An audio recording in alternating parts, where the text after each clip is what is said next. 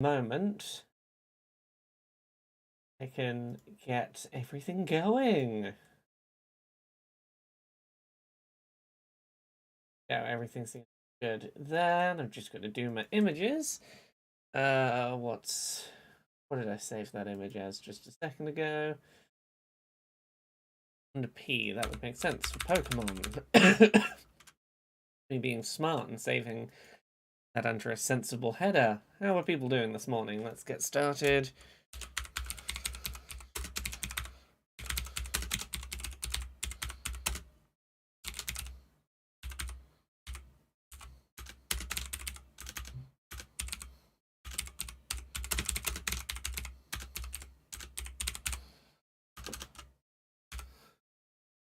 Do my alt, do my image alt text, and post my images while we wait the 2 minutes or so remaining for this DLC to finish downloading.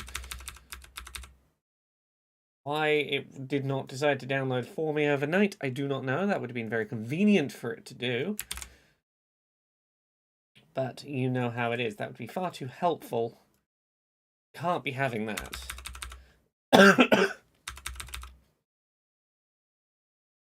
Lastly, we put the image on blue sky.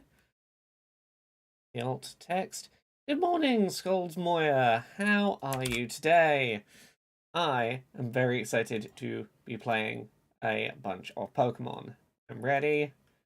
I'm here for it. I would like the game to start already. I need to probably turn down the gain on my webcam so that I look a little less blown out. You know, sleepy here in the morning. Yeah, that looks a bit more... That looks a little more human. Come on, 1 minute to go. Let me in. Now, Duraladon isn't currently in Scarlet and Violet, is it? So what I think I need to do is I need to go into Pokemon Home, move a Duraladon into Scarlet and Violet, because I think... Maybe not instantly, but I want a Duraladon on my team so that I can evolve it into that new Duraladon evolution. I need to take one of my shiny Diplins that I have in Scarlet already and put that on my team. And Ogapon. I think that's going to be my first 3 Pokemon. 2 that I know have new evolutions coming, and 1 that feels like narratively I should probably have it on the team. Tabletop Transformer, I know nothing about this DLC going in, and that's it.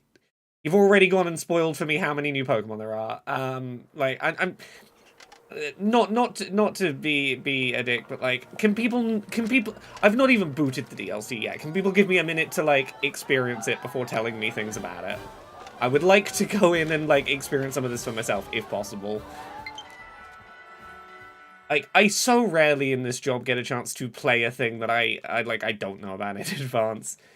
It's alright. I apologize if I came off a bit annoyed there. I debated staying up and streaming this starting at 1 AM so that I couldn't get spoiled on it, and I was like, no, I'll be sensible, I'll get some sleep. And I'm like, it's taken literally like a minute. It's alright. Here we go. Oh, this is Clavel. Do I have the pleasure of speaking with Miss Lorca Buzz? Yes, you do. Hi. Let's go. It certainly does this old heart. It does this old heart good to be greeted with such a lively response. We have to discuss a thing. It's exceptional. Blueberry Academy in Unova. Okay, so it is in Unova. Everyone's suspicions about Unova were correct. That's cool. Tales of your school trip to Kitakami with the Blueberry cohort reached even my office. In the case of Blueberry Academy, the director happens to be an old friend of mine. Told me he'd be delighted to host you as an exchange student. It'd be a wonderful chance to learn about this world, and do tough challenges and stuff. You know, he's a bit of a character. I'll be there when you meet him. Don't worry about it. Come and find out about this. I won't take any more time. Here we go. Right, so I know we've barely started. I'm gonna save. I'm gonna sort my team out a little bit because I know at least 3 Pokemon I want on my team for this before we start. So I gotta find where did I stick Ogapon?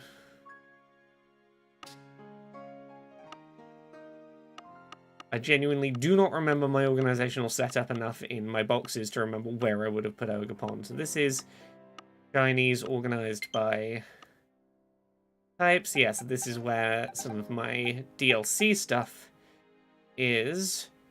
That's Shiny Diplin. Don't I have another Shiny Diplin?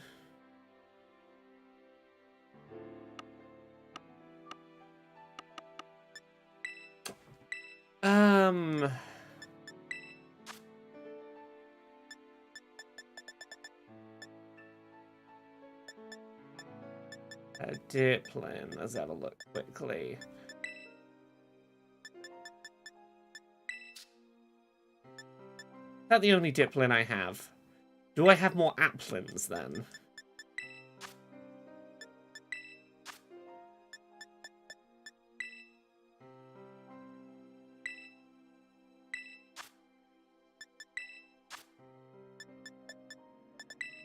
Oh, not our Bolivia. Morning, Mark. How are you today? Okay, well, I guess I've got to get another... I'm gonna get another Applin out of my... I'm pretty sure I have another Applin, a shiny Applin in home, I would guess. If not, we'll see. So we're gonna put Ogerpon in the team, and for now... Honestly, I think Ogerpon's gonna be, like, the whole team for the second. We'll put my Breeding Ditto in here, that makes sense. You know what? Until I have anything else to put in, we're gonna put these three from the DLC... From the first DLC in here. Fancy Ursuluna.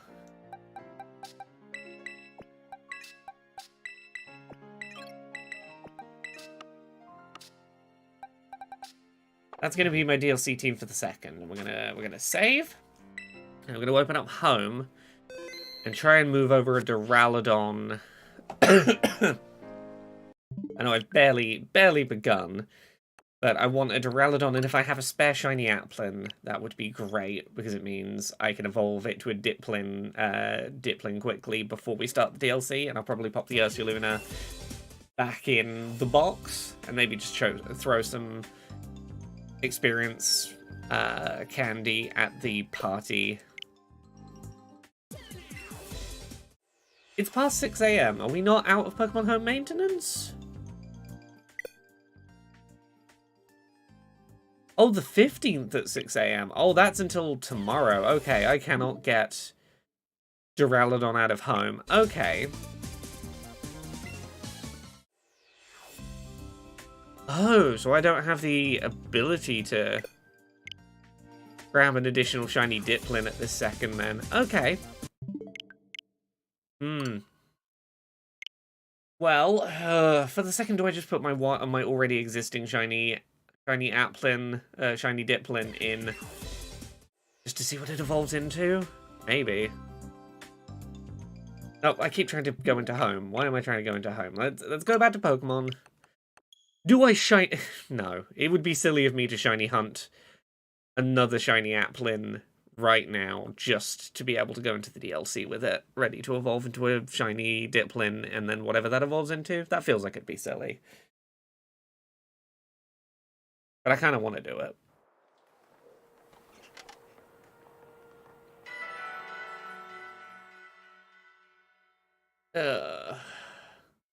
Applin might be in DLC 2, and if so, I could just shiny hunt it there. I imagine if there's a new evolution for it there, then it'll also appear there in some capacity.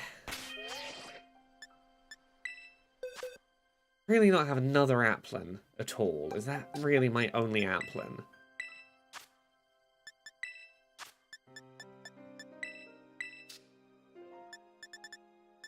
Do not have a single Applin, huh? Okay. Cool. In that case, let's just go to the DLC. And hope that this anything I need here will just sort itself out as we go.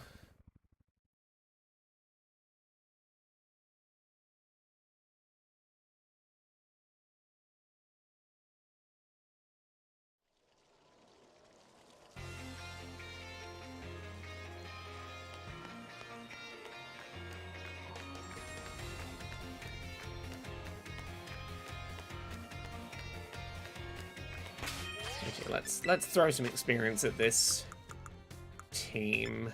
Let's at least get you all to like level 80. Level 80 across the board would be nice.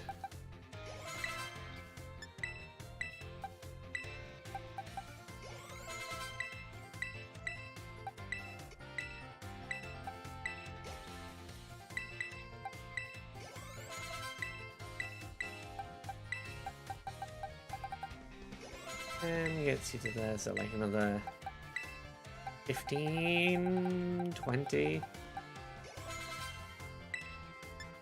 Okay, slightly under 30 will do. Yeah.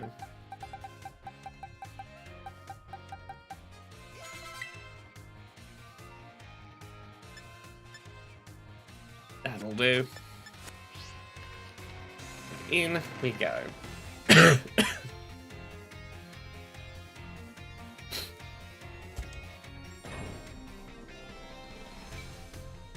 Oh, Talasalankill! Sorry, apologies. For some reason, your sub notification didn't show up for a second.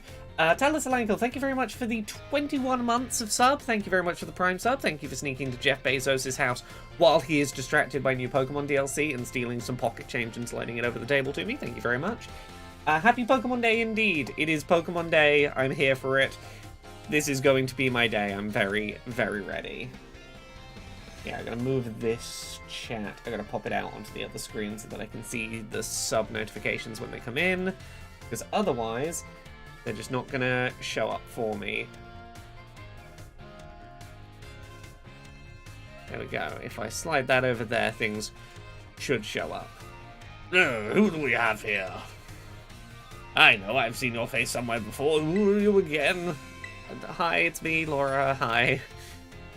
Oh, yes, I know you. Well then, now that you're here, let's get going. I'm realizing I've given him old man voice, the one old man voice I have, and he's about to have a conversation with Clavel, who I also give the same voice to. So, let me try and...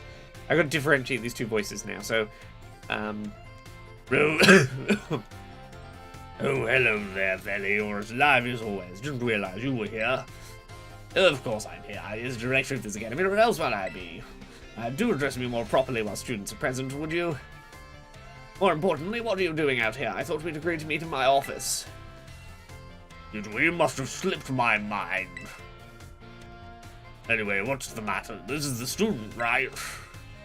Well, yes, she is, but, I do apologize, Laura. You must be terribly confused. This is Director Serrano of Blueberry Academy. Talasalankill says, wow, old man Yowie right out of the gate, we're getting spoiled. As I mentioned on the phone, he's interested in accepting you as an exchange student.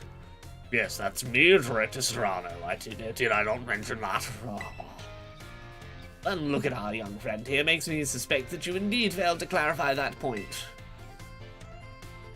Speaking of which, why did you request Miss Laura specifically to take part in your exchange program? Excellent question, Velly. It's simple, you see. The reason is... Ooh, he's got a good fade going. Why did I put in that request? I need these two to not have a conversation for much longer because trying to do two different, distinct old man voices is killing my throat. Oh, that's right. The school trip in Kitagami. I must have met some of my students there, didn't she? Well, oh yeah. Well, one of them was named Carmine, I believe. She recommended you. Now that I've got to meet you for myself, I've got a good feeling about you. Oh, I'm glad to hear that, Director Serrano. Oh, yes.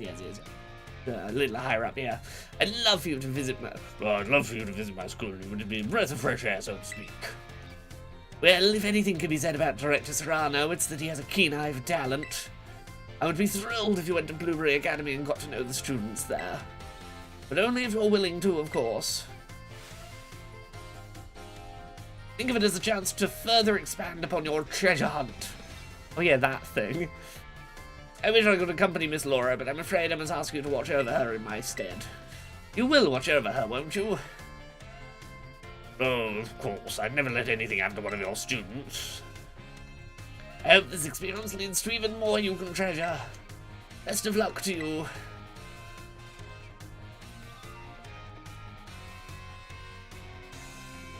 Yeah, so for now, I cannot transfer Pokemon over, so if I want a shiny, evolved Diplin, I'm gonna need to find another shiny Applin in the new DLC. Okay. Yeah, let's head over to the academy, sure. I'm gonna have to find my own Duraladon out there rather than just transferring an existing shiny Duraladon. Let's head to Unova. It's time.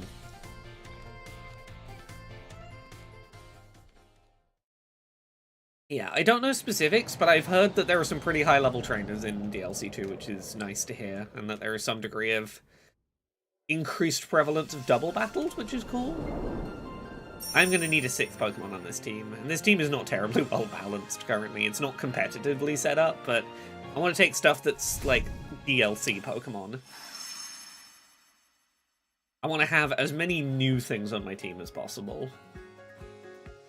Here we go, the Indigo Disc, Part 2. Well, ta-da, we're here. I can now just sort of do one generic old man voice. Welcome to my Grand Blueberry Academy. I have to go quite as low and tickle my throat quite so much. This is actually just the entrance. The school itself is mostly underwater. Isn't that amazing?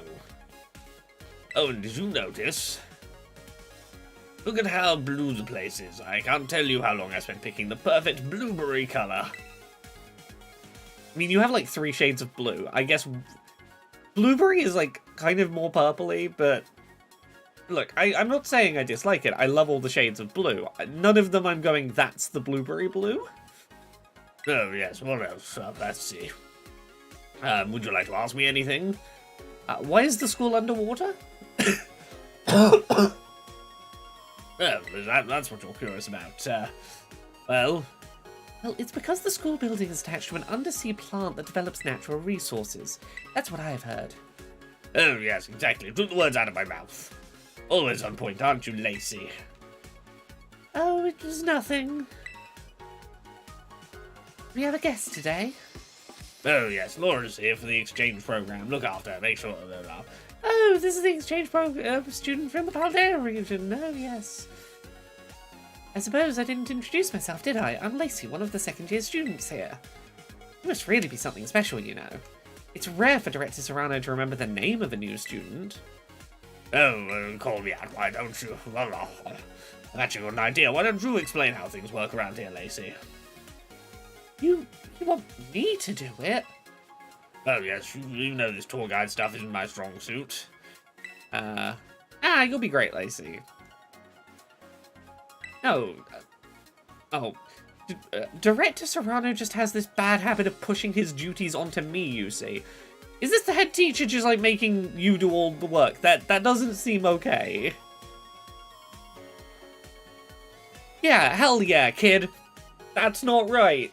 Adult, don't give me your work you're paid to do to me, an unpaid student. No. I'm putting up the barrier. No giving me unpaid labor. Really letting me have it today, aren't you? Oh, she's gonna give me the tour anyway. No, you were doing so good, Lacy. The willingness to stand up to the head teacher in front of a new student and go, the head teacher is being a shitbag right now. I respected you for a minute, Lacy. Don't cave. Make him do his duties. Okay, fine. You seem like more interesting company, but like... Okay.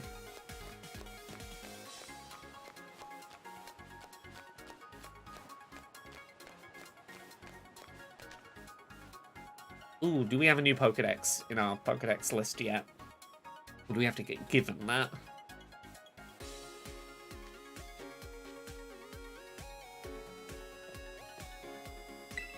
Okay, this is the entrance to Blueberry Academy.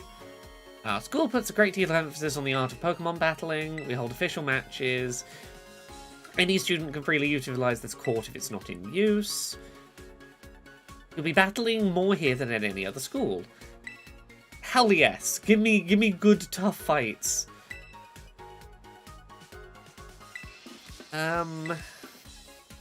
Oh, lovely. There's another quality of our school you might find surprising. Wild Pokemon sometimes terrestrialize here. Ooh. Wait, they terrestrialize while in the wild? Oh, well, I suppose so. We've not really seen terrestrialization outside of Paldea, have we? Yeah, that's not special to anyone from Paldea. It took me a second to realize this is Unova, a place that isn't supposed to have that phenomenon, really. It was discovered in Paldea. We're taking things a bit further than you and your Terra Orbs. We've developed some neat tech ourselves, something that lets us control the terrestrial phenomenon on our own turf. That does pique my interest, sir. Okay, we're gonna... Yeah, we should cycle back to that. Okay, we're having a battle. Lacy is a member of the Elite Four in the League Club we have going on here. Say nothing of the influence of her father, one of the Unova region's famed gym leaders. Oh! Huh, let me... one sec.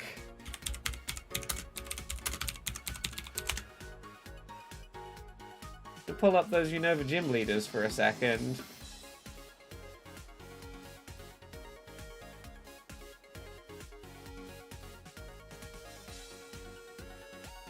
You're an obvious pick for whose kid you are.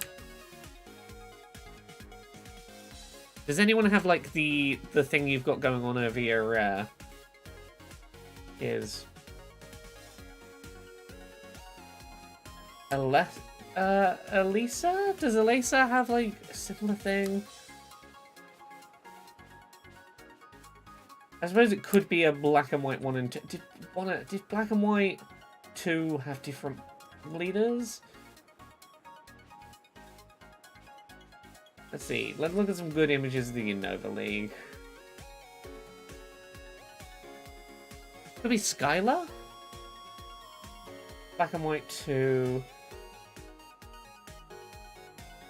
Yeah, Alessa, the electric gym leader, is the first one that, like, jumps to mind as being who you might be related to, just because of the sort of headphone design, particularly in black and white 2, looks kind of similar. Okay. Yeah. Let's see what kind of Pokemon you send out, because that might give me a cluing in. Okay, we have to do this battle or he won't let us finish the tour. Cool. We tend to do double battles here. Okay, so that is just like a school thing. The school does double battles. This is the VGC competitive school. I get it. That is neat. Yeah, if you open with an electric type, I guess you are a Lesser's kid.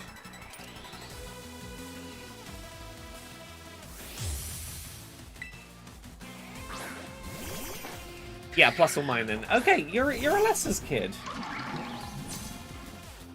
I believe. Oh, you've sent out... Oh, are you gonna have, like, a pair of Pokemon that actually synergize in some way for... Oh, yeah, you're gonna be running, like, Helping Hand, Follow Me. You're gonna be actually running a decently, like, doubles set. Thankfully, I've got Ogerpon, and I might just try and brute force my way through this with a slightly overpowered opener, but let's see.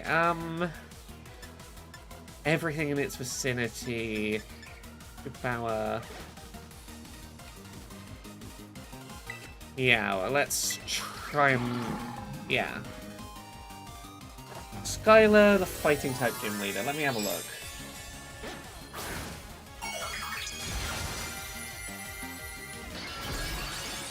Yeah, Skylar was the other one I was looking at, but... Like, color scheme, Skylar seems familiar. But the things over her ears are kind of like Alessa's headphone things, and she sent out 2 electric types to open, so that's where I'm assuming for. I kind of don't want to run my level 100 Ogerpon here. Look, I'm going to be honest. I have Ogerpon in the front of the party mainly so that if I bump into Emo Teen from the from the first one, he'll get all upset, hopefully, that I have Ogerpon in my party. I don't know whether that would happen at the start or the end, or somewhere in the middle, but I don't want to just, like, barrel through the battles too much. I want to see what their how competitive their movesets are for doubles. Telezalankel says maybe she's both their kids. Okay, I can get behind that air cannon.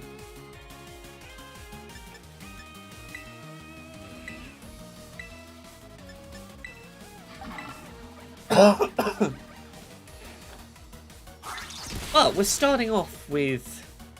Yeah, what level are these opposing Pokemon? Well, they were at, what, like level 80?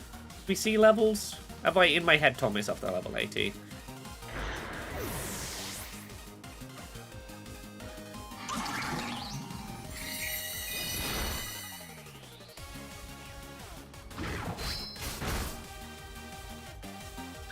I need to pay attention.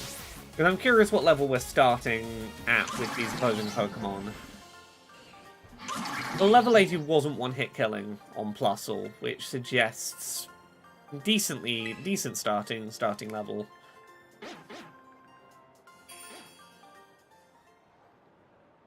But Ogerpon is a bit of a beast. Hooray! The way you terrestrialize your Pokemon, I can see that living in the home of the terrestrial phenomenon taught you much. The students here were only recently issued Terra Orbs. I hope you'll be able to teach us more about them. Yeah, get a one-of-a-kind Pokemon that terrestrializes to get a big mask. That's my tip. Okay. I had a uniform for you. Cool. How does the uniform look? Okay, that's a pretty okay outfit. I can live with that. Suits you beautifully. That's what I call fashion. You can take this Indigo style card.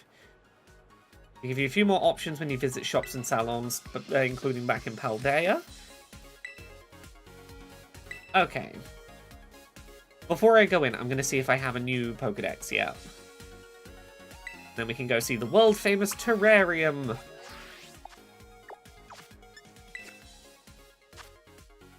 Okay, I don't have this Pokedex yet.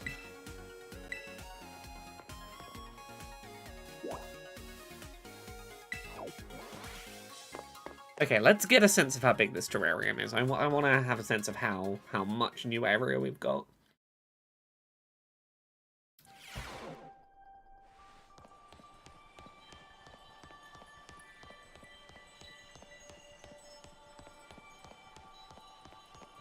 Ooh. Okay, this is nice. I like how they're building up the sense of scale.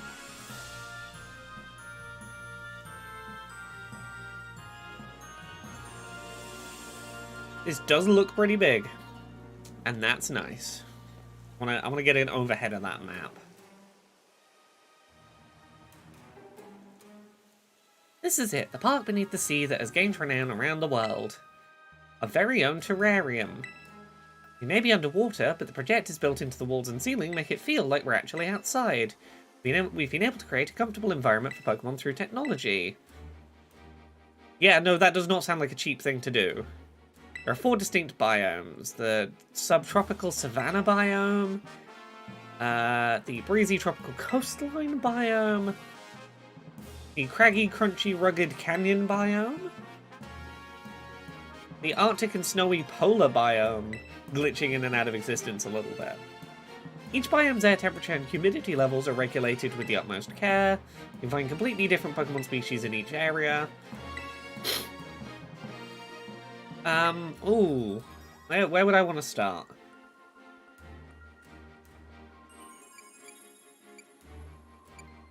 I feel like the Savannah biome is the one I would have the best chance of finding an Applin in. You get the...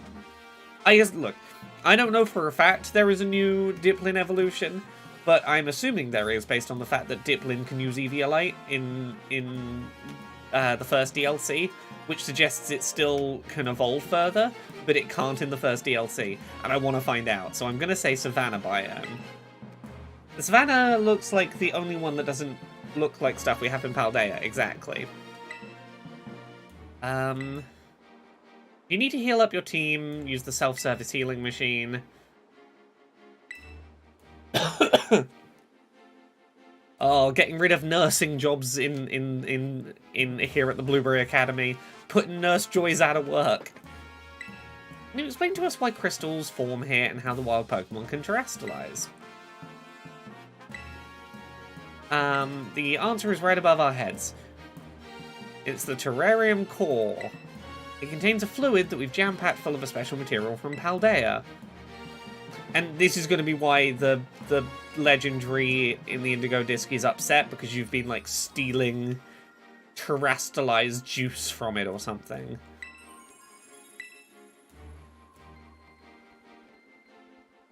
What's that special material in there? It's the blood of the legendary. It's Marco energy. Oh, I've forgotten what the magic liquid in the orb is. Silly me. Okay, practical battle class will happen shortly. You can go to the coastal biome for battle class. Sure, I'll head over there. I am going to look for Pokemon on the way. Terrarium map is going on the Rotom phone. Are you going to give me a Dex as well? Come on. Give me the Terrarium Dex.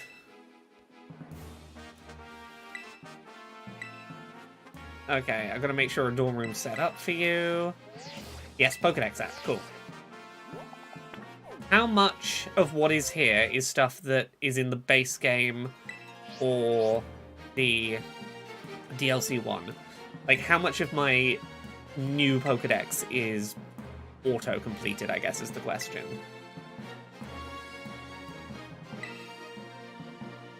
Okay, head to class. I'll wait for you at the coastal biome. Cool. I'm not going to rush my way over there. I'm going to explore for a bit first.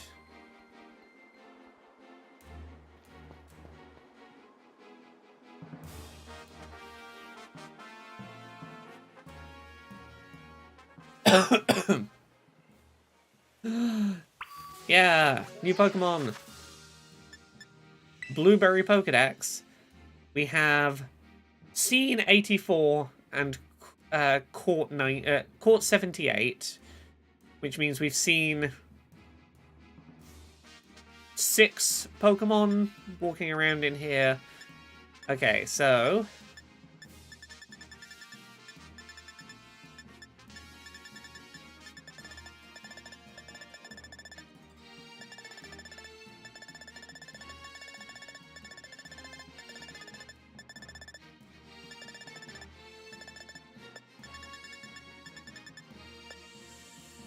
okay, 242 is the highest number in the Blueberry Pokedex right now. And I have 78. Okay, so at least like a couple of hundred things that weren't previously available just about. Vulpix, Sentru. Oh, yeah, regional forms, plus or minus.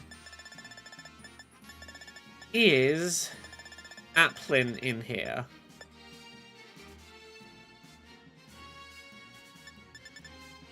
If I change it to A to Z.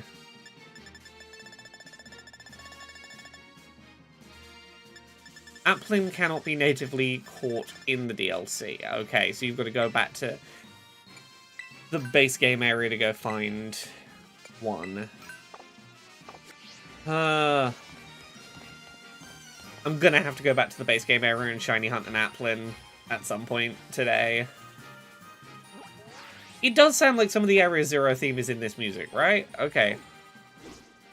Oh, this is pretty decently sized. Okay. Would anyone judge me if I left the DLC area to go shiny hunt an Applin before I went much further? Would anyone think ill of me for that? The BT, thank you very much for the 33 months of sub. Got to love the Indigo mask. I preferred the teal disc.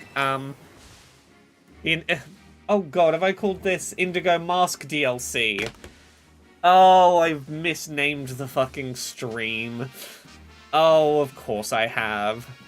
You know what? I'm just gonna fucking leave the name like that. The name is what it is. It's happened. Now, will they let me just leave?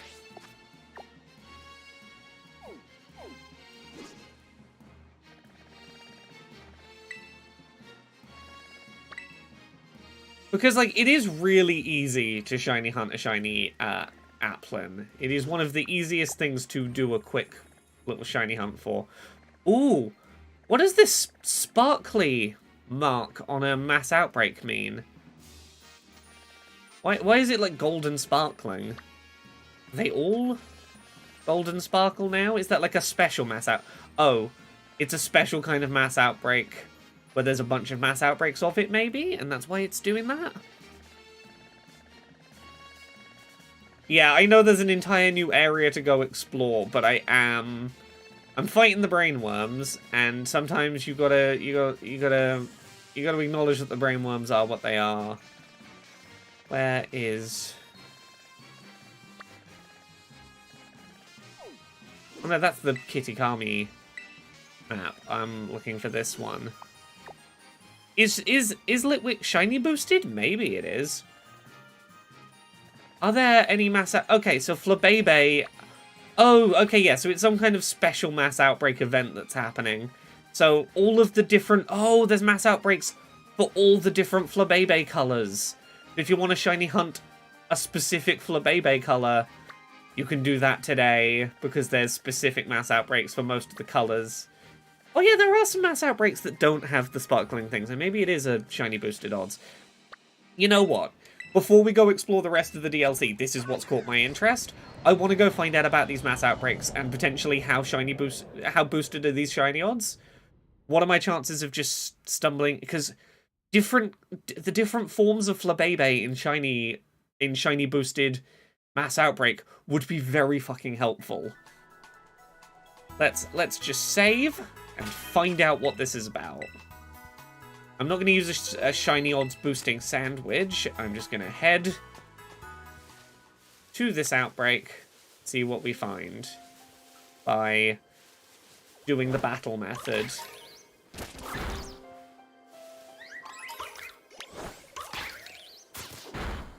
Because a Flabebe is such an annoying Pokemon to shiny hunt, because it's so tiny and it's so hard to notice the differences in the shiny. Is this outbreak going on at the top of the hill? Should I be at the top of this hill? If this is what it seems to be in terms of what it's boosting...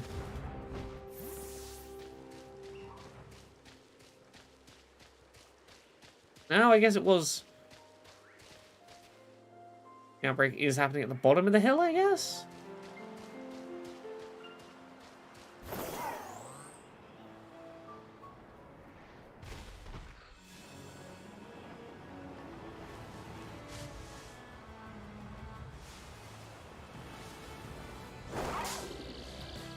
Just a very small spawn area for them, I guess. Also, this, like, pollen floating through the air effect is new. I don't remember this being in the base game previously. Like, I'm not misremembering, am I? Like, that's... I'm pretty sure that's a new effect. This almost snow-like visual. Yeah, this is like a really small zone for this outbreak to be happening in. No, it doesn't appear to be... Well, maybe it is just snow?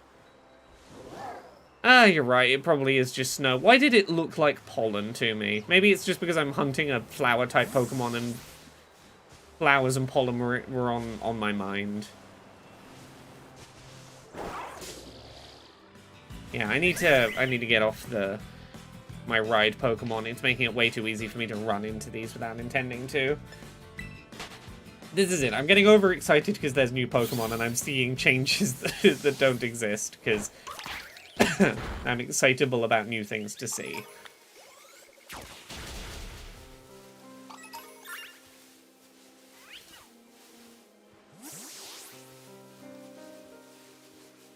Yeah, this is such a small zone. I might fly to where one of the other outbreaks is happening just to see if there's one that's got a slightly better area for more of them spawning at once.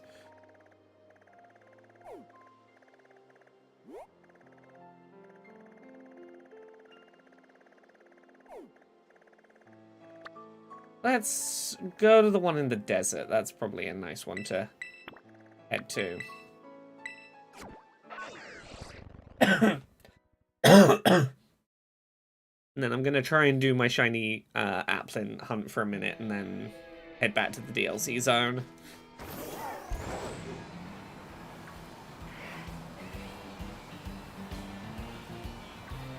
Yes, I do like the idea of there being themed days where it's like, yeah, this Pokemon in its many, many forms are all appearing for a special mass outbreak kind of deal.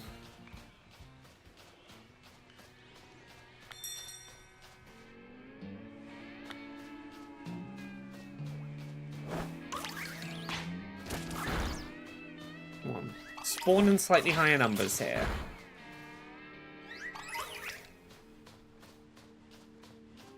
Okay, they're appearing at slightly more than 2 at a time now. 1, 2, 3, 4. Without a shiny odds boosted sandwich. 5, 6. Do we see a shiny in this batch?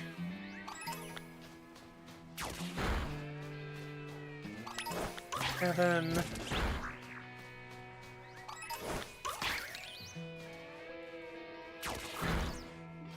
8.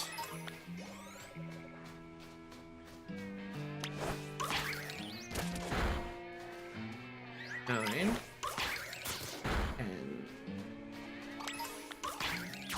11, 12. Yeah, this is a better test one. 13.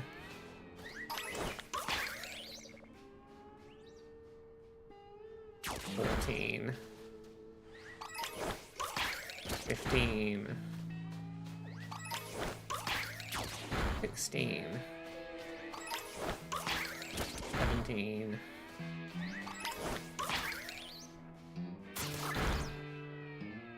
18.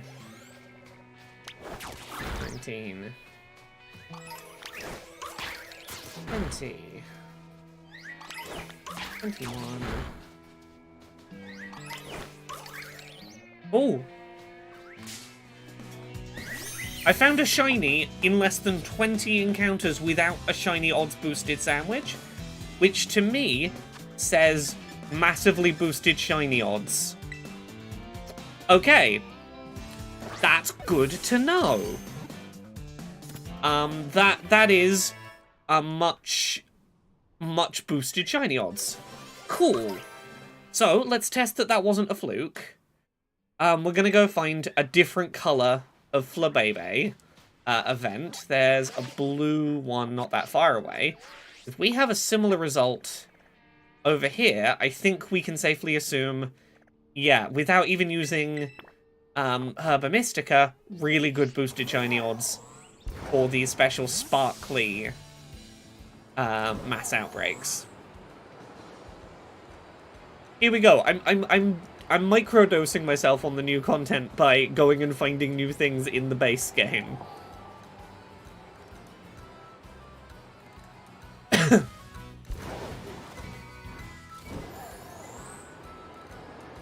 Yes, that was about 20. If we can find one in the first, like, 30 or 40 knockouts without a Herba Mystica sandwich going, that's a pretty good indicator of the hypothesis. 1, 2. Cyclizar, what are you doing here? Get out. I'm not here for you.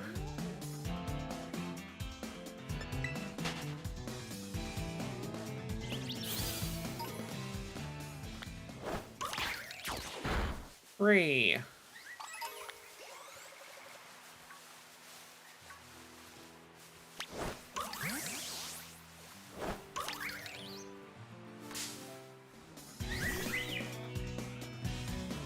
There's already one you didn't want to fight. It wasn't this one, I guess.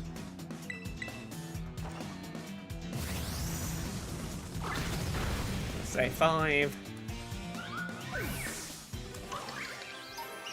There's another one around here that you didn't want to fight. 6?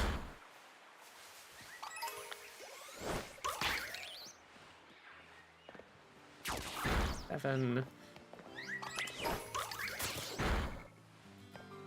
8. 9. 10, 11,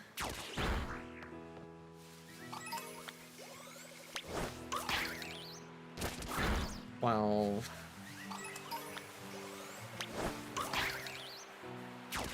13, 14, 15, 16,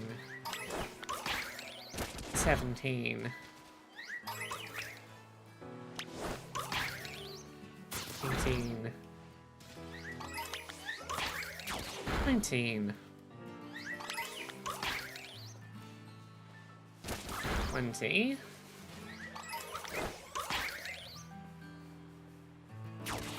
1, 22, 3,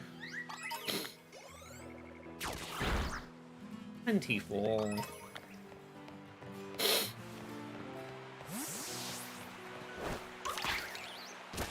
5, 26, 27, 28, 29,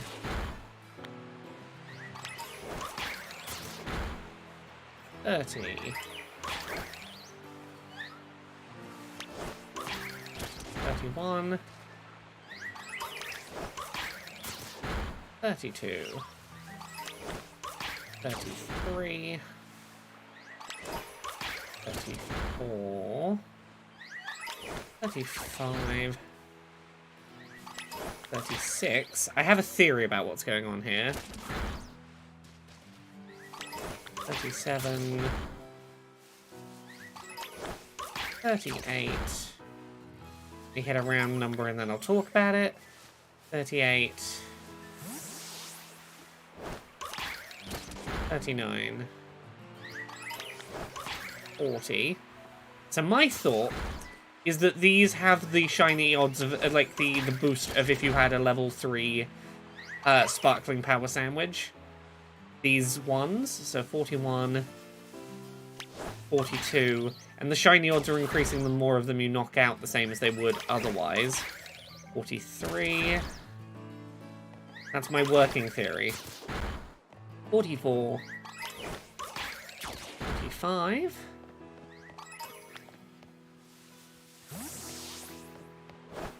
46.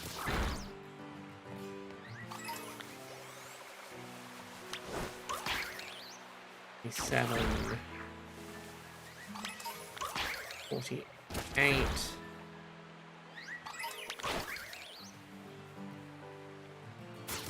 49. 50, which means that we'd want to knock out 60, I think, to get into the max odds range. 51. 52. 53. 54.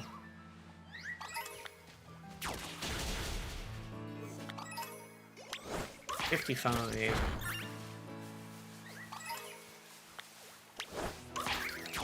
56. 7. 58. 9.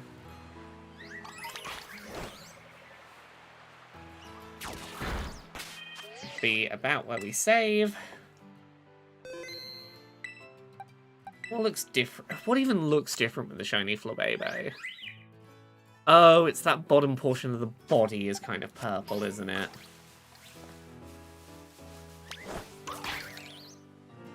Very hard to tell by appearance. Oh.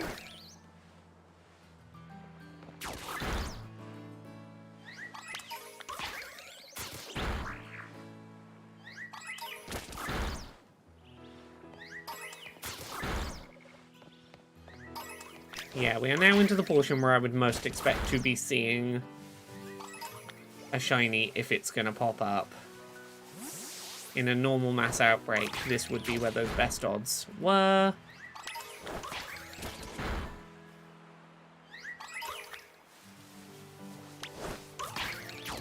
Bellabean, I'm enjoying the DLC, I say as I stand here running around not the DLC area. Shiny hunting Flabebe to try and understand how a new type of mass outbreak works.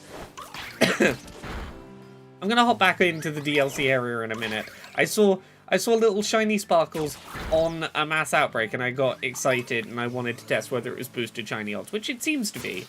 We found a shiny Flabebe without using a shiny boosting Herba Mystica sandwich in like 20 encounters on the first attempt.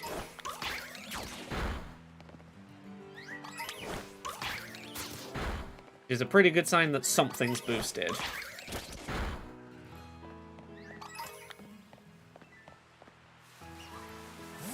Hey Drake, good morning. Happy Magic Blue Turtle Day. Outbreak hasn't quite ended yet, so that's fine. We can keep going. Come on. If I can find a shiny without a Herba Mystica by the end of this outbreak, it's a pretty good sign. The theory is right. Well, the other question, I was going to say, does the sparkling thing just mean that it's like a really big mass outbreak? Because this one doesn't seem to be ending as quickly as I would normally expect it to.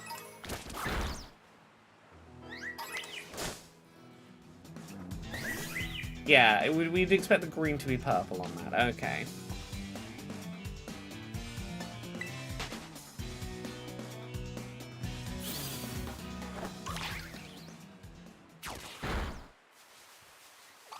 I don't think we've seen the "it's about to end" message yet. I'd be very interested if these were just endless. Like, you could just keep knocking these out until you found a shiny and there's not, like, 100 or so in the end. But I don't think that's the case because it did give us the number is... We got one notification that said, like, the number of them was reducing early on. I don't think they'd give us that notification if the number was going to be endless.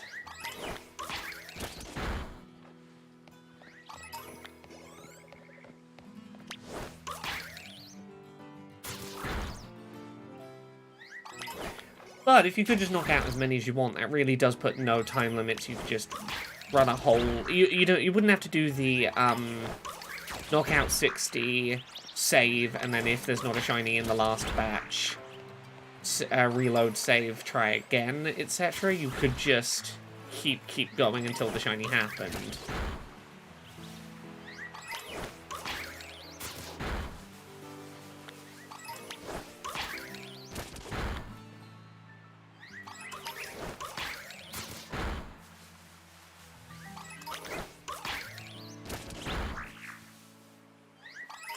Okay, mass outbreak did end. No shiny. That's fine. Okay, definitely think the shiny odds are boosted. I would need to get someone like who data mines to... We'll see whether data miners work out exactly what's going on with those new ones. Okay, so for now, I'm going to very quickly try and see if I can get myself a shiny flapple. For like 10 minutes, and then we're gonna go back to the area we're meant to be going to. I'm looking for... It's Tagtree Thicket I need to go to if I'm gonna do an impromptu shiny hunt. Ella Bean says, I've not played in so long, but I'm tempted to pick up this DLC and play again since they released it on my birthday. I mean, it's as good an excuse as any to spend a day running around getting Pokemon. At least in my mind. Okay, so... If any of you don't know, this is how you do a very quick shiny hunt. An almost automated shiny hunt for a flapple. We're gonna go into Tagtree Thicket. We're gonna follow this fence, basically to where the entrance along here is.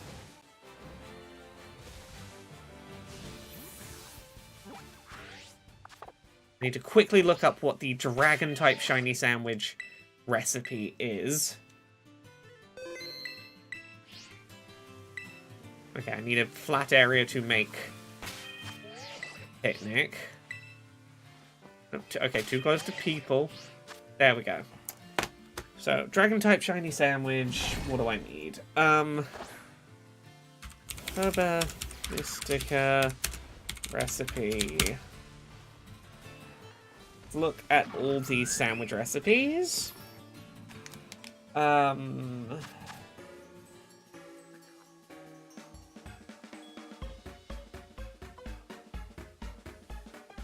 up images. That's the one I remember. So if I'm looking for dragon. Okay, 2 avocado. So we're gonna do tomato, onion, green bell pepper, hamburger, 2 avocado. I'm gonna need more avocado soon. And then any 2 herba mystica we should be able to do. So I should be able to do like sour and spicy. Ooh, Mark Airy says, I did find out info on the boosted outbreaks if you wanted to know. Yes, I've had a chance to experiment with them and try and work it out myself. What has the internet worked out about them? Thank you for checking before popping the info in chat, whether I wanted to know. I appreciate that. Very curious what the deal with them is.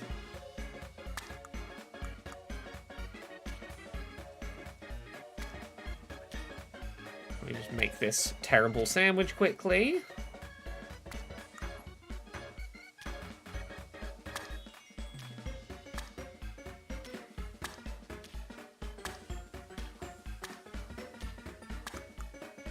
I've managed to go into this relatively unaware of much of anything of the DLC, which is nice. It's a rare opportunity, so I'm like, once I've discovered a thing exists and had a chance to fuck around with it, then I might, you know, find out what the internet knows about it. But it's nice to go in and be like, what's that? Ooh, curiosity. You check out the top of the bread. This should be level 3 sparkling dragon.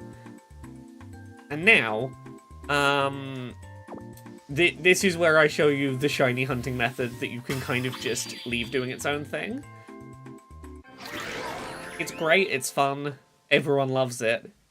Particularly more than exploring a new area of the DLC. Why would we even want to do that when we could sparkling power dragon get ourselves a thing? We want a big Pokemon that can hit the tree in the right way and is about the right speed. And I think Ursaluna should actually be great for this. We're going to put Ursaluna in the top slot. We're going to stand sort of near this tree and I'm going to try and get you to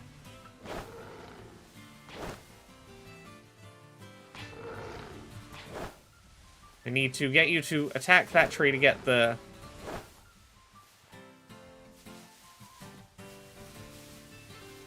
oh, I need to boost my way into the tree to knock the apple down. And then what we're going to do is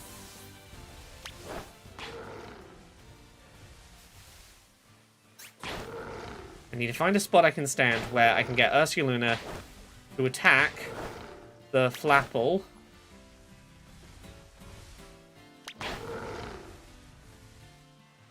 Come on. And then I want to stand back here so that the next flapple falls off the tree and Ursaluna attacks it. Does it have to be a big Pokemon of some sort? Tried with multiple, but could only get it working with Koraidon. Koraidon's a popular one I've seen people use. Ursaluna's one I know it works with.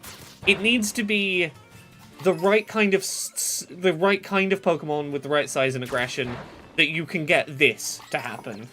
You've got to stand far enough back that, like, the apple will fall off the tree because there's no trainer nearby, and next one falls down, Ursaluna attacks it, and it won't attack the shiny. So we just leave it doing this for a second until a green apple falls off the tree. Okay. Boosted 0.5% shiny odds, so no shiny charm.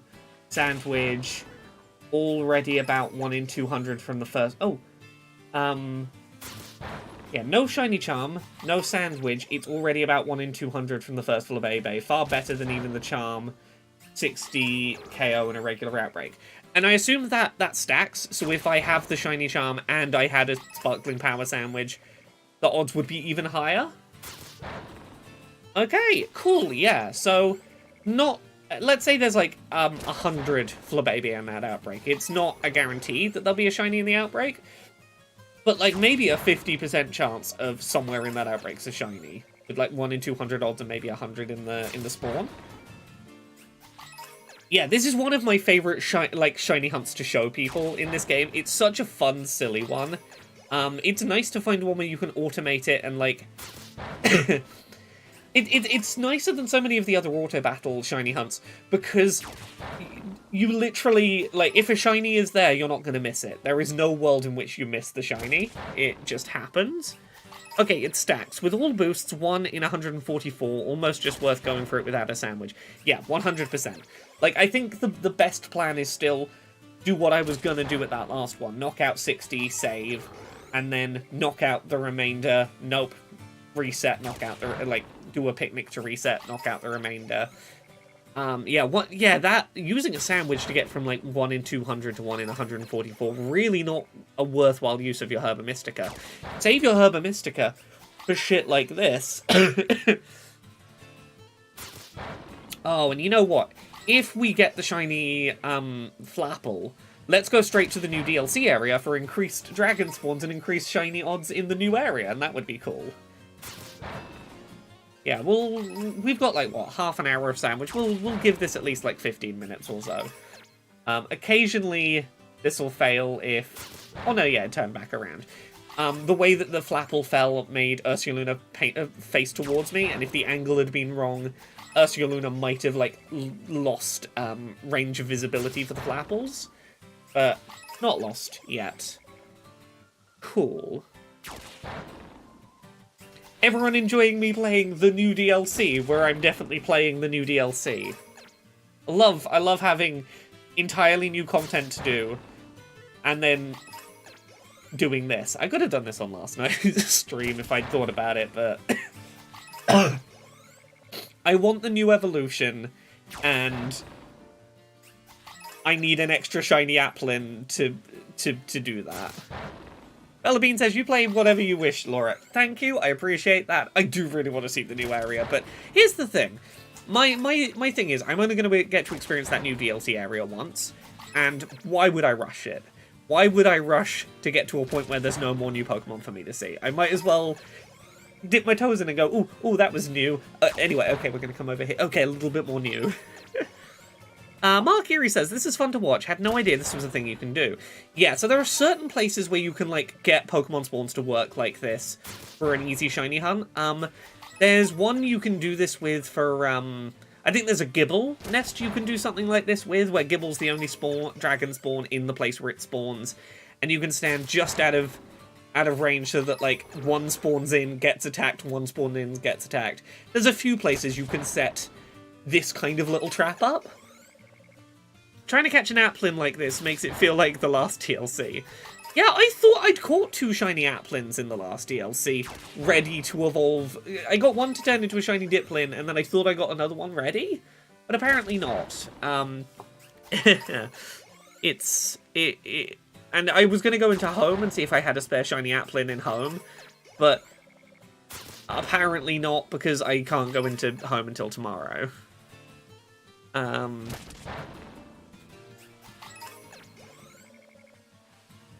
There we go, I accidentally moved ever so slightly. Well, while we do this, I'm going to see if there's been any gaming news today I need to know about. Actually, keep an eye on.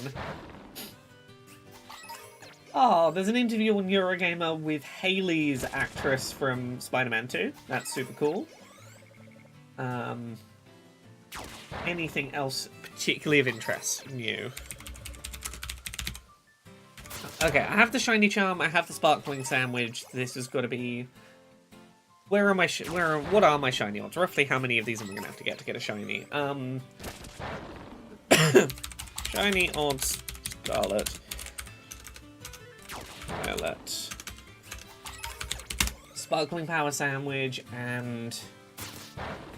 yeah, I have Sparkling Sandwich, and... Shiny Charm. I just want, like, a table of odds. And how they stack.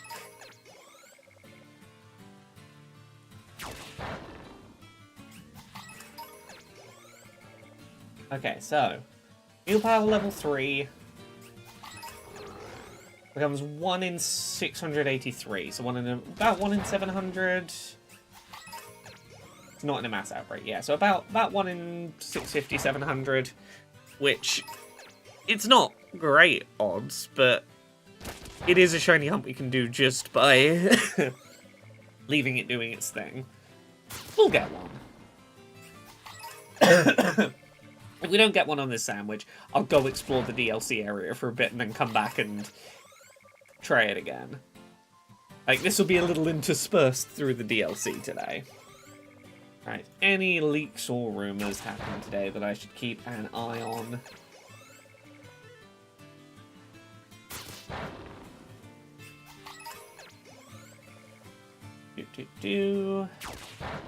Nothing particularly new this morning. There we go. I do love the Blood Moon form Ursuluna. It's such a cool design. This very grumpy ancient being.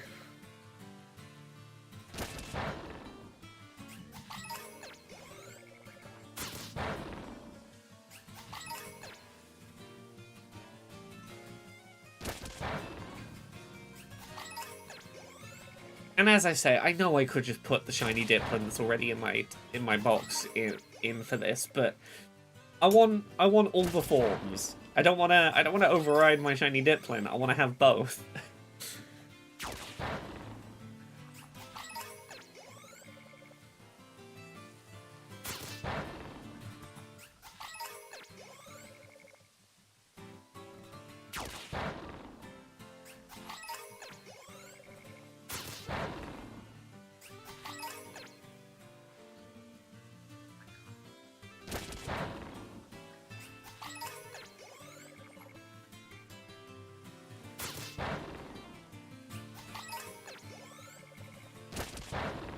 Go, go, go.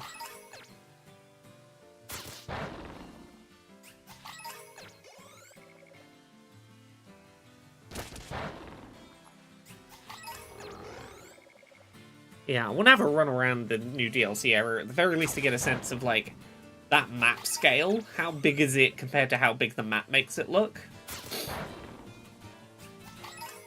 Because it looks bigger than the Teal Mask map did.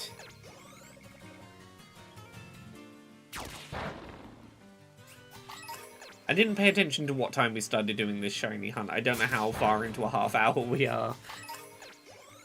Doesn't have to be a big Pokemon of some sort. Roughly what time was this message in chat? Will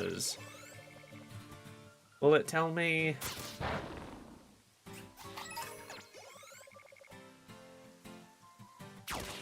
Okay, we're about 10 minutes in to trying to get that shiny hunt done.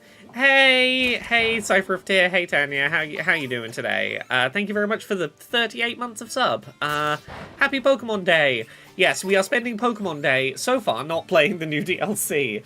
I got excited about the fact that there's a Pokemon from the base game that I think is getting a new evolution, and I didn't have a spare shiny one to evolve into the new evolution, so we're currently giving it a bit of time, just letting my bear attack dragon apples off a tree before I go explore the new area. I saw the new area, I was like, it looks very cool. Anyway, I'm off to go fight apples. Awake super early? Yeah, your time zone, it's gotta be pretty darn early.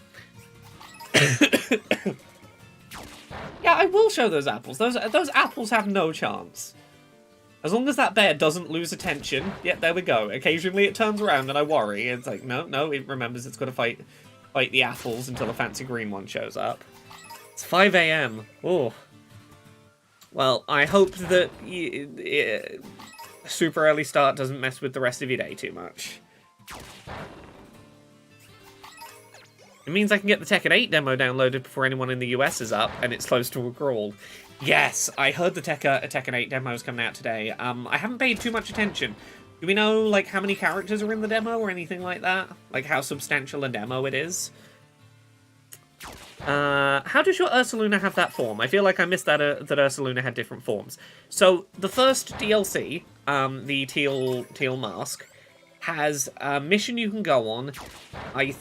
I'm trying to remember. The NPC's right near the starting town, and I think you need to have found like 100 Pokemon species in your Pokedex or something, and she sends you on a quest.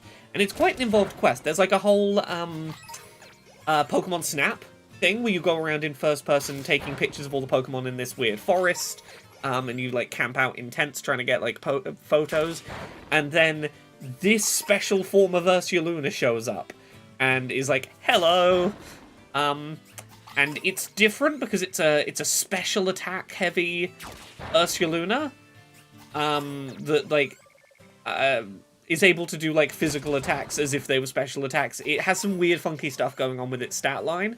There is just one of them you can encounter in the teal mask. Yeah, teal mask. It's 150. Okay, it's 150 species in DLC 1. 4 characters, their maps, no online yet. Okay, so it's local only. Cool.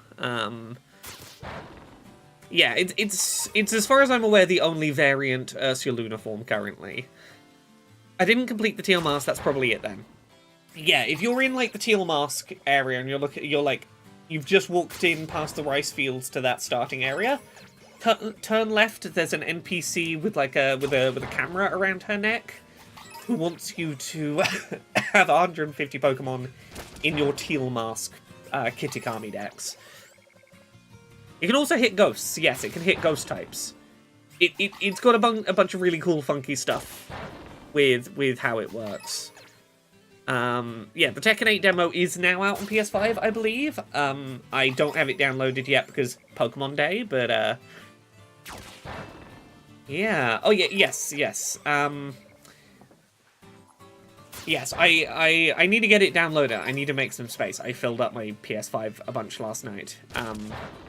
I think I can... I believe I can say this much. I got code for The Last of Us 2 Remaster yesterday, which I won't be able to talk about for a while, because that's not out till sometime in January, but that ate up a big chunk of my hard drive, so I gotta make space for the Tekken demo.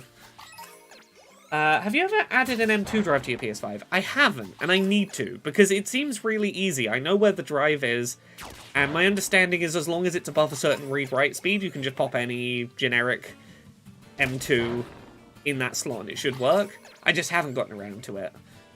Bellabean says it's wild to me that there's already a remaster. It feels like it just released. Agreed. It was much like The Last of Us was one of the last PS3 games before the console switch. The Last of Us 2 was one of the last like PS4 games before PS5 dropped. But yeah, it was what, June of 2020, so about 3 years.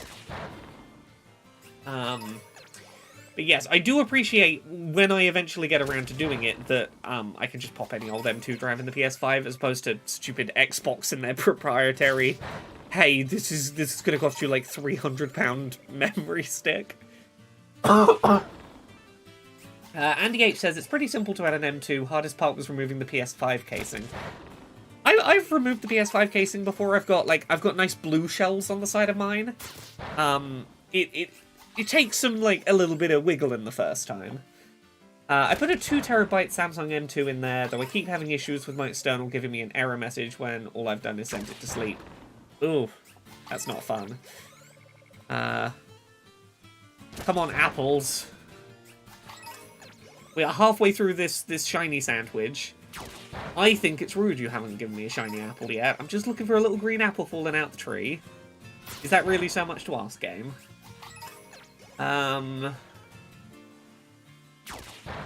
Terra? Terra in the Twitch chat says, has everyone seen the video of the homophobic guy trying to start an argument with someone who's clearly leagues above him in discourse? I have no idea if I've seen that, because that sounds honestly like every time a homophobe tries to fucking spout their mouth off. There is nothing about that sentence that makes me go, oh yes, that one event that happened. I don't go looking for content like that, and if I had seen it, I'm like, it's a blur. I don't enjoy watching, like, debate content between people who like, even if, oh, this right-winger gets schooled, I'm like, I'm watching someone who clearly is not invested in an actual meeting of minds have a shouting match with someone else who's not really invested in getting anywhere. It's really new. I'm not gonna go looking for it. I have enough. There's enough bigotry in the world without me going and seeking out additional. Ooh, this bigot gets dunked on. Well, I'm gonna have to hear bigotry to see them get dunked on. There's been trouble on Blue Sky this week with one guy being really racist and transphobic. Thankfully, he's been banned. Okay. I have very little energy for. I don't give attention to internet drama. The closest I had is I've been aware of I've been aware of a little bit of TikTok drama recently with a creator called Lauren the Mortician who turned out to be pretty damn bigoted, and then also called in a fake wellness check on someone for criticizing her, and the call leaked and you got in trouble for that. That's the most I'm aware of that internet drama. I know there was something to do with a debut author who got caught downrating other debut authors to make her book look better or something. I don't have time for internet stuff. Okay, Talisalankel says, with one applin roughly every 4 seconds, that's 450 applins in a full sandwich. If the shiny odds are about 1 in 700, that's a roughly 50% chance of finding one shiny. That sounds about right. It's 1 in 680, and we're seeing 450 of them. So, like, I'd say somewhere between 50 and 65%, like, 66% chance of a shiny within the half-hour sandwich. Oh, I have seen the new H-Bomber Guy video. I was made aware of that. I knew about some of the drama that was already in there. I knew about the stuff with Illuminati. I obviously knew about the stuff with Philip Mewson because that happened in my industry. Like, it was impossible to be a game reviewer and not know about, oops, IGN's been very transparently stealing reviews from smaller creators. That's kind of hard to get around. Here's what I'll say about that new H-Bomber Guy video. You have to work really hard to stop Philip Mewson being the default example in my head of a blatant plagiarist. Like, Philip Mewson was, like, the example in my head, and now he's been replaced with James Somerton. So, impressive work getting me to no longer default to thinking of Philip Mewson when I think of plagiarists. With all that talk of plagiarism going on recently, you know what's really nice as a writer is going, no matter how much someone dislikes my writing, if I write something and it's, like, received very middlingly, at least I wrote my own middling work. If I publish something that's, like, so-so, at least it's my so-so and not stolen from, like, I just read this book from the 80s about Disney and gay people out loud as if I wrote it. Yeah. Right, come on. Shiny apple. For anyone who, like, doesn't do shiny hunting in this game, the way that we will know we've got a shiny, if we're paying attention to the screen properly, we'll see a green apple fall down, but this auto-battle mechanic won't attack shiny Pokemon. So this whole cycle of apple falls off the tree, gets attacked, new apple falls off the tree, will stop. The Pokemon will refuse to battle. Because it hasn't battled the one on the floor, the new one won't fall off the tree. There will be a little sound effect, and, like, this whole cycle will stop. And that's our clue of there's probably a shiny apple on the floor. And that's what we're keeping an eye out for. There we go. Ooh, exciting stuff I can kind of hint at that's going on at the moment. The Access Ability Summer Showcase next year might be able to film in a studio space. I can't say much more than that, but I know someone with some nice studio space that, depending on availability, might be up for letting it be filmed there, which would mean being able to have a slightly higher production value than recorded in front of a green screen in my tiny office, which would be really nice. It's not a guarantee, we'll see whether it pans out, but it might mean I can have a little bit slightly fancier production value without that being, like, an expensive thing that, like, eats up the whole budget.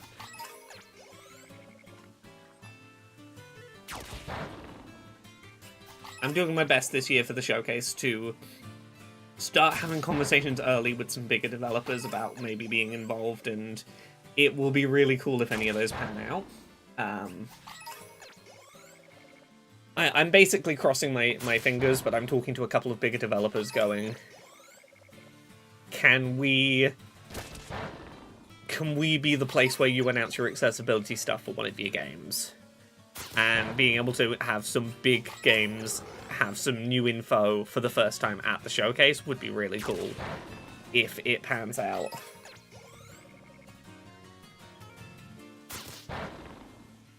Okay, so we've got to be about 20 minutes into this hunt now. What time was it the person asked, does it have to be a big... that was about 22 minutes ago. So we've got about, I think, like 8 minutes left of this shiny sandwich, roughly. At a guess. They're not huge chances of success here, but we'll go explore the DLC for a little bit. It'd be really cool for you, but it also makes sense for them to market that to people who actually care. Yeah, it'd be nice. We'll see. It's big companies need big lead time and a lot. Like, you have to have a lot of conversations with a big company to make that kind of stuff happen. Okay, let's go. Give me that shiny apple, please. I'm very ready for the shiny apple. I'm gonna keep my screen from going dim. Okay, we've got like 7 minutes and then we'll go exploring. We'll go actually visit the new area.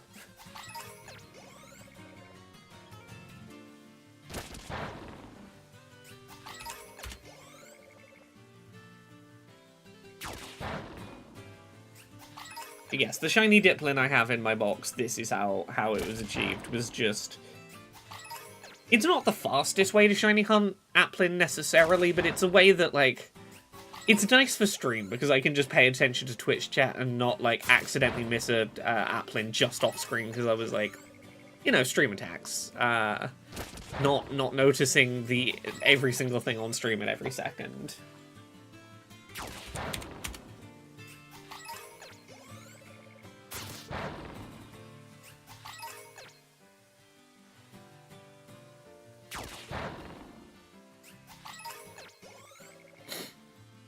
Oh, there was some interesting drama around me the other day, or not in my orbit. There might be someone who was trying to rip off the cover of one of my books for a book, like, might be trying to make a book with a very similar name to one of mine, and might be trying to steal the cover design and basically create a copycat that people might mistake for my book, which has been fun.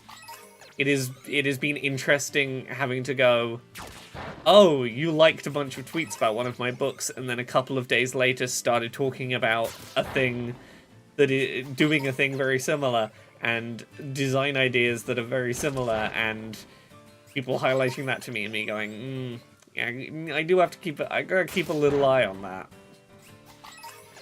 They do say that imitation is the sincerest form of flattery. Things I learned from Wario's butt. Yes. Someone's making things I learned from Wario's butt, and I have to defend my intellectual property there. I own talking about the butts of the Mario universe. That's my gimmick. Come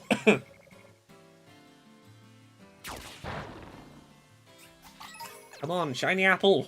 We've got 5 minutes. I just want a little green apple. Is that so much to ask for? Well, now that we know what those sparkly mass outbreaks are, I do need to go back to the new map and find out if there's any of those outbreaks on the new map that have the gold sparkles. Copy your homework, just change it up a little bit. It's got those vibes. It's like, well, I'll add a couple of words that aren't in the title of your book, but, like, I'll make them really small. So that, like, it's technically called something different. People won't notice that. It's silly. It is kind of flattering to have my work, someone feel like stealing my work is a thing that they would want to do, that would be valuable to do. Ooh, I've got an adapter showing up at some point today that will hopefully, I'm going to test it, but to hopefully allow using the PlayStation Access controller on Nintendo Switch. So I am very curious to try that adapter out when able. If it arrives today, it's one someone suggested might work that I hadn't tried yet, so we'll see. We'll give it a go today. Also, yeah, bear is level 100. Big strong bear. Big strong bear who will probably go back down to level 99, because if we don't find a shiny in the next, like, 5 minutes, it's not worth me having used the Herba Mystica, so I'll just reset the save before we fought all the apples, so that I can have my Herba Mystica back to use it for a different shiny hunt. Because Herba Mystica are hard to get your hands on. I would rather have them back if no shiny. Yeah, we've got like 3 minutes. And then we're done, and we'll go actually explore the DLC. You know what? I'm gonna put Ogerpon and Ursuluna at the bottom of my party. I don't want to like sweep the DLC with them. I want to have them in the back row in case I need them. Particularly Ogerpon, so that if we find that kid from DLC 1, I can send out Ogerpon to like freak him out. But I want to use my, like, slightly lower level, like, the Okidogi, Pheasantipity, and Monkey Dory. I think they're going to be my, like, starter trio for this DLC.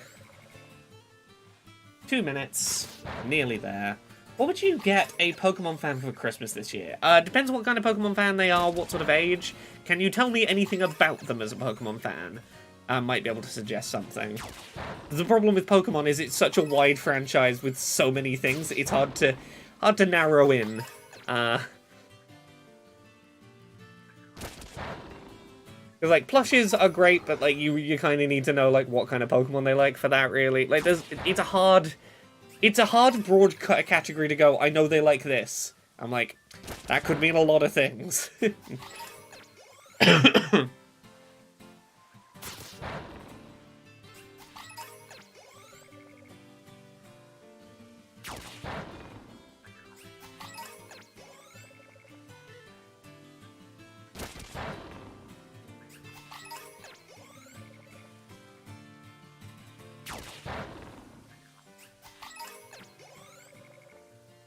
Why is this? Why will people not leave me alone on the internet? Mid-20s has all the Arcanine plushes already. I will have a think in a second. I think we have... Oh, they stopped falling out the tree. Is that did the sandwich end? Yeah, sandwich ended. Okay. We're going to reset so that we get back the Herba Mystica. We're going to go to the DLC. We're actually going to play the DLC for at least, like, half an hour or so before we come back and try and get our apple again. Hee. I really should have done that. This shiny hunt should have been what I did last night, but that would have required me to think in advance of today about what I was doing. In my head, I thought Pokemon Home Access came back this morning at 6. I didn't realize it tomorrow at 6. Oh yeah, Pokemon-themed, like, clothing items might be a good idea. Like, I have this big oversized hoodie that has a Gengar for a hood, which is pretty fun. I have my big oversized Gengar. They do one that's a Mimikyu that has the Mimikyu tail on the back of the Mimikyu hood. Like, Pokemon hood, there's some fun designed Pokemon hoodies that might be a good suggestion. Right, let me swap my team around.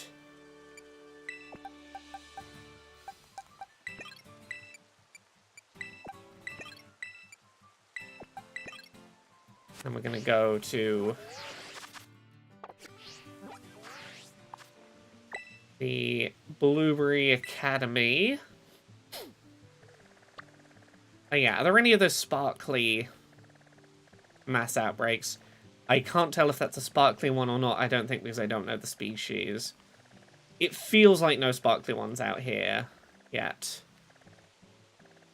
Oh, I don't have a place to fast travel to, currently. Oh, it's the center. Oh, we start from the middle, not the bottom. That makes sense. Okay, so if we zoom in...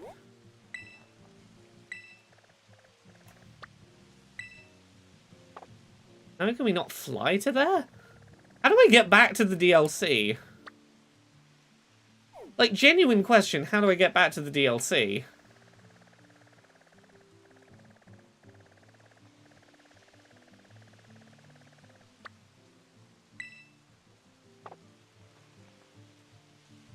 Do I have to go back to the academy and see if someone will, like, take me to the DLC again? Probably from the academy, yeah, I guess. They let me fly away, they wouldn't let me fly back. Should I have gone to, like, the Pokemon Center bit before I flew out? Don't tell me I've soft-locked the DLC. Oh no. I really hope I haven't soft-locked the DLC. Oh no. Yep, that NPC is not here to bring me back. What class would I like to take? None of them. I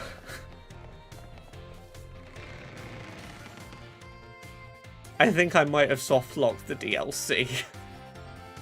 Oh no.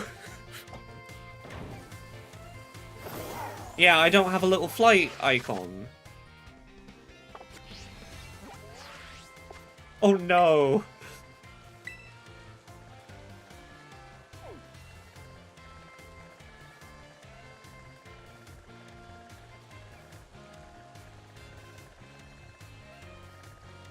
Oh. Oh, that's actually really upsetting. Oh no.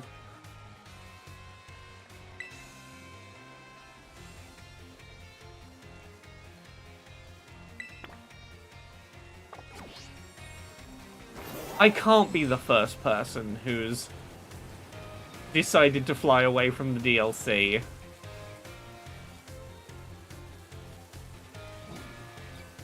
They told me I could go buy new fashions. Like, that's a reason someone might fly away. Does Clavel say anything? Was he around?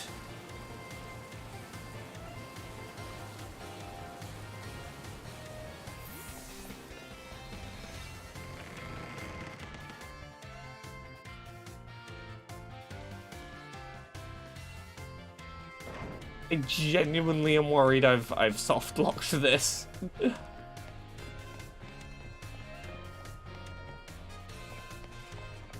Yes, try and find Clavel.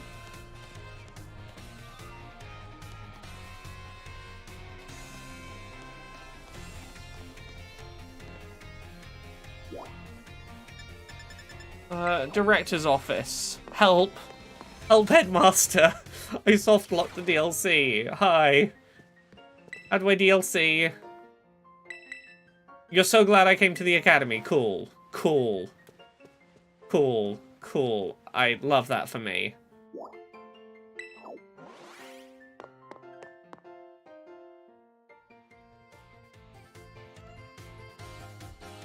I genuinely think I'm fucked. Look at the map again. Oh,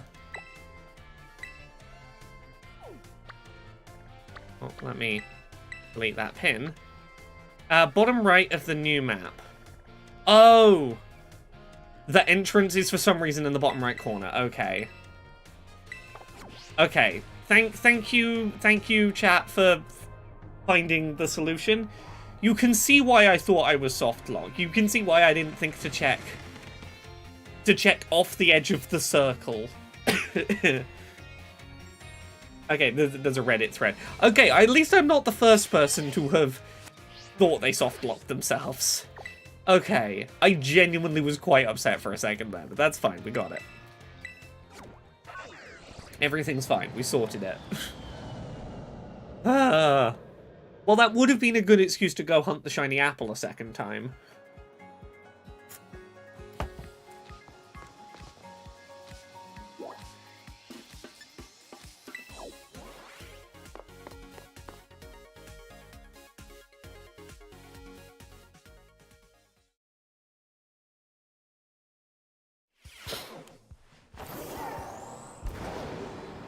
I do enjoy Softlock-based content. There is a person I sometimes watch videos from on YouTube who does a series, I think, called Softlock Picking, of trying to create softlocks in old Pokemon games and then trying to find definitely not worth it, but technically possible ways to break out of a softlock.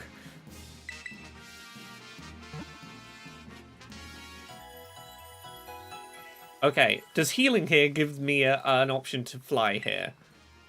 Please.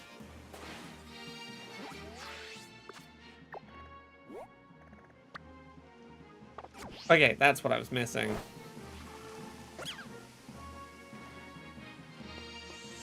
Okay. Where was our, like, objective? Where are we supposed to be going? Supposed to be going over here, but we're not going to go straight there. We're going to have an explore. I don't remember what Pokemon I do or don't have currently in this gen. We're just going to encounter stuff and see whether it has the Pokeball icon next to it, because we got one of those. We have Doduo. I don't think Doduo's been available this gen yet. Execute definitely seems new. Okay, yeah, let's get Execute. 120 odd great quick balls, cool. Let's get catching.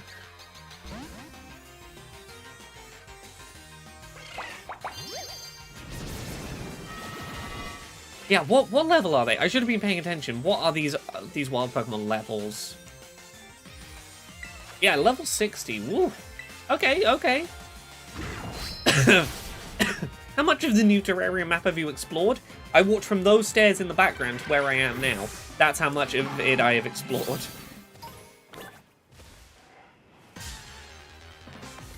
Come on, quick ball some eggs. Later evolution to mid to late 60s. Cool. I can't just rely on quick balls to catch everything, probably, then. Yeah, I'm gonna have to actually fight things. Okay, it's nice to have some actual danger in my new area. That's nice. Oh, yeah, you're level 67. You're a beefy Execute. I tried almost 30 different balls trying to catch a single Beldum. Hell yeah. Give me some long-term endgame content. Something that feels like it's actually worth playing at the end of the game. Okay, you're poisoned. That's not good for us. That limits how long we have to catch you. We have more limited turns. Let's throw some Ultra Balls out.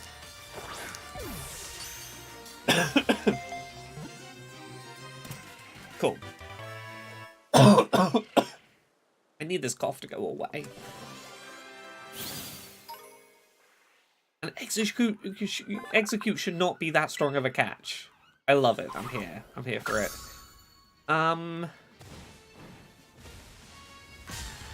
Do I have a Rhyhorn currently? No. Okay. Quick ball. Come on. First ball, quick ball.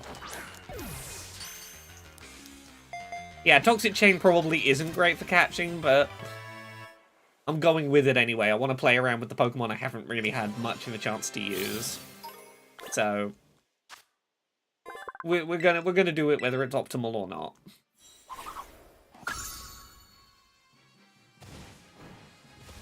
Do I have a Leaf Stone in my bag? Because if so, we can evolve that Execute like right now. And get another Dex entry done.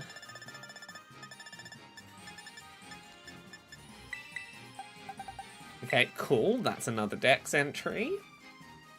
Go, Execute, evolve. Get big and strong.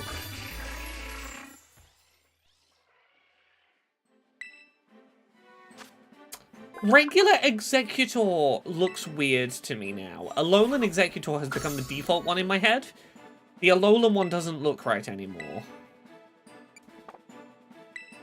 And that is weird to me. Okay, can we get the Rhyhorn evolved like straight away? That would be good. I want to, like, get to a better set of boxes for...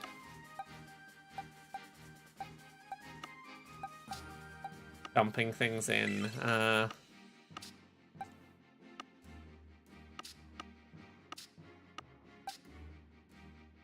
Yeah, I need to...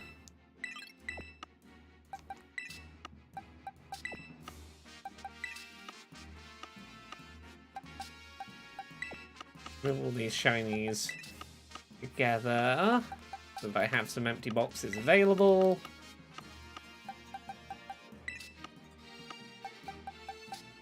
You can go to here.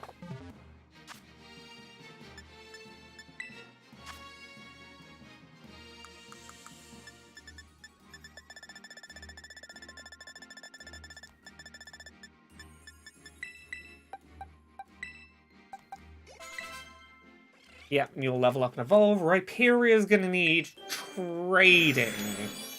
Rhyperia's a trade evolution, isn't it?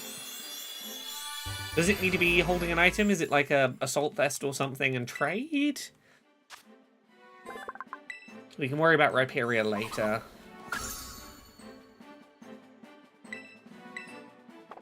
Keep current moves to now. We'll worry about it later. I'm not particularly here to... yeah, trade with item. Okay, so we'll worry about that later.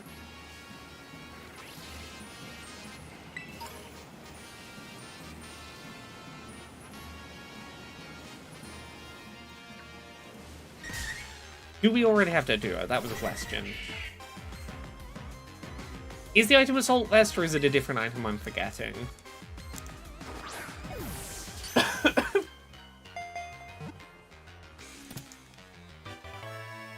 Okay, that's good. We got a Doduo, and we can evolve that really easily. I need to look at whether any of these... these are all stuff that we have from, like, Gen 1.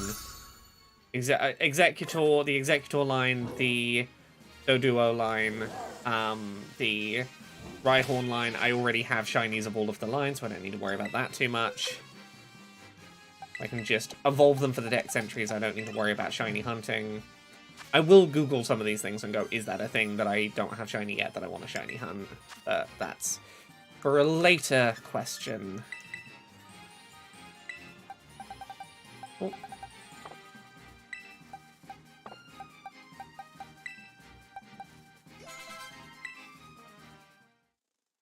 Yeah, I do like the sort of new fuzzy, spiky little texture to Doduo. That is nice.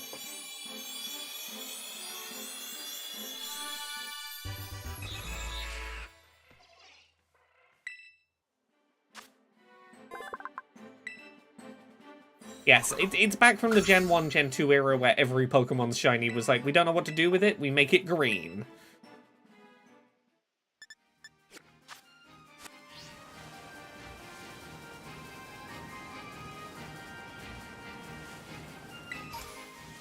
What are these structures?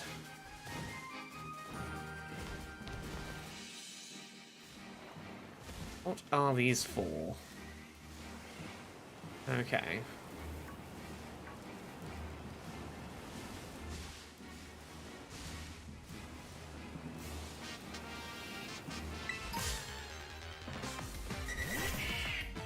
Oh god, apple green Ursaring.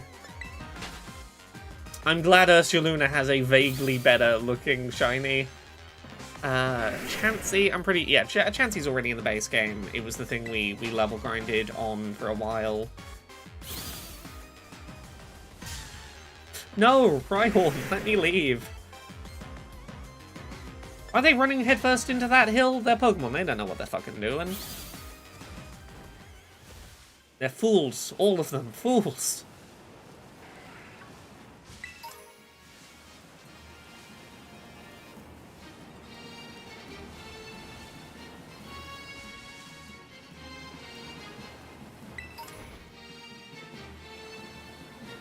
Oh, oh. Come on, game, catch up with me. Ah. No, I was trying to battle that trainer who has now disappeared and is only a Pokeball being thrown up and down. Cool, let's see what the scope of double battles here is, now that we're out of the tutorial. And I'm not running my level 100s in up front. What are your double strats like? Okay, double intimidate. A set of double intimidate users is not a bad strat. Level 75, both Pokemon sent out have intimidate. I'm gonna try using Super Power to take out Crocorock.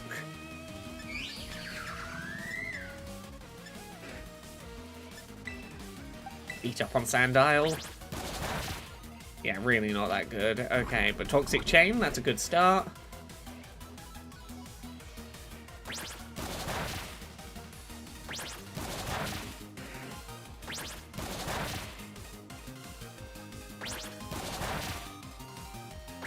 Okay, not as bad as I expected this to be, and we inflicted poison. But here's where our big heavy hitter is going to come in with superpower, and hopefully one hit the Croc. Yeah. James B. Good says, Indigo Disc has the potential to actually be challenging to regular players. I'm not well versed with double battle strats myself.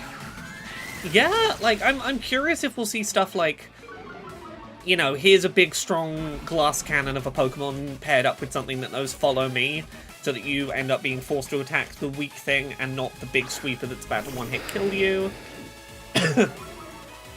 Yeah, you're running a whole team of Intimidate users. You've lowered my attack stat by 3 stages already just by your team composition? That's not a bad strat. That's not a bad strat. That's a very reasonable way of setting up a doubles team. Like, you know, I'd maybe put a bit more variety in there, but like for a first trainer we found in the Terrarium, they clearly have a strat, and the strat is keep lowering your attack without using up attack moves to do it.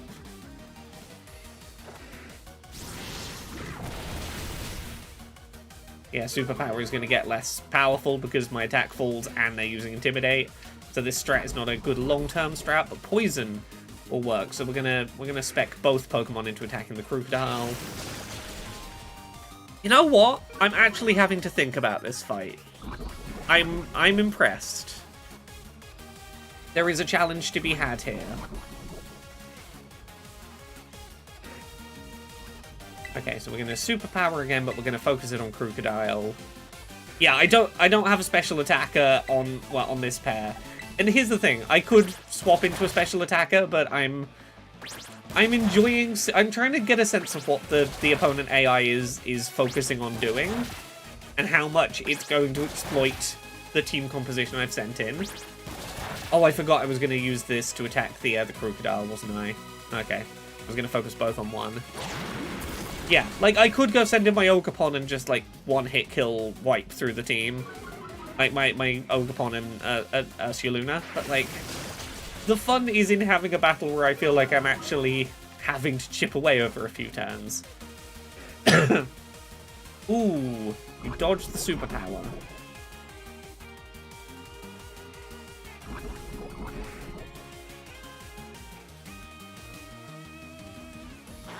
Sandile has fainted. Do you have a fourth in the back? How many Pokemon do you have? Do you just have the Crocodile line?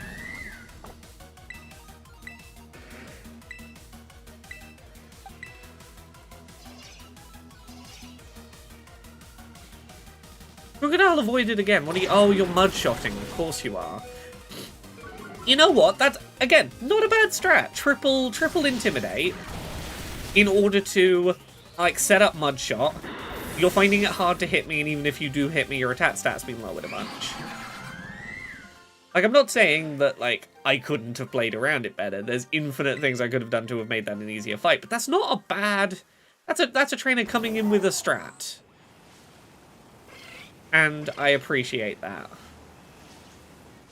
Yeah, for a base game trainer, literally the first one we've stumbled upon, I approve. That is some thought put in to how you play. Muddy water. Oh, you got the muddy water TM in the muddy water. Huh. Yeah, I am curious about all the cubes. Helping Hand. It's great that they're offering a Helping Hand TM right here at the start, because doubles, Helping Hand is really good for doubles. They're offering support moves near the start for trainers who might not be used to doing a bunch of double battles. That is good and thoughtful. Okay. What's your strat? I want to see, because like here's the thing, the first two trainers, we battled our like sort of person who was showing us around, who sent out Plusle and Minen presumably to do like Helping Hand shenanigans. Second was all Intimidate users. Cool. What have you got going on here? We haven't been like intimidated to start. Are you trying to use one of these as a setup?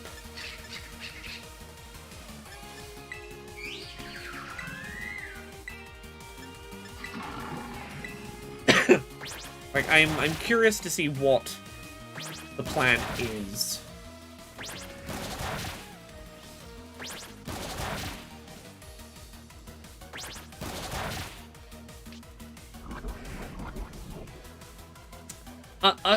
A lot of small, weak hits, but like multi-hit, is really good for setting up Toxic Chain.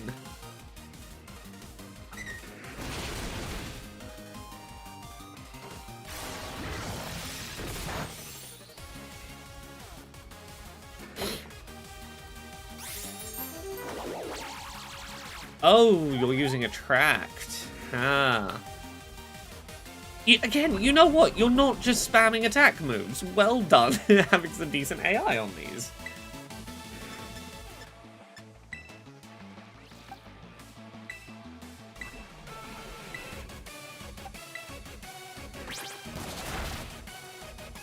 Try and get the Doduo out of the picture as quick as we can, and make sure at the very least we have poison on both.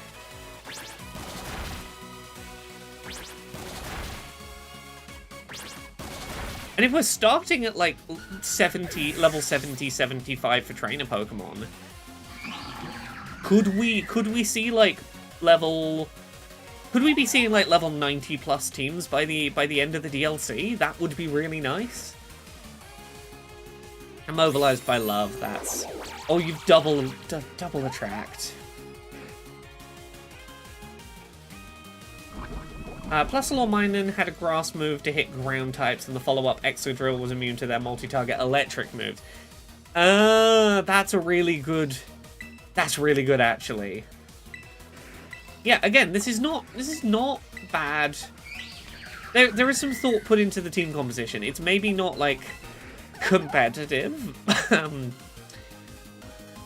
You know, online multiplayer competitive teams, but, like, there is a strat, and they're using the strat. If I can't break through Attract, I'm going to have to swap out. Okay, Super Bad did break through. Cool.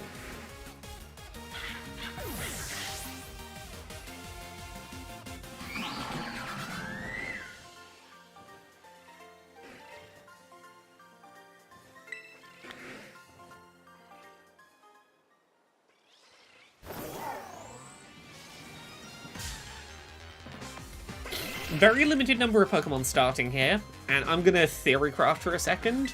I know that starters, you have to do some kind of mechanic to do with cooking food or something to get them to start appearing in the wild. I'm wondering if I'm wondering to myself whether something similar is happening here, and perhaps there's a very limited selection of Pokemon, and once you start learning food that lures more Pokemon out, it increases the selection of things you can wild encounter, and that's like a general thing of how progression's going to work here, and it's not just about the starters, is my early thought. Or some similar mechanic. Ooh, okay.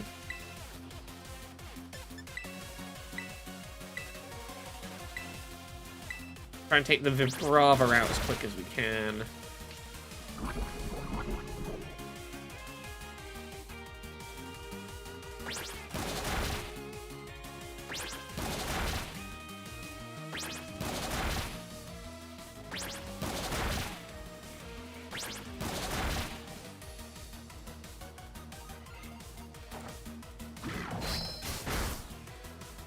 How many Pokemon do you have? How big a team we up on?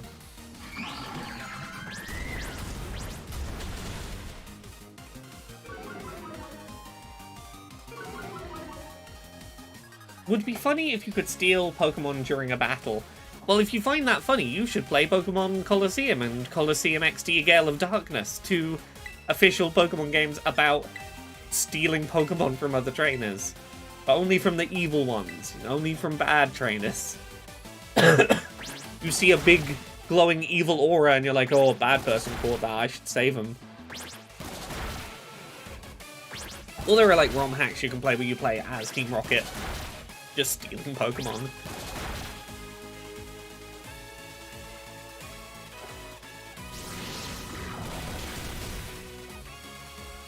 You know what? It's nice fighting trainers who aren't just going down in one hit.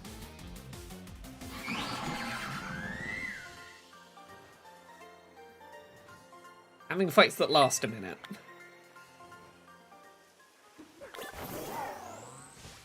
Oh, I don't think we have the Trap-Inch line.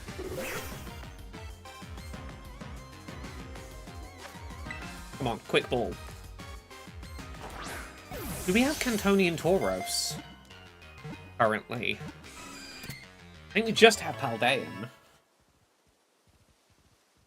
Is Cantonian Tauros going to be its own Dex entry? Maybe. I think Trap-Inch's evolution line is just level up evolution? I'm pretty sure. And the nice thing about catching them at such high levels is you only need to level them up like once to get them to evolve.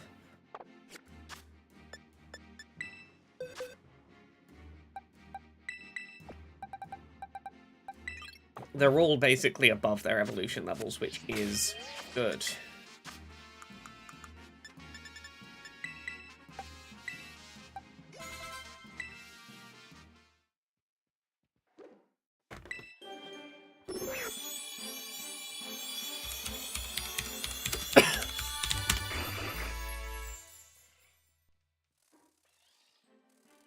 If we level up again, you should become Flygon. A single level. Look at us, we're cracking through this dex. Not Dragon Breath, we'll deal with... If we actually want to use you, we'll learn it.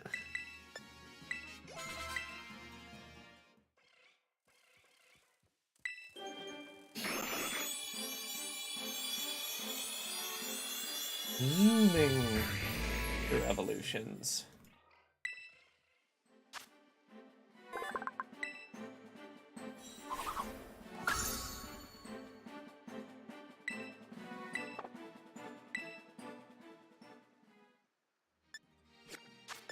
Okay, let's see whether Tauros registers as previously caught. Because if not, it's because the regional variants count as different... Yeah, the regional variants count as different dex entries. Because we saw Alolan, Vulpix, and Sandshrew were both in this dex as, like, those forms. Specifically.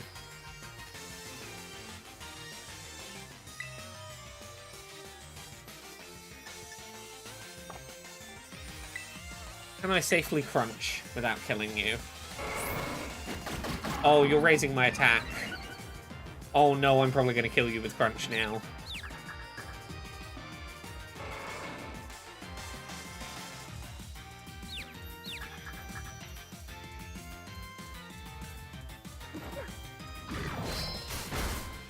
Yeah, I was really hoping not to kill you. Oh well. Neither of us won by you using swagger there. You really just...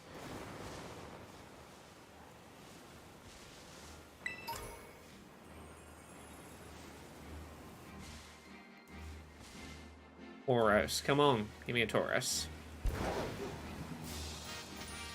Actually, if I go battle this one, it'll be on low health by the time we get to catch it, because we have to break through the Terrarium shield. We're not going to accidentally overdamage this one.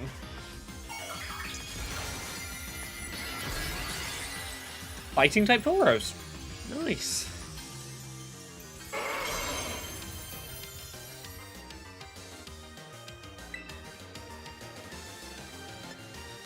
Yeah, let's just go in on superpower, try and... Okay, you're gonna do swagger. If we can avoid hitting ourselves with confusion, we should single attack. Break the shield. Be good. Oh yeah, they had the Vibrabra because it would have been immune to the ground type moves. Yeah, right. Strategy. Now, Giga Impact on a Tauros. Yeah. Yeah, that's a pretty strong Tauros. That's alright. Monkey Dory, cool. Are you fast enough to get in ahead of this Tauros?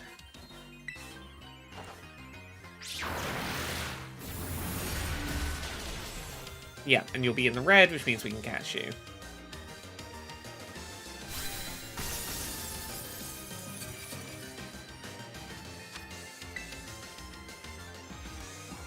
I love Monkey Dory. It's got a heart on the butt. That's just good design. Oh, I meant to Ultra Ball. Oh, don't double edge. You're gonna get recoil. Oh no. No, not attacks with recoil. Don't use that again. You will die. Get caught. Okay.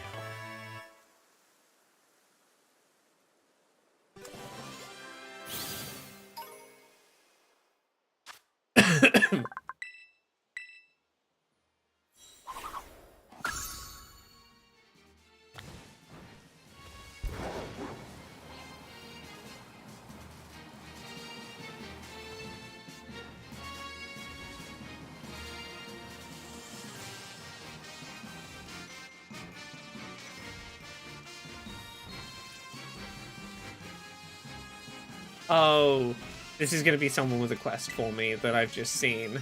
Let's go talk to them. I'm pretty sure they have a quest.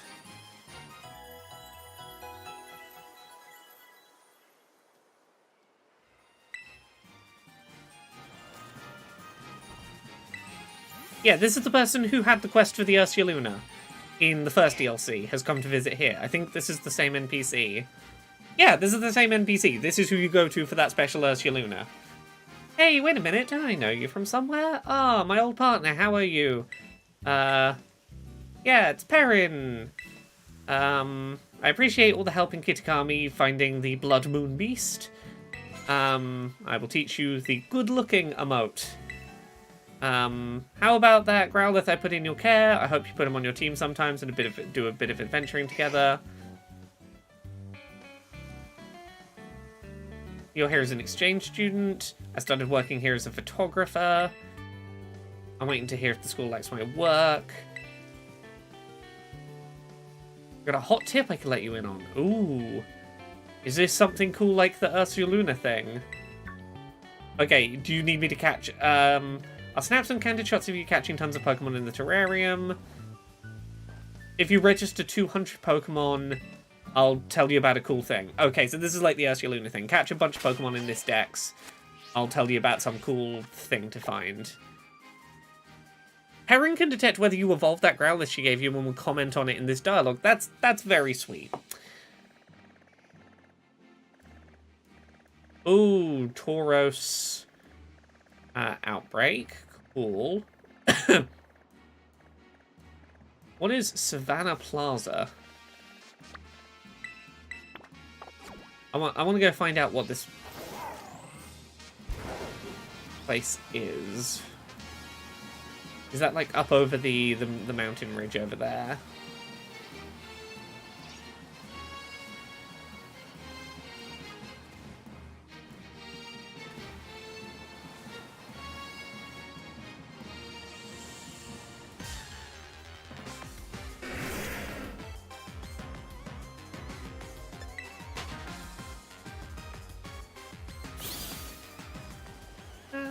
Run away. Ooh. Yeah, what is this plaza place? A lot of items in there. Let's fight some trainers on the way. Let's not ignore the trainers. No, I want to see the plaza. I'm gonna go look at the plaza.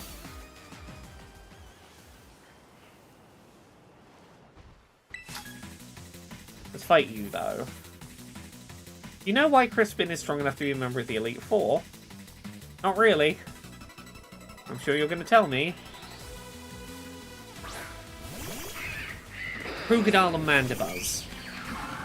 Again, I imagine there's going to be like you're going to use Earthquake and the Mandibuzz is flying, so it's not affected, would be my guess on strat. Gonna try and...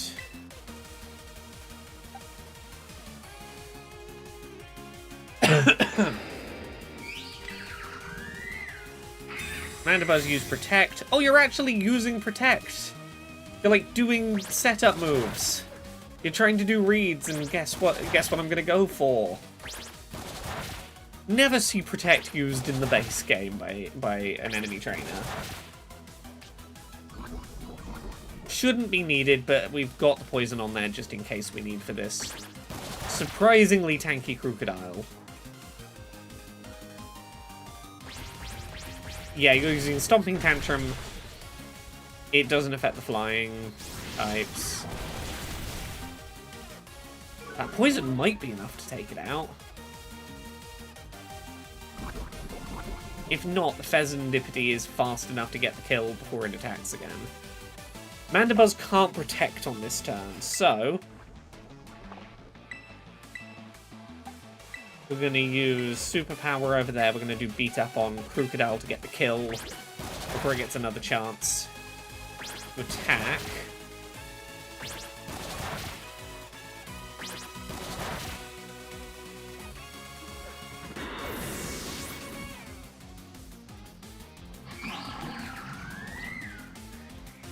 And hopefully Superpower does an okay job of getting some damage in. Oh, you're trying to set up Tailwind! You're actually setting up Tailwind. Tailwind is great. You are trying to use moves that competitive players use, and you're maybe not using them as optimally as you could be, but...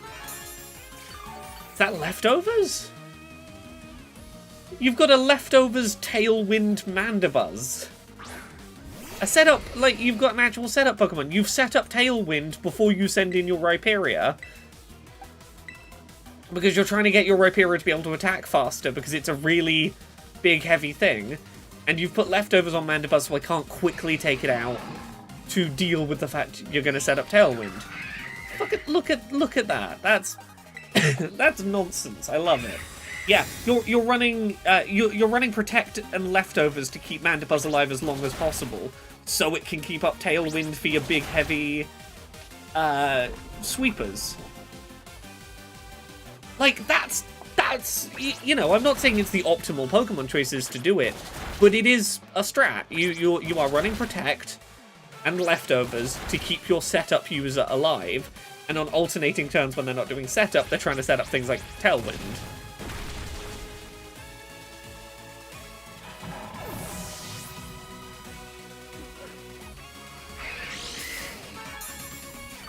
Yeah, you know what? This is actually a pretty good team. That Mandibuzz is pulling its weight. Like, this is... you know, you wouldn't use Mandibuzz for it, but, like, on a competitive team in online matches, you might genuinely run a very similarly laid out, like, Murkrow or something. Like a good Tailwind Murkrow would be in this spot.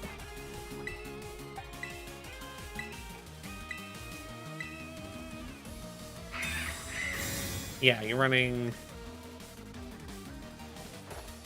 I'm genuinely excited to see some of the, like, narrative... like, I want to see the rival fight with our NPC from that character from the first DLC. I'm genuinely excited to see what they're going to be like to battle against. Could we be looking at a trainer that is more of a threat than Cynthia? Who I think most people would agree was previously, like, the biggest, like, NPC fight in a Pokemon game? Yeah, you've got another big, slow, physical heavy hitter that you're trying to keep set up with the... yeah, because you've got your Cleavor now. Yeah, that Tailwind really is helping a lot.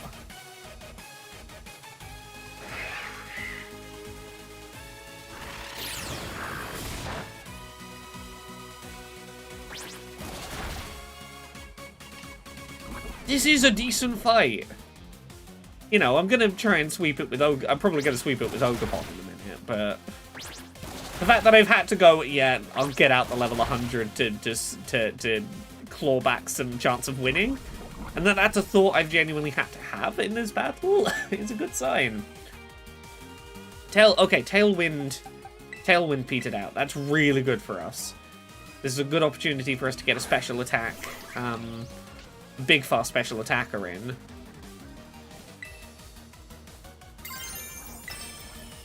Yeah, let's terrestrialize and let's try and take out this Cleavor as quickly as possible. Because I reckon the Mandibuzz is going to try and set up Tailwind again. It's going to try and get Tailwind back up. So I don't think we have to worry about it attacking this turn. I think if we just all-out damage on Cleavor, we can get this to be a 2 against 1 and take out the Mandibuzz at that point. Yeah, okay.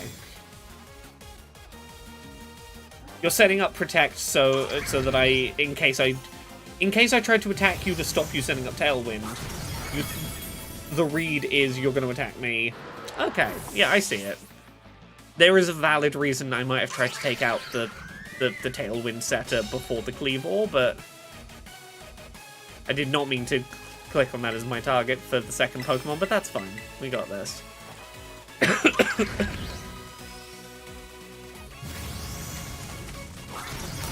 I'm getting myself some sweets. Because it's Pokemon Day, I deserve to treat myself. I'm gonna have some little bag of chocolate.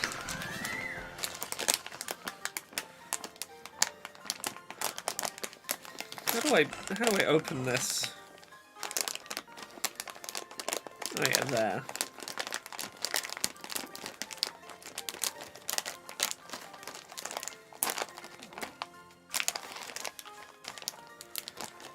A second. Yeah, that's... We've not even left the first area, and that was a genuinely kind of concerning fight. They are not messing around, and I'm very happy about that.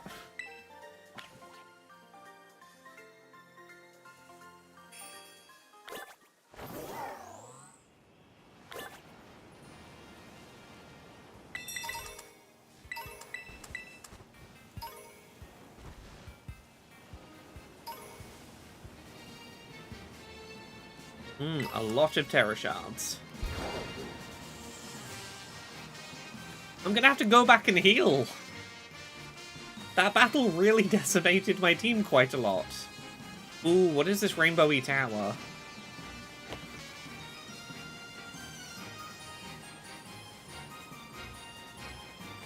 Is this like a boundary line between terrarium areas?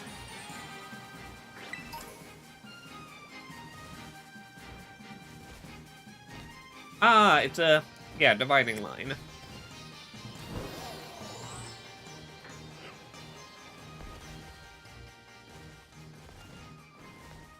Oh, I like that I can sort of run along the dividing wall. On my nice clear line between zones.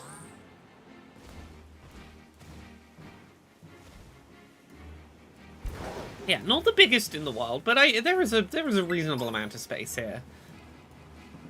And clearly more Pokemon that are not currently available that are going to become available.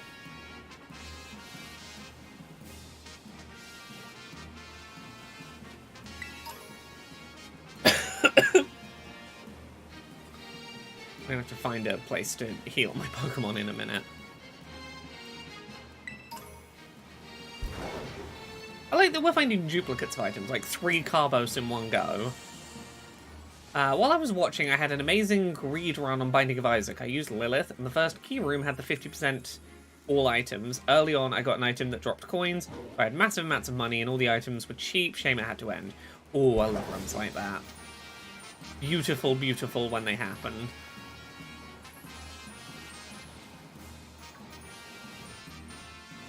Ooh, do we have a Mandibuzz and Volibee in this yet? I don't think so.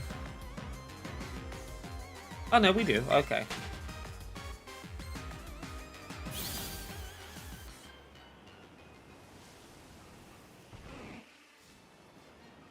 Magby. Hello, tiny little friend.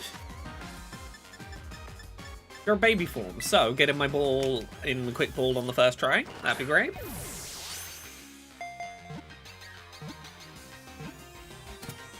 Hurrah! Good old quick ball. Everyone loves the quick ball.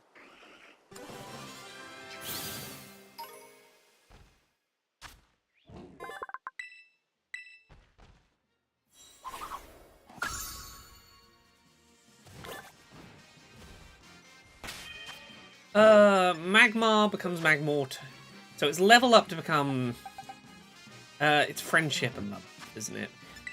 I'm pretty sure if we give it candies, it'll friendship level up. How do we evolve Magmar into Magmortar? Is it a trade evolution with an item as well?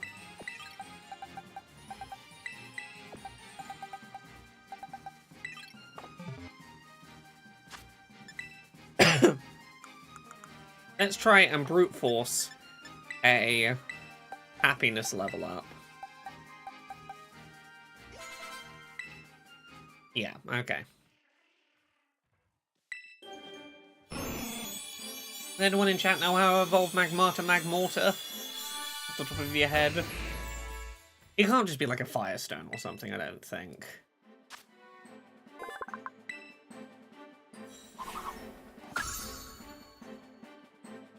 I think it's a held item Evo.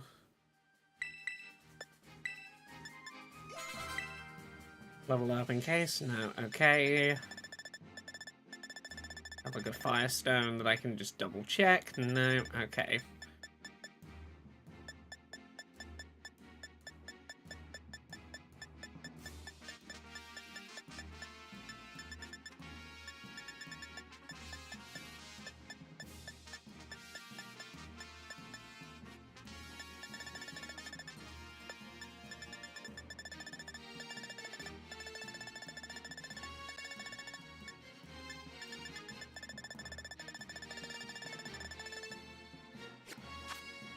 Okay, we'll leave it for now.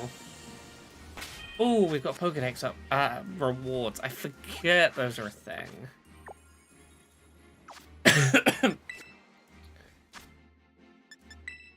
So we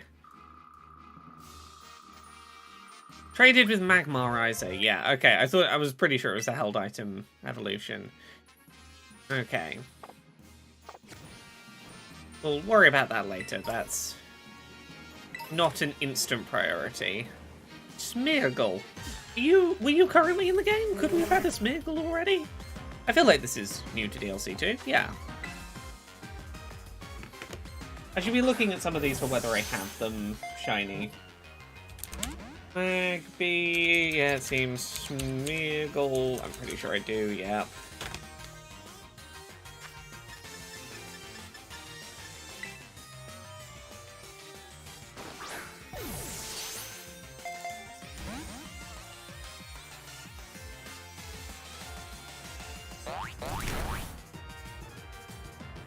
So, Trapinch, Vibrava, Flygon, yeah.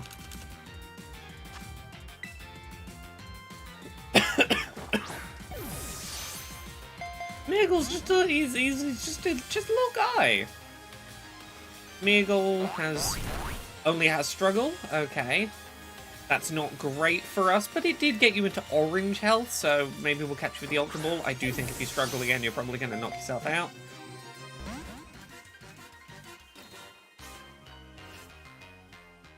Why do you have no moves, Smeargle?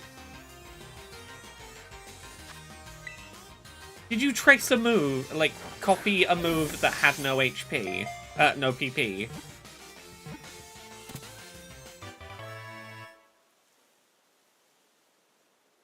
Yeah, so many Pokemon are not the size you think they are. This is a consistent theme of modern Pokemon, seeing them in 3D space and going, wait, you're that size? Okay.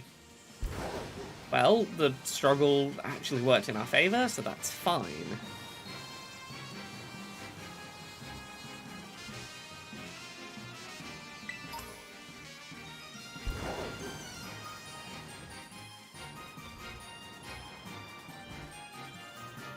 There's a little bird nest that my motorcycle Pokemon does not like hanging out in. Ooh, what is this big central zone between the regions? What's that about?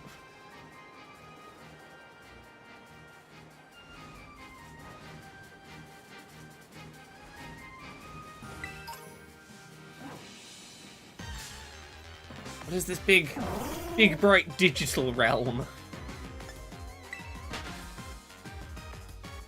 Yeah, it's very bright.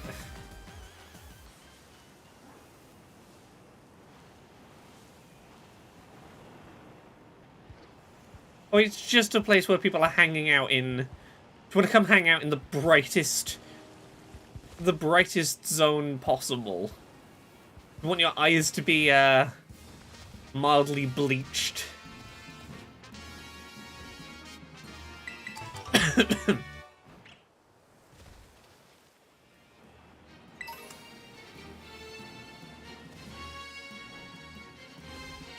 The migraine zone.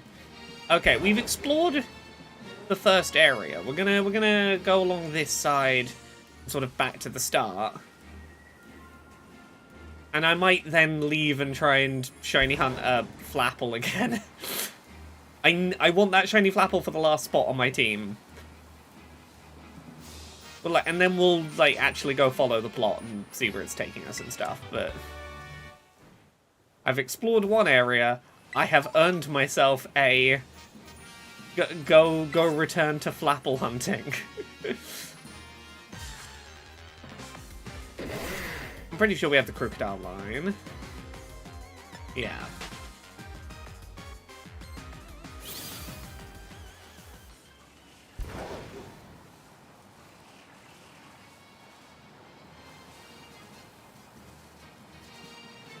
I wonder what evolutionary path led to motorbike. Cyclizar was the starting one, and all the people cultivated it because they were like, it's like a bicycle, we can ride it, that's great.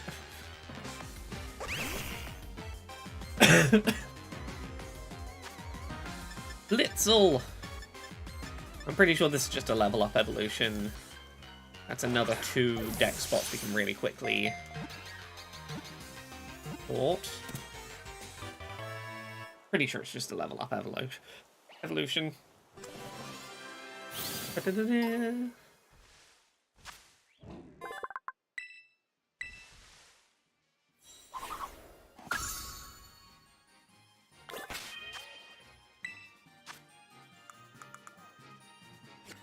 it in the party.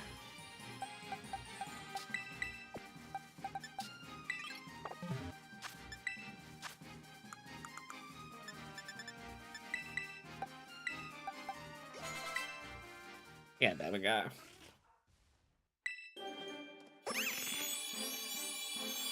Oh, Gumba, I was looking through new games on the Switch eShop yesterday, and I saw the Homestuck game on there, and I was like, oh, the old Gumba special has come across my desk.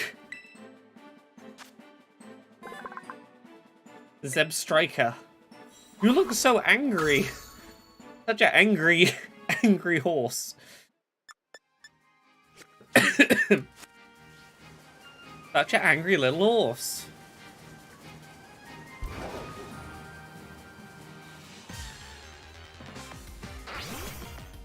Oh, happy little crocodile. Morning, Focus on Me Play. How are you doing?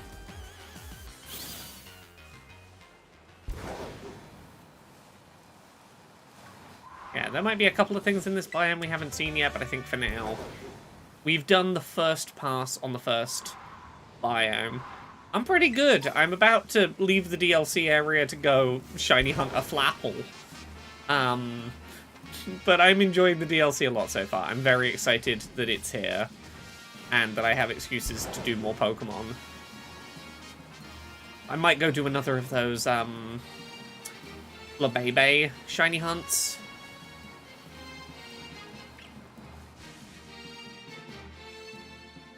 I haven't rested my Pokemon yet, but let's try one more battle. Taking a break from actual story progression to shiny hunter Duraladon. Ooh. Do you know which biome Duraladon is in? And can I go straight to it, or do I need to do something? Like, is it right from the start available Duraladon? Because if so, I might go Shiny Hunter Duraladon after the Flapple.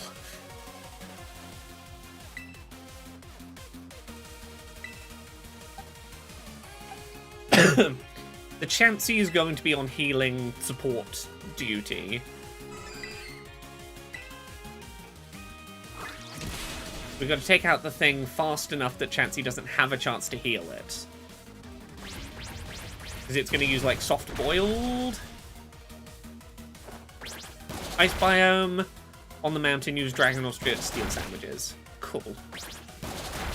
Yeah, because if we can do a knockout, Chansey's going to try and use soft boiled or something, and it's not going to succeed. No, oh, you went for Seismic Toss. I really thought you were going to support, like, do a support move on the Tauros. Which means I can probably just go low kick on the Chansey, actually. And leave... Oh, we one-hit killed that. Yeah, and leave Una Pheasant. Although, Tauros is probably going to kill the Pheasant before I get a chance to finish it off.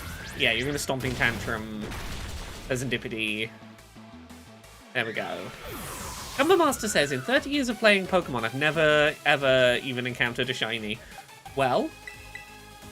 you know, if you ever want to encounter one, I can help with the ways of making them more plausible. Wild Charge. Yeah, let's go for that. Oh yeah, Ogerpon's gonna do the finish anyway. I want to get that Flapple, then we'll go find a Duraladon.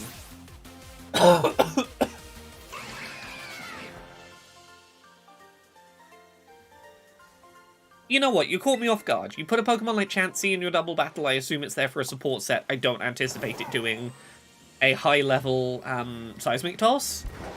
You threw my expectations of what you were using that for. It's a tanky Pokemon. There's no reason you can't use it as a tanky back row offense.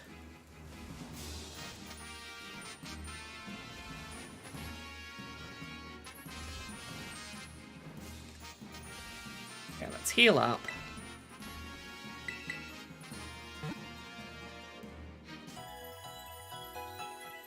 We'll go for Duraladon next.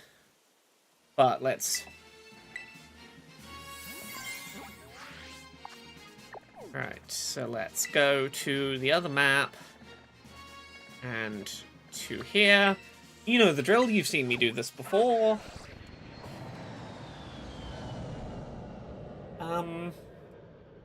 What's that zebra called again? I don't have a shiny Zeb Striker. What's its baby form called? Blitzel,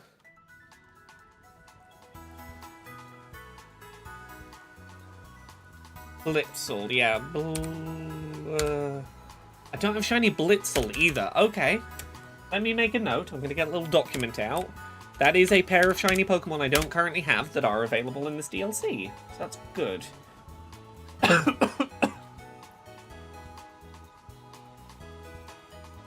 Blitzel... Zeb Striker. Cool. I do have a document for my shiny dex, but so I have a document that is the shiny dex, but the thing I don't know is I don't know what Pokemon are in the new DLC. So I'm having to go, ooh, I think that's one I don't have shiny. Let me look at the document. I don't have it shiny. Make a second document, which is Pokemon available in the DLC that I don't have shiny yet. And that's what this second document is.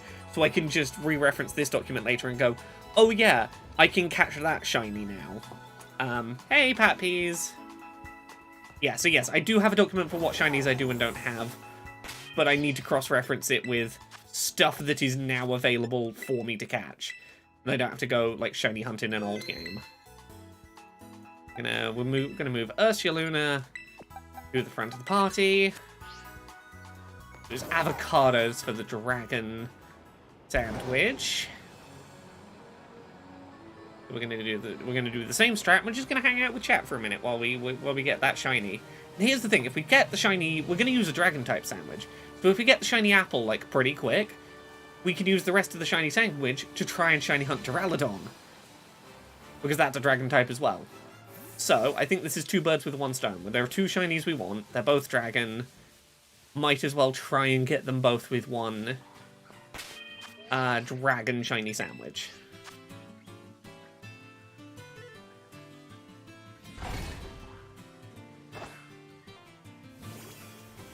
Yeah, Blitzel, Zeb Striker is a shiny hunt I would really like to do. That's the first one available. So, tomato, onion, no.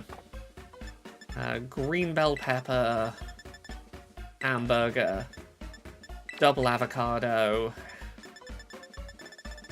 Then we can do spicy and sour herb mystica.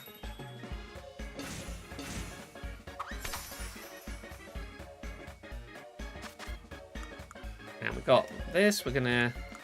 Hamburger is a good stable base on one side. Pop the tomatoes on top in 1 big stack. Out the way of everything else.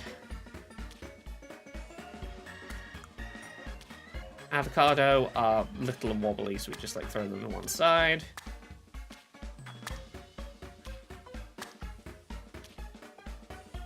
They're flat enough we can make a base out of them. Pop the onion on top. All green bell peppers we can largely pop to the side.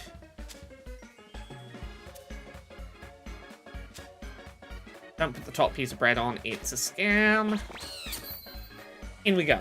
Nothing fallen off. 23, so it's going to be... Well, 53. 53 is when, roughly, the sandwich will end, but we'll see it coming. When the loop stops, we know it's ended.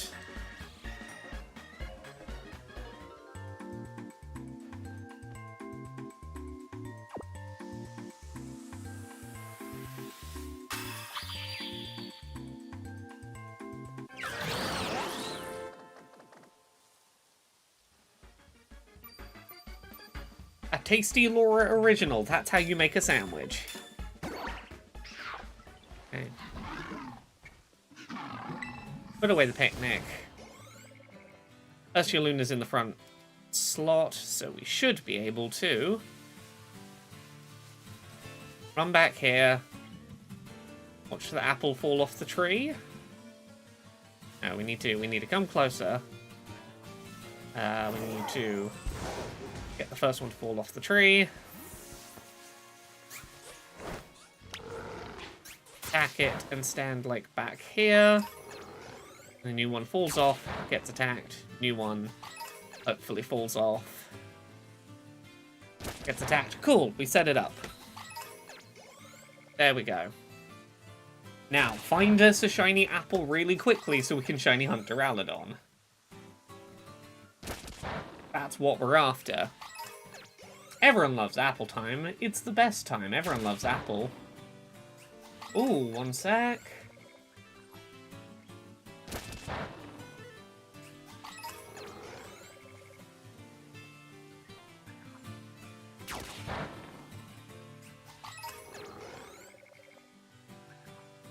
Oh, 1 sec.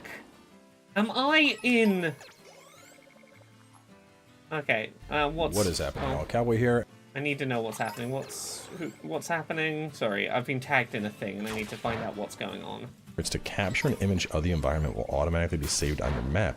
Don't forget to capture images of your surroundings regularly to add in the map and come back later. I wonder how to do that. Oh, press and hold down. Okay. So I just... That is super dope. Okay, yeah, someone's done a preview of the new Prince of Persia that has a accessibility setting for taking screenshots and pinning them onto the map. Someone's tagged me in a thing with a timestamp, so I'm just trying to find out why for a sec. Oh my god. Like, oh, what is this? Oh, I need double jump to get over there. That is amazing. And that may seem like it's something simple, but man, I'll tell you what.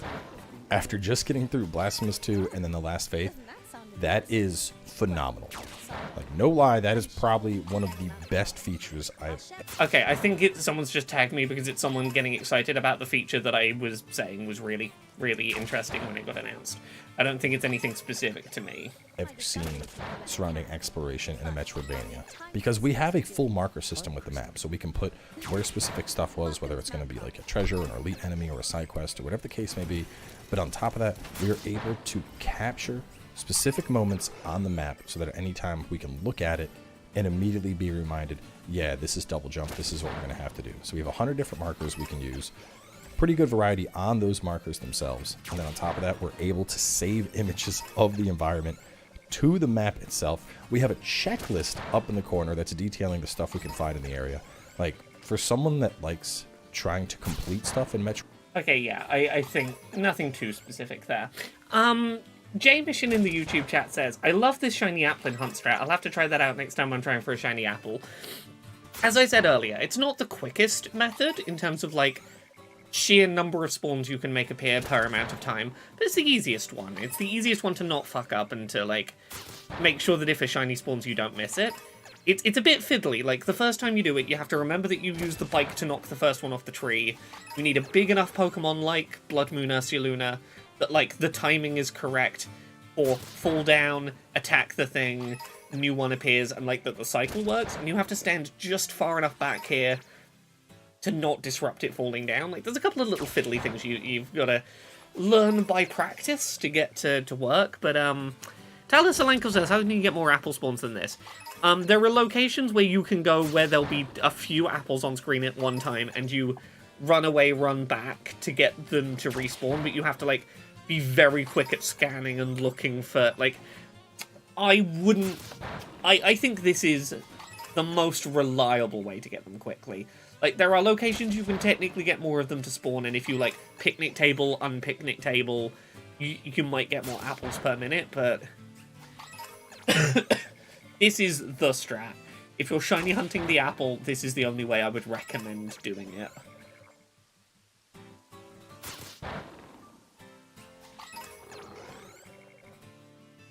Okay, so we are 5 minutes in.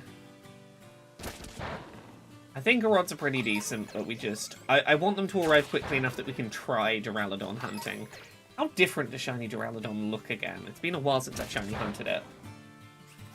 I feel like it's one of those ones that's like, it doesn't look hugely different, Duraladon. Let's have a look. Shiny Duraladon. As Undying Abstract says, had a feeling you'd have Zebra Strike in your team. It just happened to be the last thing I caught. It wasn't specifically intended to be there. I put it in my party to evolve it. But I am going to shiny hunt Zebra Strike shortly. Let's have a look. So... Oh, yeah, it's a really subtle difference. The red spike on the top isn't red, it's silver, and the silver's a bit darker of a shade. Yeah, shiny Duraladon is it's going to be a fiddly one to shiny hunt, isn't it? It's going to be one of those. Oh. Yeah, the red spike and the slightly bluer hands are the big tell, but you say big tell as if they're the closest it has to a big tell. Back to apples. I can't complain. I had to do so many resets to get the final item in Isaac to 100%. I'm looking forward to the multiplayer. I'm looking forward to it in theory. I don't know if I have many people to play multiplayer Isaac with, but I like multiplayer Isaac in theory. Oh, for a second, we didn't attack one for a second. I was like, is that a shiny? No, Ursaluna's just being a little slow.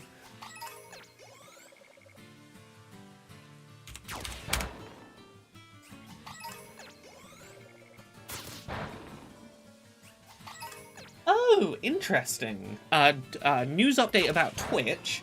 Twitch has updated their policy on sexual content. Our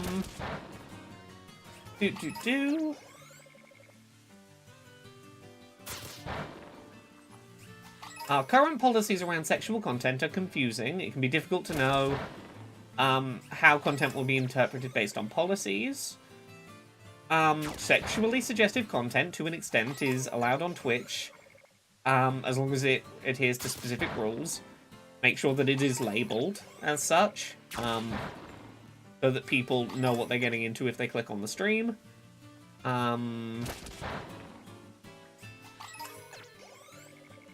You can't be fully naked on Twitch. Body writing... You can twerk, grind, and pole dance on Twitch without a content label, apparently. Solely sexualized games remain prohibited, but games where nudity is not the core focus are allowed if tagged. Okay. Games labeled as including drugs, intoxication, excessive tobacco use, violence, graphic depictions, gambling, sexual themes will no longer be on homepage recommendations because of thumbnails. Okay. At least they're being clear about their update. There's at least clarification, which is more than Twitch usually has. Usually it's like a fucking do sexual content and fucking guess whether you'll get in trouble. Not safe for work artists can now stream without risk. Yeah, they're at least being clear about where the line is, what you can and can't do, and what you need to do to not get in trouble. Like, you know, I can see how some people will be like, that's still too much limitation on what can be on Twitch, but I think as long as you're being clear about it, and, you know, people aren't going to get kicked off Twitch for a rule that was a bit vague.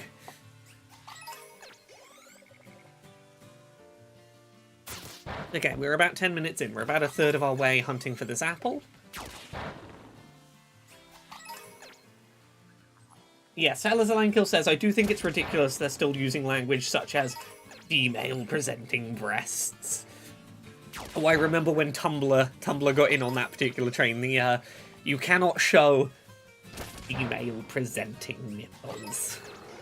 What the fuck is a female-presenting nipple? At what point do my nipples become illegal on the internet? Where's your dividing line of whether my nipple specifically is presenting as female? Hee. Come on, give me apple. Tiny apple.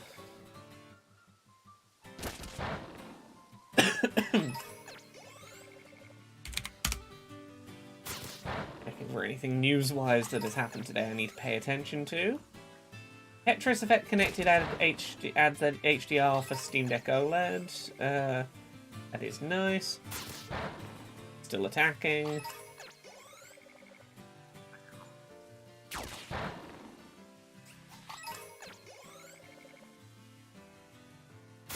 Okay, we're still attacking. Anytime there's even a vague pause, I'm like, oh, wait, is it time? Is it time?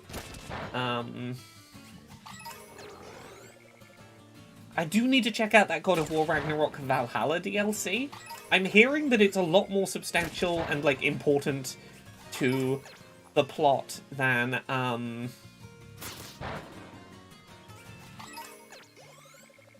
than the trailer suggested it would be.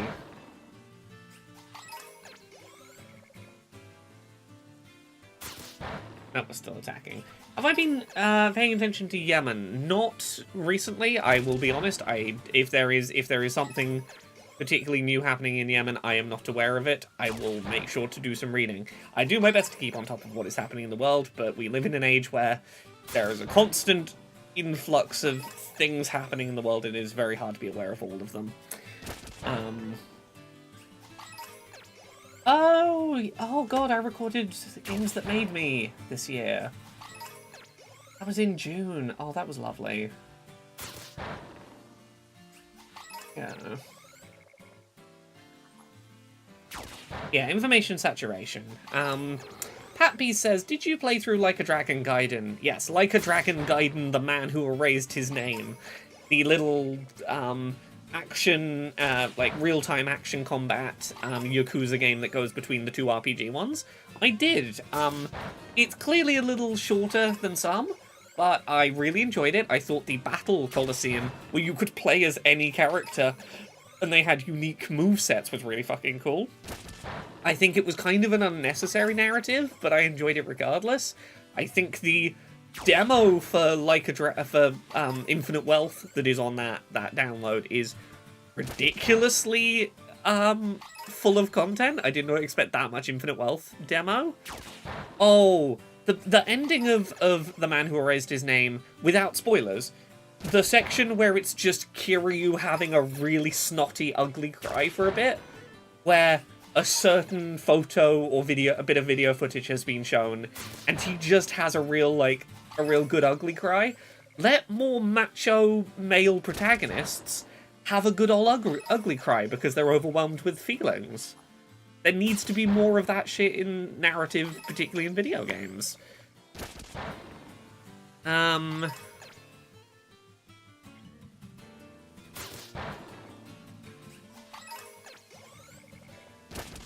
Okay, we are nearly 15 minutes into our 30-minute shiny sandwich.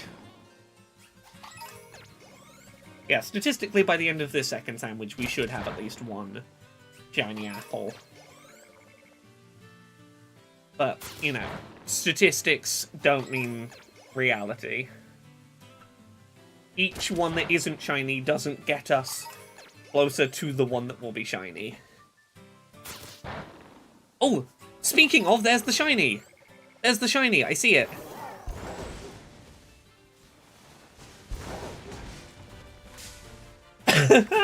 Which gives us like 15 minutes to go for the Duraladon hunt. Told you this method works, it's fucking great. I don't know how we evolved the shiny Diplin yet, but we're going to evolve this to a Diplin quick, and then we're going to put it in our party. That's going to be our 6th, until we work out how it evolves. Okay. Let's go. So, we're gonna... Okay, now we need to put it in the party.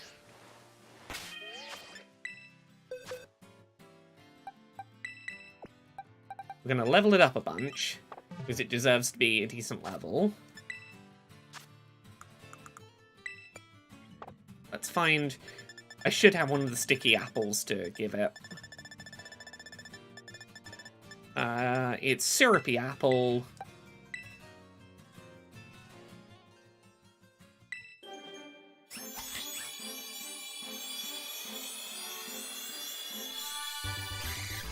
So there's our shiny toffee apple.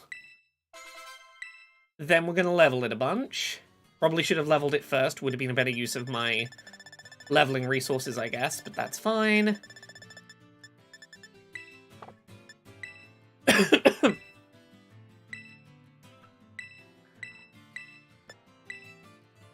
What if we give you, like, 30 of them?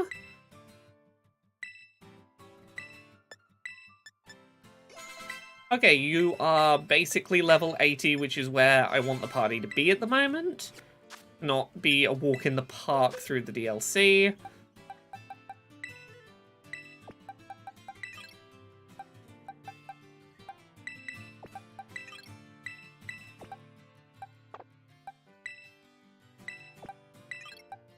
You know what, I might actually move Diplin up to the front of the party. Try and get them some use. I know I should really, like, be using that shiny sandwich to go get the Duraladon. Let's very quickly give you some moves. Dragon Tail, Dragon Breath. Dragon Pulse is 85, so we want to give you Dragon Pulse, maybe even give you Dragon Breath as well for now. Maybe give you Protect. I'm going to give you in a different type. We're going to give you a good grass move. Bullet Seed. Ooh, Syrup Bomb is really nice.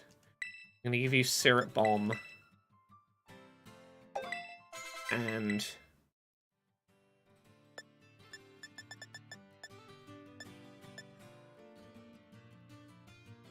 Energy Ball. We'll give you 2 grass, 2 dragon for now, and we can worry about the rest of your moveset later. Cool. Time to save. And then we have... How long left on this sandwich? We have 13 minutes. Cool. We are going to try and find a shiny Duraladon in 13 minutes. Okay, it's in the mountain, the icy biome. We've got 13 minutes to find out where Duraladon spawn and find a shiny one. I'm not hopeful, but I'm gonna give it a shot.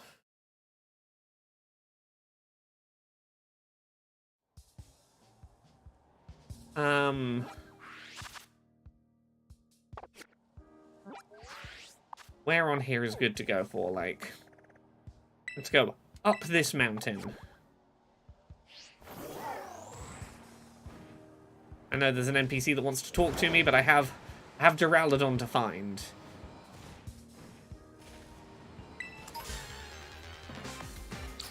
Oh, Alcremie!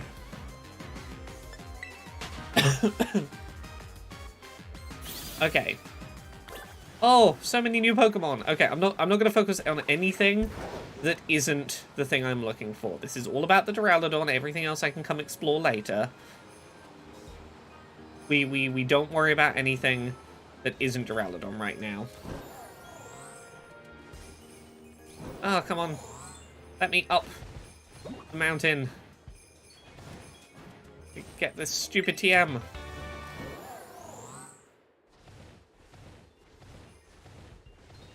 Yes, but Duraladon has a new evolution. I want new Duraladon evolution.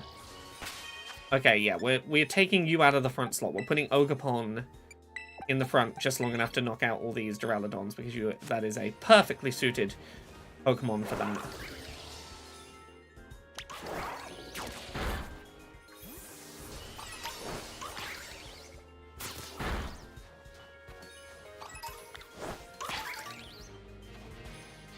Okay, I'm looking for the no red on the tip. These are big enough I might just be able to see that by eye and not have to battle each and every one, which is probably a better plan considering we only have 13 minutes. I'm going to try and manually, visually scan these. You have red. You have red. You have red on the tip. I'm looking at the very top of the horn thing, but whether it's red or whether it's silver. Okay, these are really common spawns, though. This is going to be a really easy shiny hunt. Whether we succeed on it in this 10 minutes or so, who knows, but...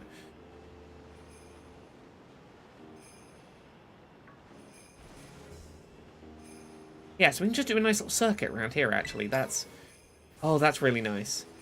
And they all turn to me when they alert, which makes seeing the red or not on the spike easier. Haha.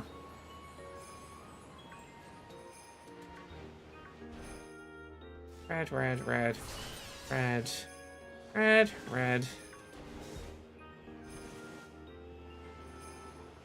Oh, it's a slightly big enough. It's just a big enough circle that we're getting proper despawns. Red. Thank you for alerting and showing me your shiny or not shiny status.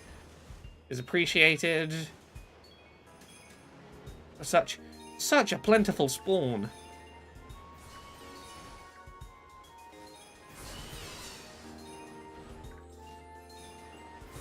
Thank you all for turning around so that your shiny indicator is so visible.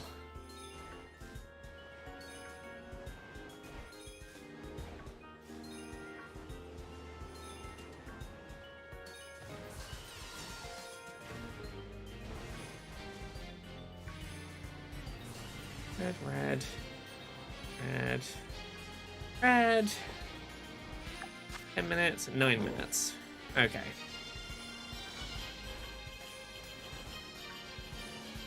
Red, red.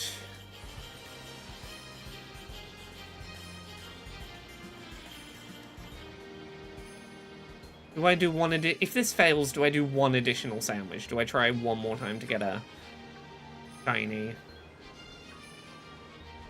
I could do one more shiny hunt before. Moving on with the plot. Is it Christmas music in game? Yeah, I mean it's icy area music, which is I don't know what else you give that other than make it sound like Christmas.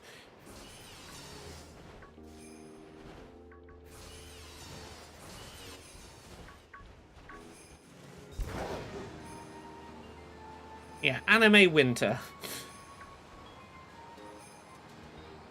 Okay, well at least it wasn't hard to find a place where Duraladon is the only spawn when you do a dragon shiny sandwich. That's good information.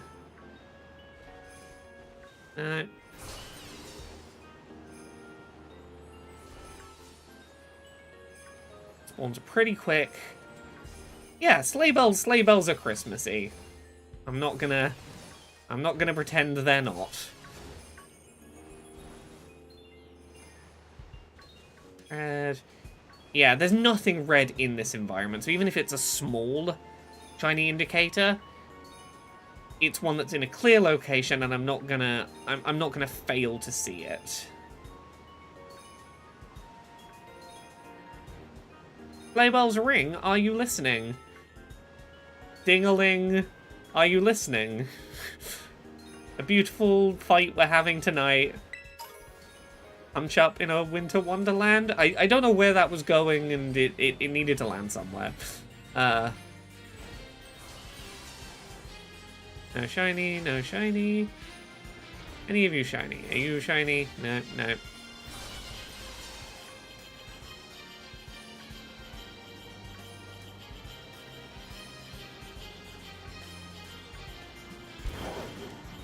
This is the second DLC. Delightful Dead, I realize I gave the stream, and I had a brain fart, and I named it half the first DLC and half the second DLC. This is the second DLC. I'm trying to find a shiny Duraladon so I can get its new evolution, because I can't use Pokemon Home yet, so I can't just move one of my spare shiny Duraladons from there. Terra says, I found out recently that Yuletime isn't a reference to Christmas. It's Odin. Yuletime is supposed to be a holiday dedicated to Odin. A lot of stuff around Christmas is not strictly the Christian idea of Christmas. A lot of it came from different religious practices. A lot of it was like pagan end-of-year festivals, and there's a lot of different cultural things that ended up being smushed together to end up as Christmas. First sandwich just expired. Might swap to handheld. I'm getting tired. My eyes are struggling. Drake, I don't blame you. I don't know what time zone you're in, but whether you got up early or stayed up late, it's understandable. Oh, Valeyard says, I just caught a shiny Duraladon. Awesome. I don't know how it evolves yet. If you know, don't tell me. But I got my shiny Applin and evolved it to the Sticky Toffee Apple Diplin, ready to evolve that. So I'm trying to get a shiny Duraladon so I can evolve that when I find one. I had half of a shiny sandwich left. So I was like, I might as well do another hunt with it that I know I need to do at some point. You got 3 of your team members. Well, right now I have Ogapon, the 3 naughty Pokemon from the first DLC. My Blood Moon Ursaluna and Diplin is my team right now. I mainly was like, here's the stuff from DLC 1 that was interesting, and the first thing I've caught that I want to get that I'm going to get a new second DLC evolution for. In the first DLC, you got a new shiny charm, didn't you? Is it not effective in the second DLC until you get the Pokemon in the DLC? It's not a shiny charm in the second DLC. The base game shiny charm does still work in DLC 2. The thing you get in DLC 1 for completing the Pokedex is a charm that increases the number of Terra Shards you get when you do raids, so that you can more easily change your Terra types. That was your reward for doing the Dex in DLC 2. It was just a separate, ongoing reward. 4 minutes.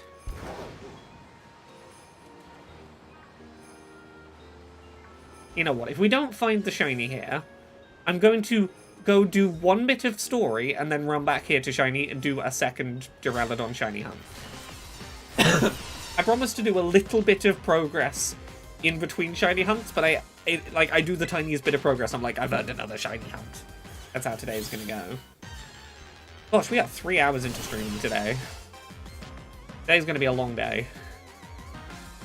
Hisui and Decidueye, Duraladon, and Milcery. Ooh, fun team, fun team. Duraladons, stop attacking me for a minute. Cool. We only have 3 minutes left. Come on, just one of you don't have a red tip. on the top of your head. Is it that hard to scrape?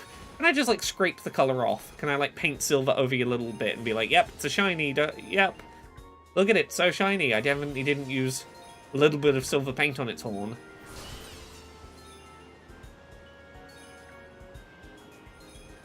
Look, type diversity is good when building a team.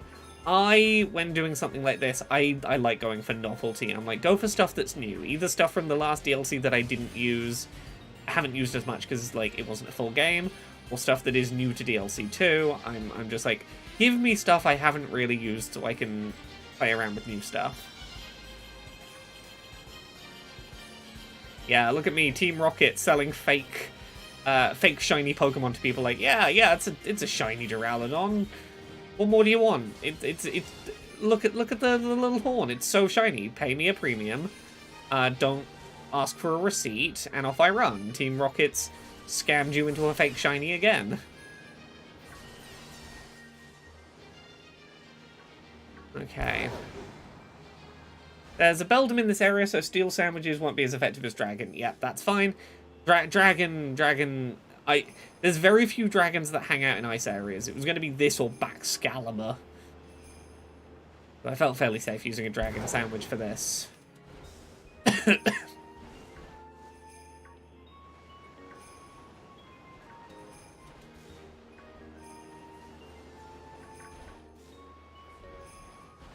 Time is running low. Minute and a half. Come on. Not shiny. Not shiny. Not shiny. Not shiny. Not shinies. Not shiny. Not shiny. Not shiny. You know what? I'm gonna speed up my circuits. I'm just gonna trust my, like, at a glance instincts. Oh, no, that's gonna eat up time. Shouldn't have gone faster. We're gonna be out of time real quick here.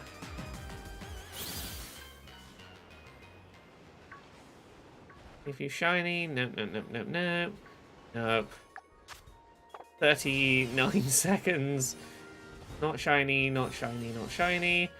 Not shiny, not shiny, not shiny. No.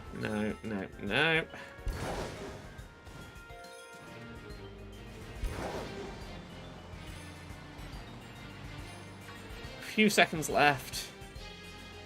Nope. No.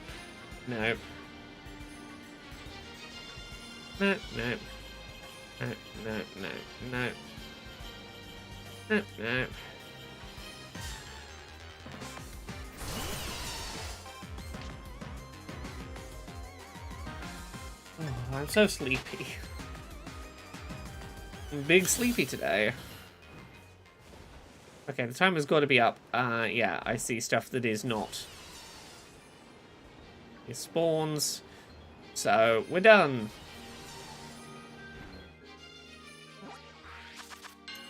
No, it's super okay to go into lots of detail. It's all good.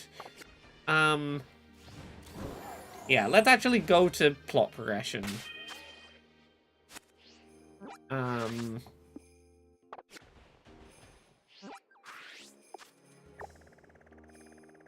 Over here. Okay, we go do plot, and then we come back for a shiny hunt.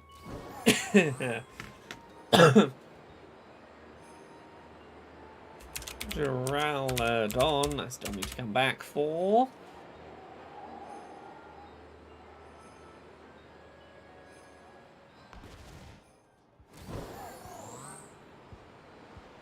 Ugh.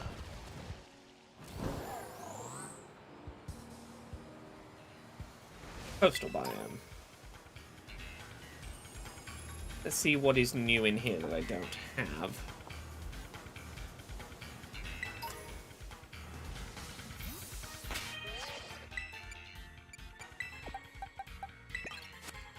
Let's give our new Diplin a go in a battle. Let's fight something.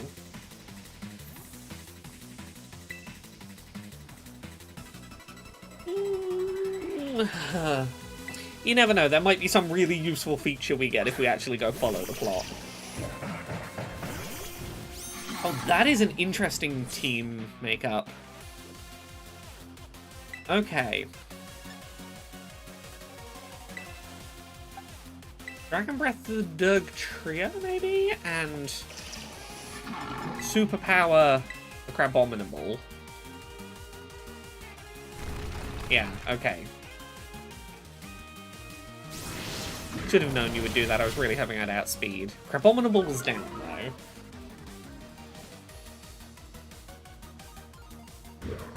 I know both of my Pokemon are slower than your Dog Trio now, so if I try and attack the Dog Trio, it should surface in time for me to do the hit.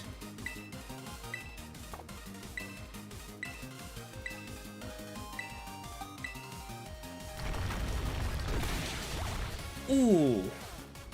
Vicious. Yeah, Dog Trio down. Joltik is an S tier bug type. Joltik is fucking cool. And by being a dual type, it doesn't have all of the disadvantages that bug type generally comes with of having no good moves.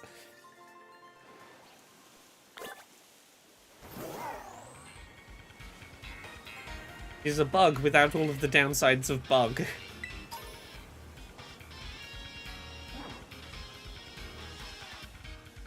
Oh! Slack off. Do we have slack off? No. Okay.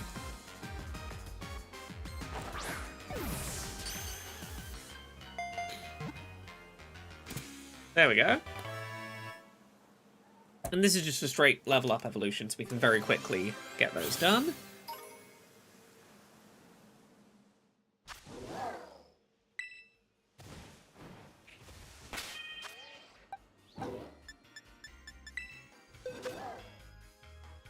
Did I already have it? I didn't think I did.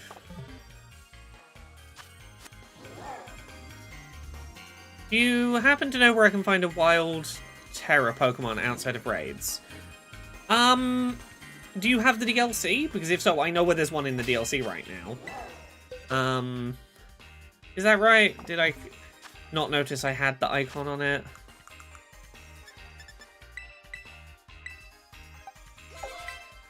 Let's look at it evolve and whether it gives me a Dex entry.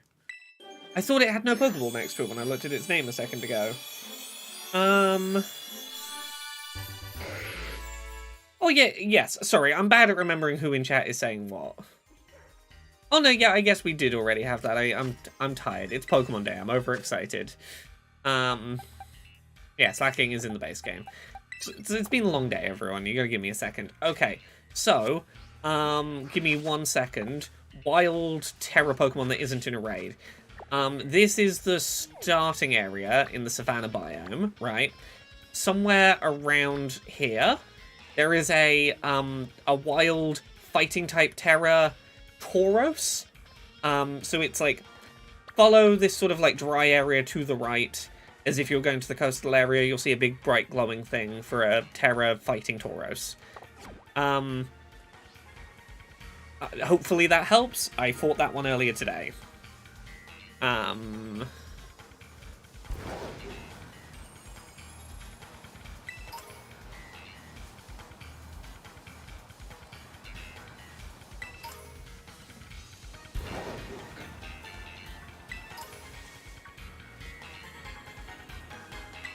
What were those in the grass? Those were Survivor.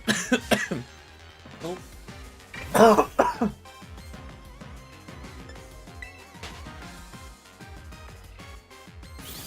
Ooh, I have unplugged my headphones. Oh no.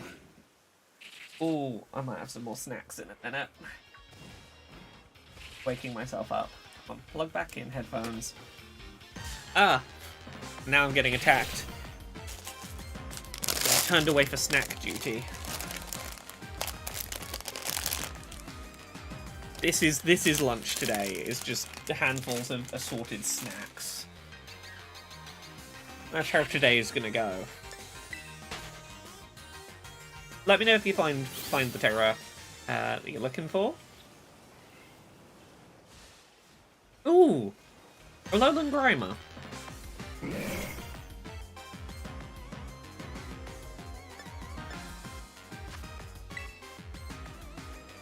Yes, I'm having bubblegum flavored drumstick squashies currently. Just chewy bubblegum sugar.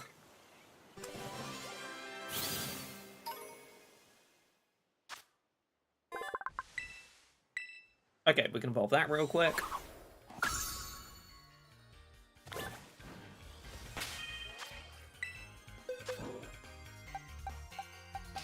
That'll be another dex spot.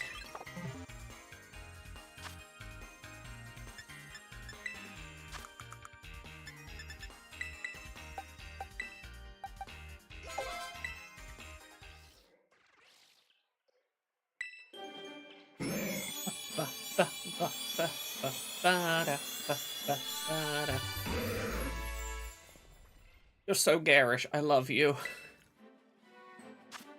You look so nonsensical.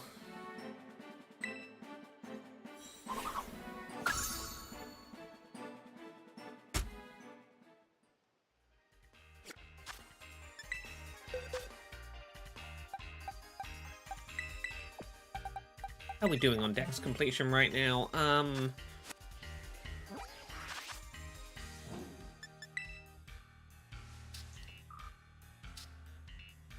Okay, we're coming up on 95 quartz away. We are a long way from that first reward. Oh, this bird.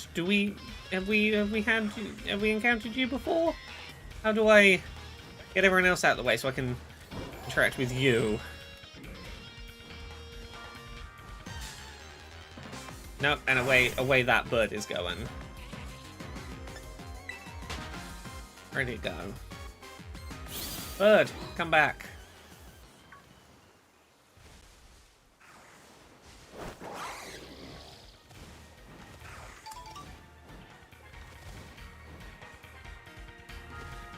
Okay, let's get this fucker, because I'm pretty certain we don't have one of these. Yeah, Meowstick. Does anyone know if that bird whose name I'm blanking on halfway up that cliff is one that's in the base game? I feel like it isn't.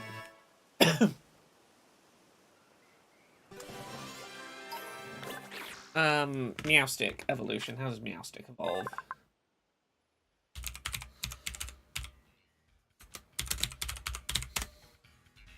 Trumbeak. Trumbeak's not in the base game. Okay. Evolves from Esper, level 25. Okay, so we need to find an Esper.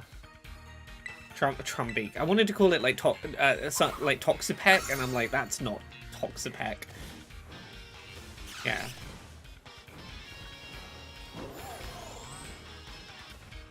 Okay, I can catch a smaller form and we can evolve it. Yeah, Toxapex is something else entirely. It's the sort of round dome thing with the spikes coming out of it, isn't it? Toxapex. Pick-a-peck, yeah. Yeah, Pick-a-peck. It's the peck at the end of the name is why I was thinking it was something peck. And my brain just couldn't get off of the peck sound to try and remember Trumbeak.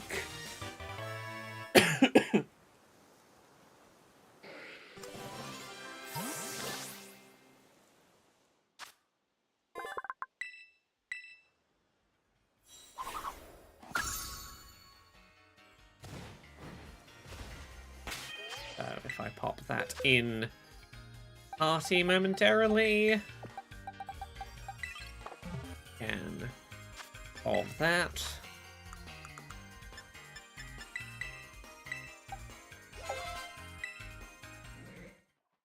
Look at this, we're cracking through Dex entries.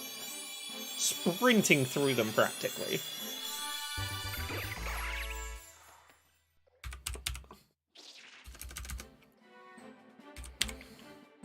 I do need Pick-a-peck and Trumbeak in shiny. We can add those to the list.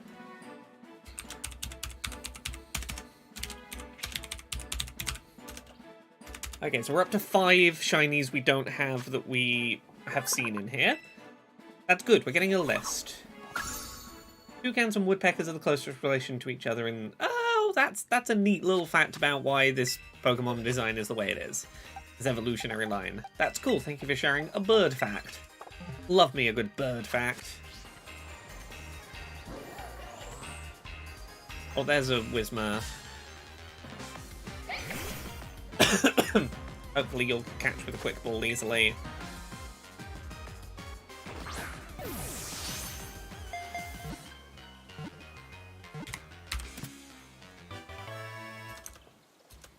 Right, Esper.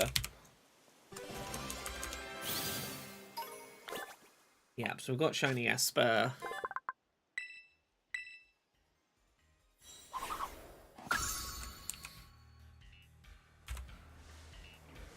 We have shiny Meowstic. Okay. A Brawler, definitely have.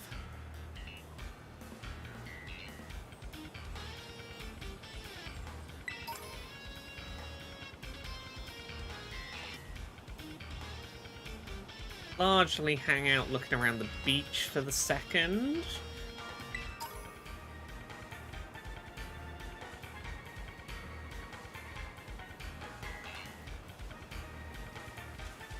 Actual Tentacool wasn't in the base game, was it? It was just Toada's cool. Found my Duraladon. Luckily, the darker metal colour does make it quite noticeable. Okay, so I maybe don't need to be looking for the tiny bit of red so much. I can just go, does it look a bit off? Like, the general look, it'll catch my eye if it's the shiny.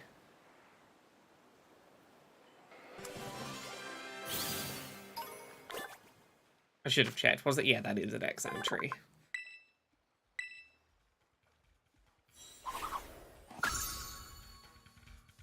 That's another easy deck spot we can just very quickly...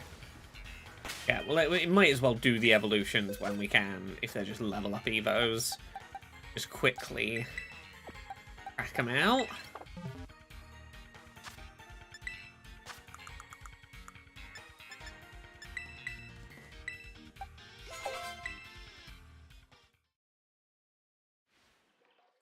I know we have the Tentacool line shiny for sure.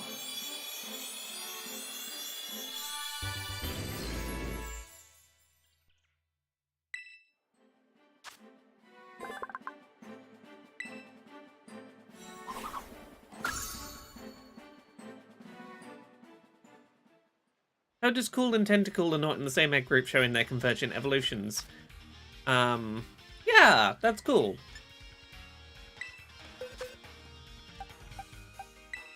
Hooray for some consistent logic in their world building for these animals. Ooh, I can get a Pokedex little gift. What do I get? Okay, got upgrade. Ooh, that presumably means Porygon is here. Which will make happy whoever it was that was talking about Porygon earlier.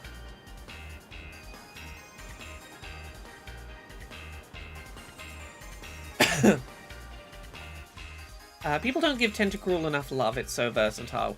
It is. It's great. It is an underloved Pokemon.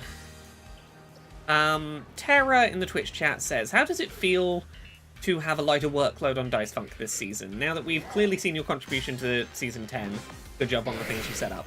Season 11's been nice. Like, as much as I loved co-DMing Season 10, Season 11 going back to just being a player on a Thursday night has been nice for... just being able to, like, rock up to a session and not take notes and nothing's my responsibility and... like, let the adventure happen to me. You appreciate that as a player so much more when you have DM'd a long-running campaign, particularly one with a lot of people watching you do it. Ooh, Talisalankel says, my copy of Stories of Autistic Joy just showed up in the mail. Ooh, I really hope you enjoy it. I'm happy to hear that it's shown up. Okay, fine, Vigoroth, if you're going to keep attacking me, let's, Syrup Bomb you. And because it's a shiny, the attack is a different colour, the syrup's a different colour, because the syrup on the Pokemon's a different colour. Water Poison means it's not weak to grass, and it's both fast and has great special tank, yeah. Terra says, I love during the recent episode where you pulled out your notes during the peace talks. It's fun to be able to be like, I paid attention in class. I'm well behaved this season. Look at me go.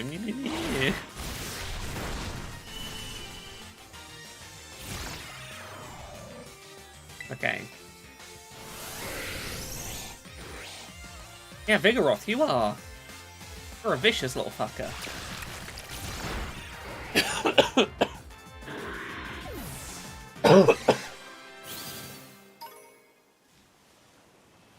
Fine, you let me leave already? There we go.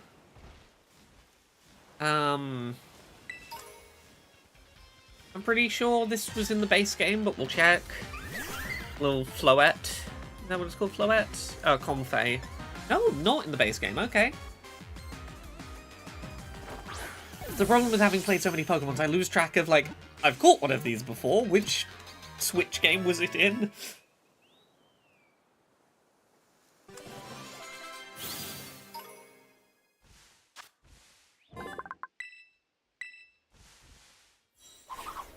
Let's double check the hula skirt one.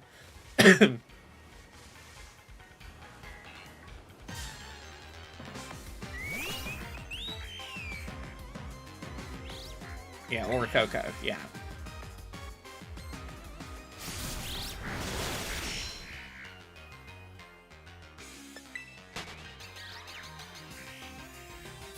Okay, let's heal up the team in the menu.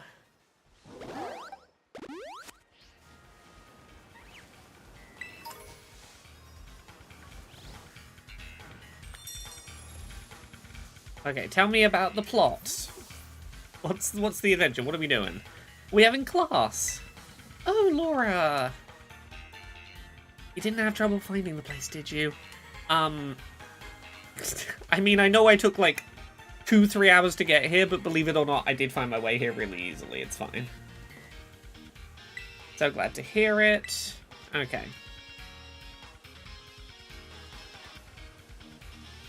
We have a new face with us here today. I'm sure you're all enjoying the tropical climb we've recreated here at the coastal biome. It's for the Pokemon's benefit. One such species has even grown exceptionally larger than it might in other regions thanks to all the light it's exposed to here. Certain Pokemon can have completely different appearances depending on the region. We call this a regional form. Oh, yeah. So this will be Regional Executor, I guess? Catch one of these Pokemon. Go catch an Alolan form. Have we caught an Alolan form of something yet? All the classes are practicals, don't overthink. Oh, I'm guessing this is why someone in chat asked where there was a wild, terrestrialized Pokemon earlier.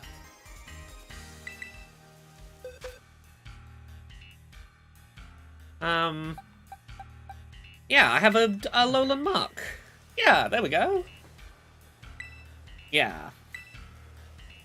Yeah, I finished the assignment. I finished it on the way here. I'm great.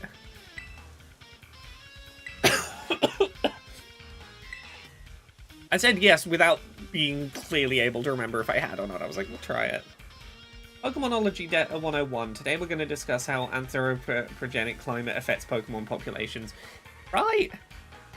Okay, if you didn't catch a Pokemon in time, that'll be your homework before next class.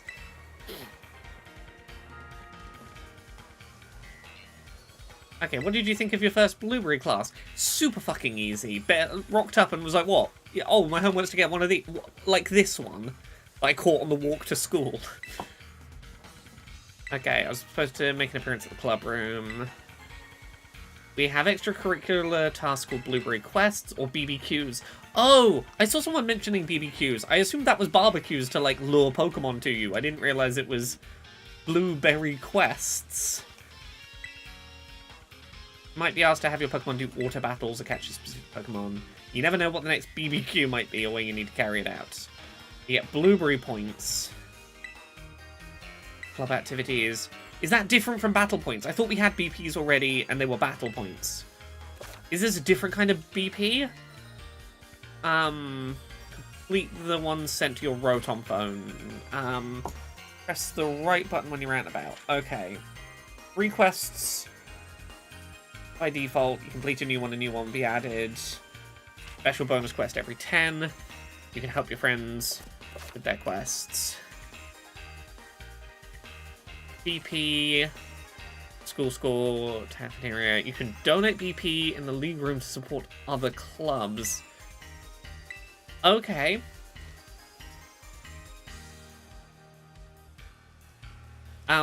Unless I directly ask chat what a thing is or what a thing's going to do, like, assume I'm talking to myself and, like, asking myself hypothetical questions. If I don't yet know what a thing does and I haven't directly said, chat, can you tell me what the thing does? Don't jump in and tell me what it does. I'm trying to learn these things as I go and have some exploration. Anyway, Carmine, this is Laura's phone, right? It's me, Carmine. I heard the news you got picked for the exchange program. Yep. You should show your face. It's a place called the Central Plaza. That very bright place. Yeah, we can do that. Okay, interesting. So, auto battle 10 Pokemon, catch 1, take a photo of a wild Pokemon that is swimming. Oh, I like this. I like this as a system. So if we...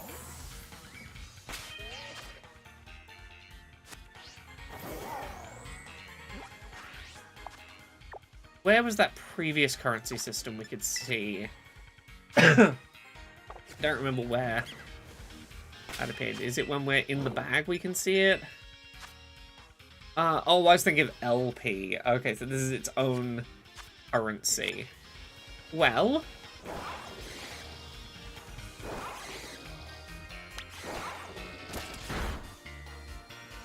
we can auto-battle some stuff on the way.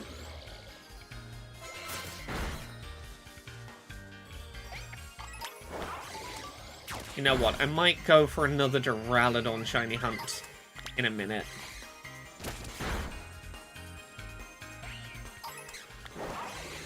Let's just see how quests do.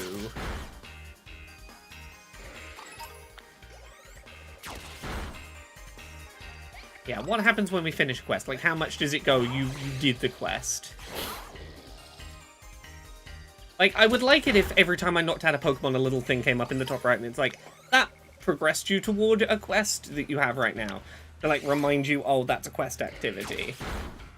And how far along it you are.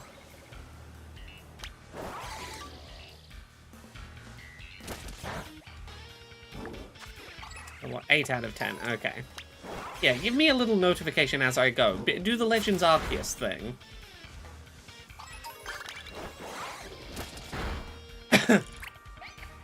Okay, so you do tell me when I completed something. Oh, and it just auto-completes. I'd have to go in here to, like, accept it. Catch a Pokemon. I could just catch one of anything. Why not? And we're near the waters. We might as well photograph something. We got a movement quest.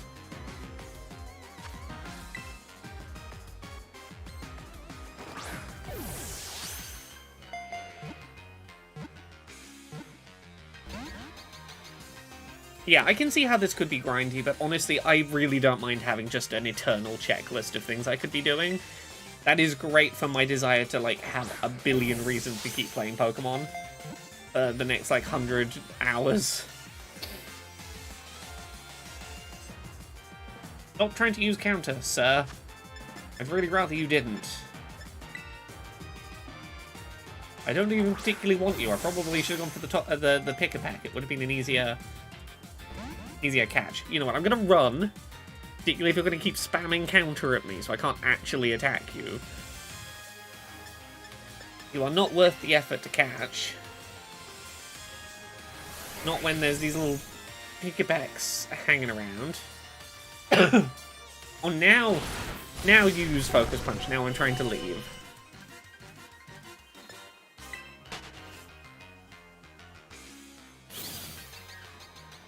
Pick it back. Get in my quick ball.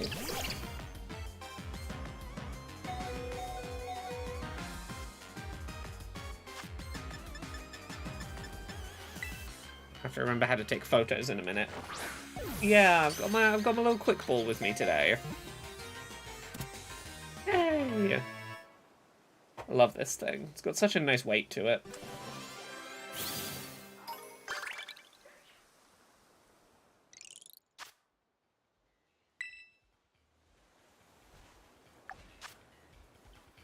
Okay, so it's a new defeat 10 using auto battle. Okay, defeat Pokemon using auto battle is a really convenient one to get because I'm going to be doing that anyway to try and shiny hunt.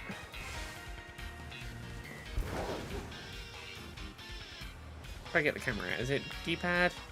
Up? Yeah. Okay. Oh, I like that some of the quests are things like just go do some photography. Oh.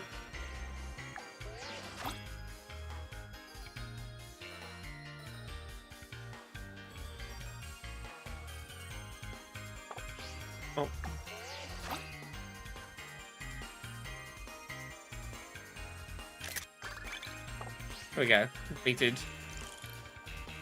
Quest, make myself a TM. Okay, well, it's traveling and actually a bunch of stuff. Yeah, I think I'm gonna go back to the mountain and try and do a Duraladon shiny hunt. I might even try and do the Blitzel shiny hunt as well, maybe. Before I progress too much further in the plot. I think that was the travel a bunch quest there. Ooh, some different Pokemon appearing, I'm guessing because it's a different time of day.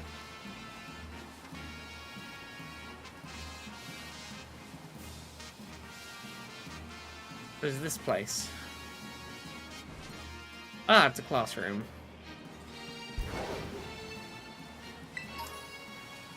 I assume there has to be Pokemon centers in other biomes and not just this one here in the savannah, I would guess.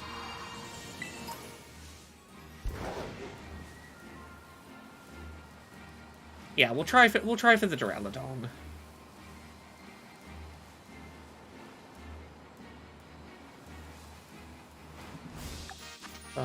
Defeat 10 wild Pokemon with auto battle, catch a Pokemon. Both of those we can do by doing the shiny hunt.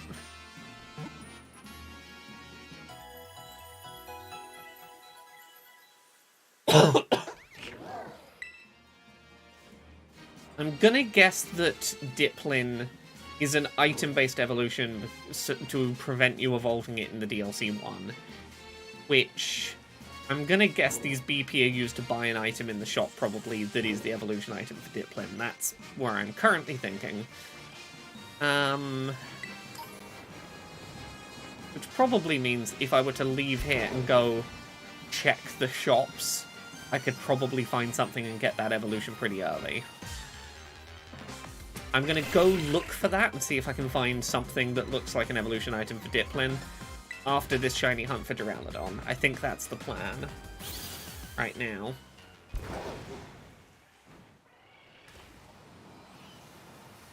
Okay. I think I remember where I'm going to find that nice Duraladon spot.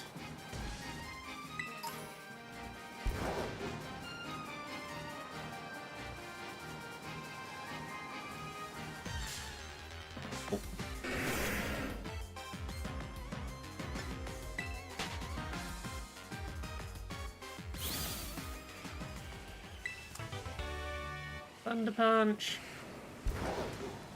I say that it could be a move that isn't learned naturally but is TM based.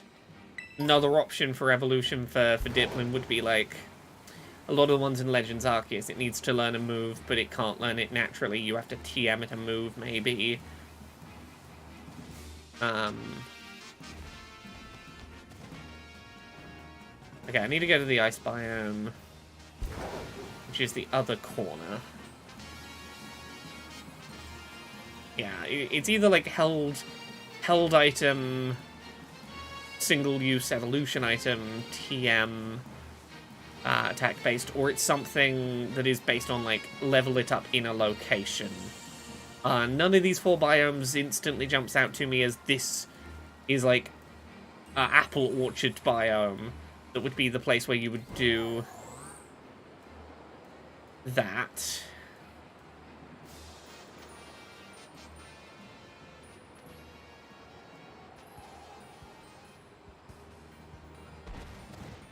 Thinking through my options here. I will properly explore the polar biome later. And now, let's just climb up here. I think it was literally just at the top of this cliff was where we were doing the shiny hunt. I'll recognize it when I see it. I'm pretty sure it was a little further up here.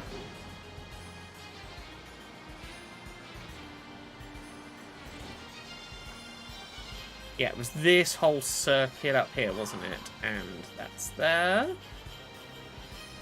Okay, we're going to try speeding around a bit more this time. And, like, really, really sprint through this shiny hunt. And trust our gut instinct to notice if something looks a bit wrong. More than precisely checking every tiny little red section on the horn. Oh, I don't have enough avocado. Do another shiny hunt for dragon. Okay, I need to remember where I buy avocado. I have to go avocado shopping, everyone. Forgive me, give me a minute. Alright, where do I get avocados? I'm pretty sure somewhere in Mesagoza. All these dragon types unable to live without their avocado toast and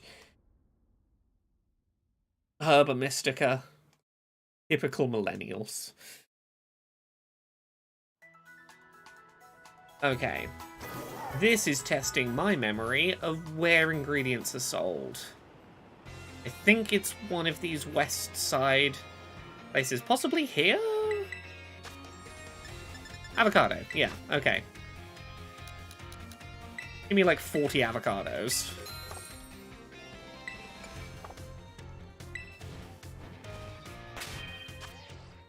There we go. First shop I tried. I remember where my Herba Mystica sandwich ingredients are sold.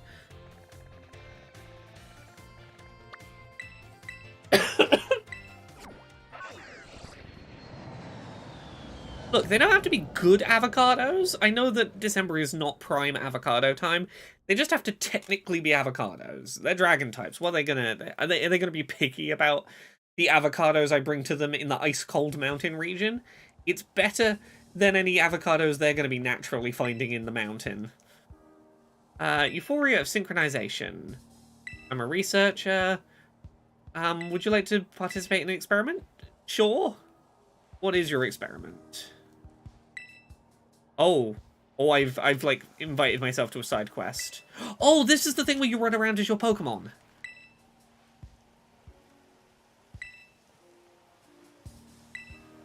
Oh, this thing. Let's find out what this whole thing is. Okay. I'm playing as my Diplin. As my shiny Diplin. Your mind and feelings are now synchronized with your Pokemon. There's a tree in front of me. I'm a little Diplin. Go! I saw this in, like, referenced in a trailer. What can I do while I'm a Diplin?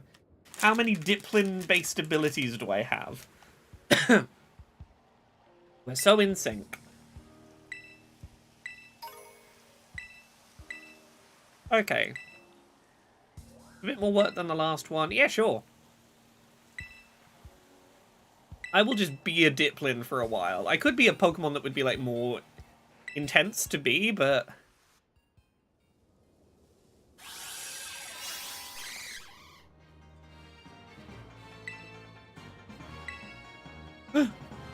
I can attack! I can real-time Pokemon battle!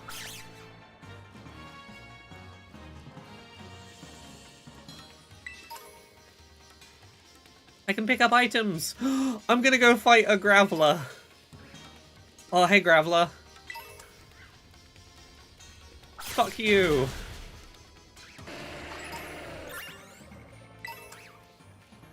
This is Diplin's world now.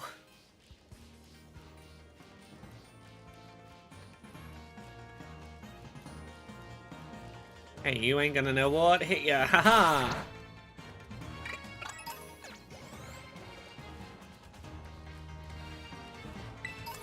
Diplin's coming to town! Oh, Tyrogue, You're standing too close to that cliff. I'm gonna get you.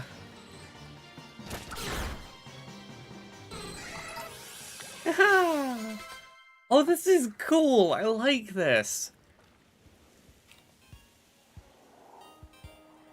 You've got the best synchronization I've ever seen.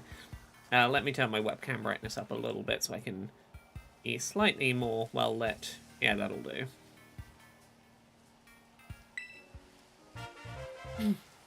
Oh, I can just do this at any time. I have an item for it now. Okay. Hold down the L button and press the R button to begin synchronization. Okay, so I can just do that.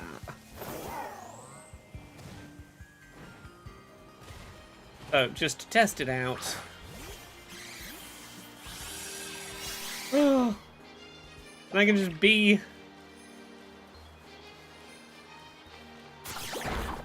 only in the terrarium, but honestly that's fine. Let me go beat up this Porygon.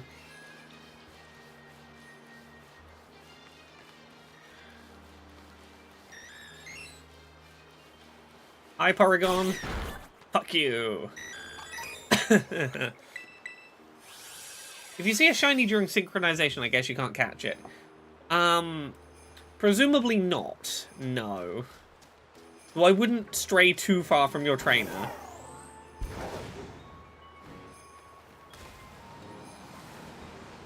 But trainer, get the fuck over here. I found something. You're gonna want to see it.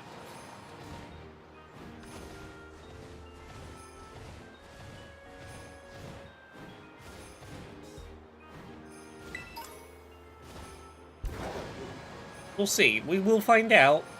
But for now... we shall just do our little shiny hunt. Yeah, I am curious how it handles despawning. Maybe when we're not, like, trying to shiny hunt for a thing I actually want. Like, we could test that out.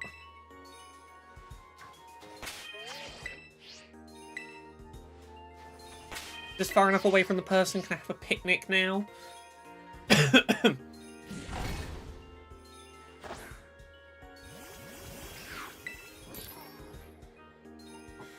Okay. It's tomato, onion, green pepper, hamburger, double avocado. And we're gonna do...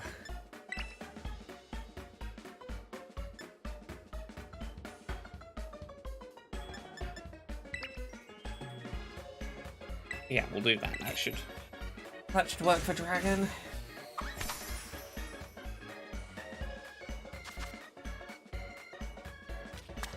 Oh.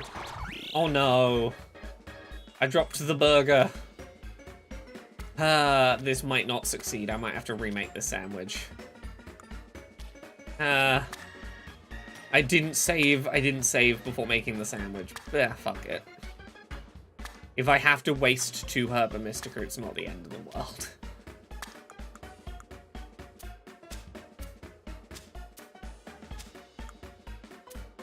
I really was not paying attention. You can tell I'm a bit sleepy today. Yeah, I dropped an entire ingredient off the sandwich. I think that's going to fuck the recipe up.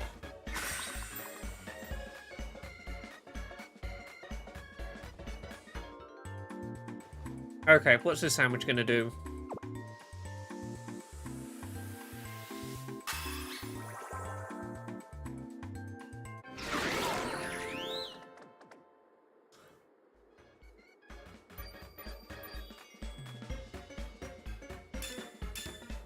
Oh!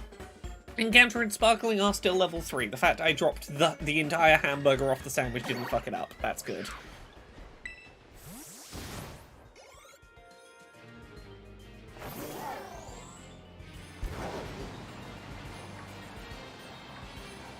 Okay, yeah, I'm gonna try sprinting around. And looking out for just like general vibe. Do you look the wrong color? Rather than looking for the tiny specific details. General vibe of do you look too blue?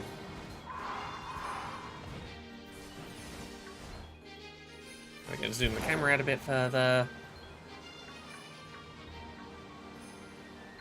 possible I might miss a shiny there, but this way, but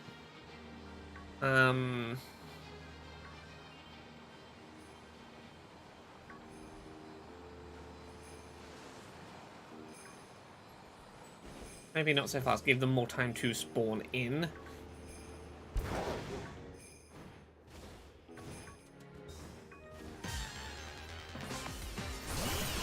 I have to catch a Pokemon for my BP quest anyway, so I might as well just try a quick ball, see if I luck out.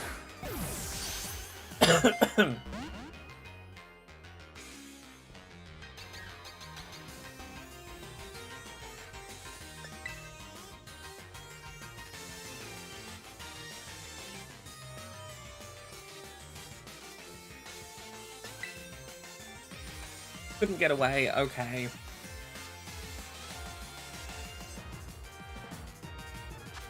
Why is my Diplin down the cliff? I don't know. Well, it seems to be working, because not one of Duraladon's attacks has hit Diplin, so I guess Diplin's just hiding. No!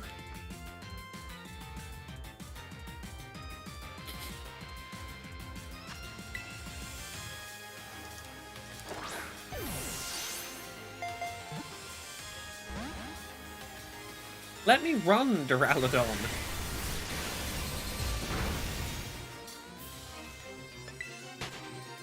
There we go, we're allowed to leave. Oh! I ran and it's like, nah, you don't get away. There's no getting away from me. Fine, I will fight you, Duraladon. You're using up valuable shiny sandwich time. Terrastalize and Syrup Bomb.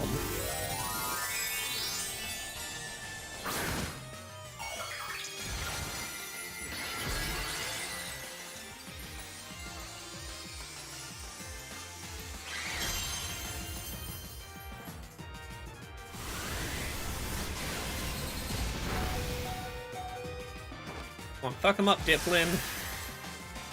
Fuck him up, Diplin. Fuck him up. Wasn't very effective. Fuck him up. Please let me leave.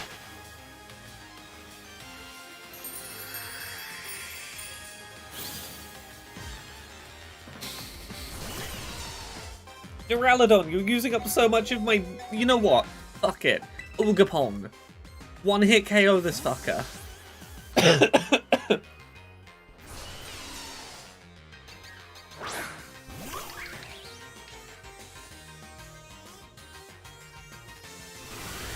How much of my time have you used up, single Duraladon, that I was just trying to not deal with fighting? Oogapon, you can have some praise. You did a very good job saving me from this fucking fight.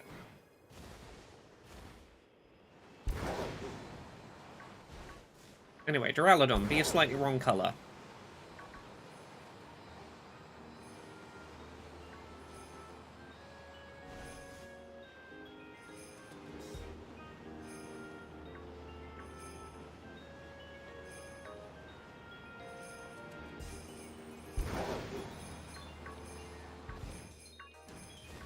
I won't jump up that platform because I will get trapped.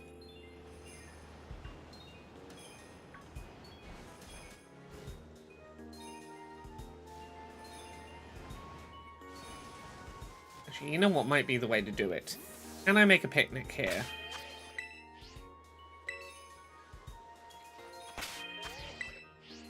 Come on. Let there be a flat enough spot here, because this is a really good...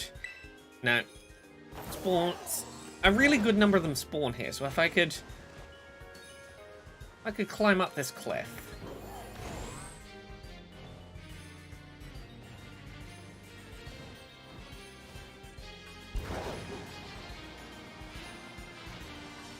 And... Oh, I'm overcomplicating this.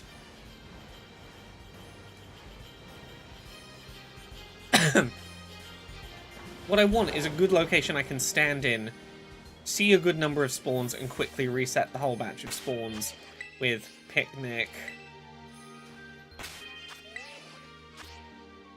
And we pack up and see them respawn. This might be the I don't know if this is the quicker way to do it for this one. How many spawn in when we stand statically here?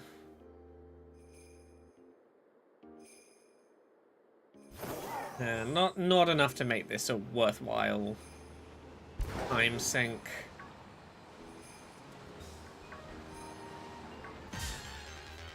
I was gonna try and look backwards to see the ones that spawn in my wake, but honestly, I think I need to just... I need to just look where I'm going and keep moving. Okay, just kill my Diplin. Or let me leave. Kill my Diplin or let me leave.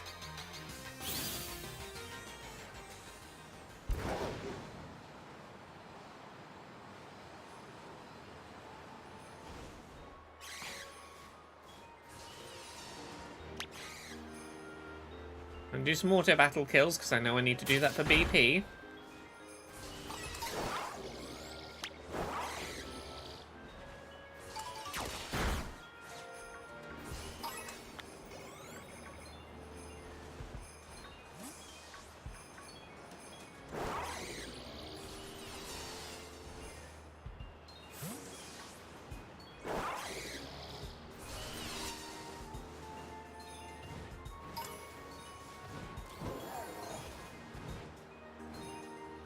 I need to swap you out of that front slot, Diplin. You're not much help there.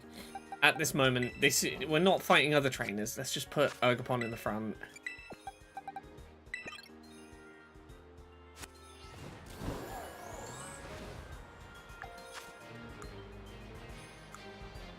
I've used almost 10 minutes and made so little progress.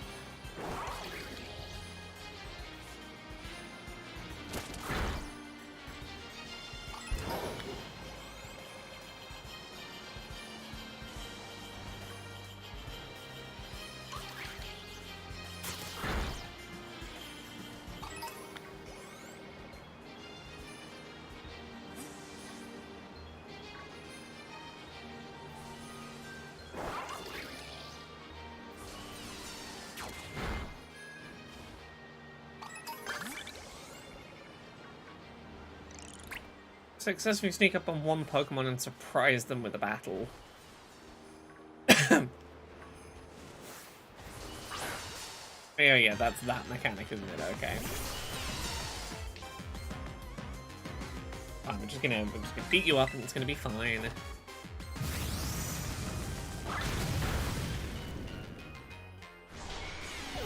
Any of you look shiny, none of you look shiny.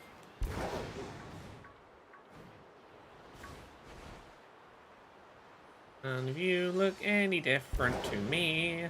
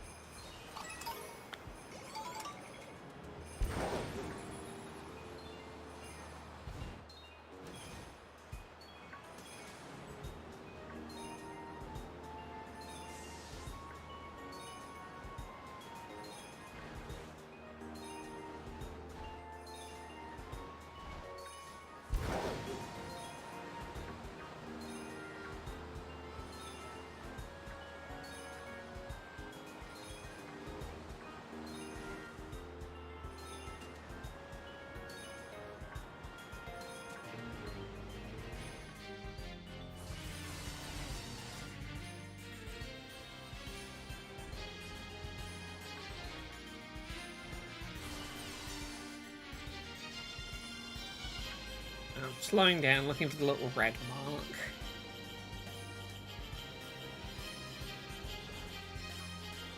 Oh.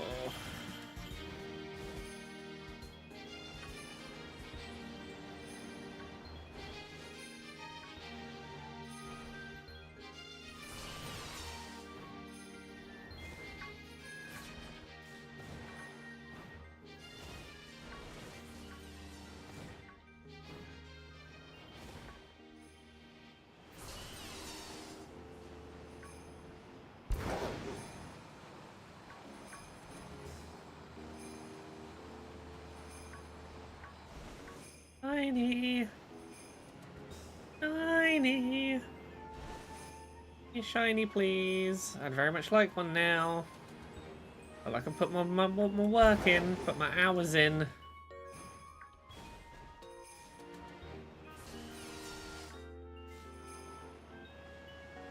I'd argue I've earned one at this point.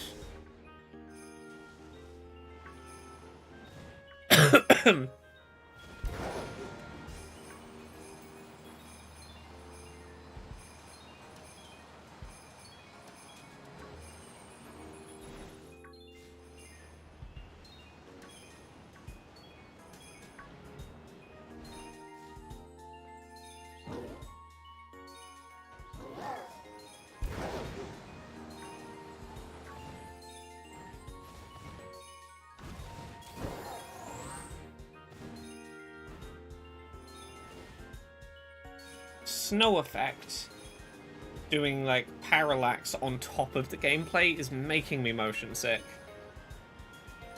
because it's drifting not in parallel with my camera movements,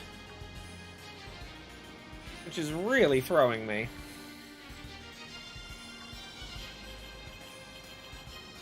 I would really like to turn, yeah. Bella Bean says, from an accessibility perspective, the shiny sound must have been good for people who are colorblind. It's good for so many people. Low vision, colorblind, people with who struggle with attention.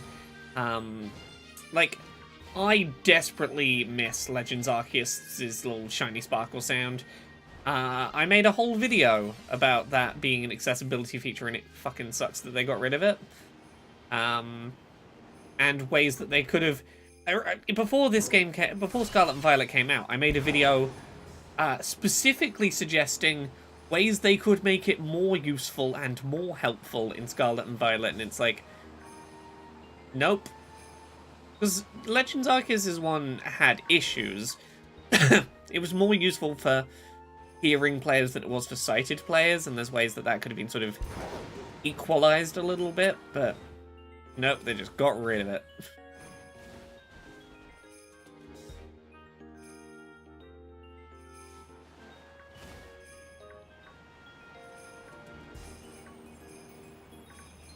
Yeah, I really don't like the snow effect.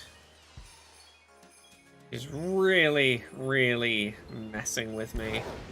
I swear it wasn't this bad the first time we tried this shiny hunt. I feel like if it was present at all, it was not nearly this intense. Yeah, I don't know if I'm going to be able to stick with this shiny hunt. I might even have to... Yeah, the fact that it's clearly a filter and rotates... Yeah, the fact of how its rotation interplays with the camera, rather than the real world, it's clearly a filter over the screen, not snow falling in 3D space. And, like, that's often how weather effects are done, but it's really fucking obvious that it's how the weather effects are done here.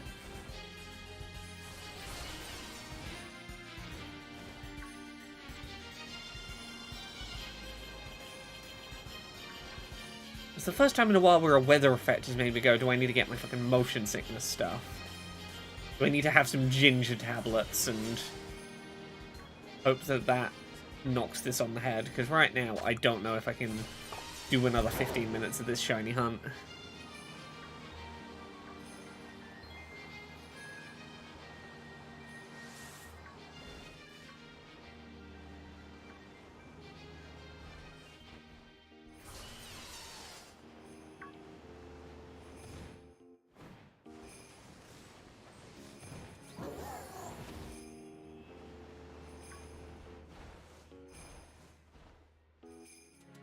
Ugh.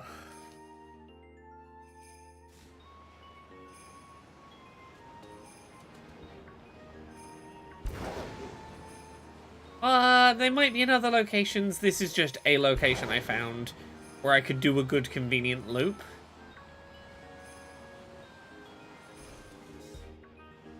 There's no guarantee the weather would be any different if I went elsewhere. Just some other bit of snowy thing. I think it's just... They've decided it's snowing now.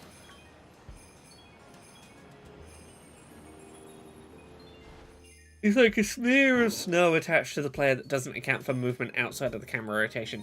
Yes, that is a good way to describe it.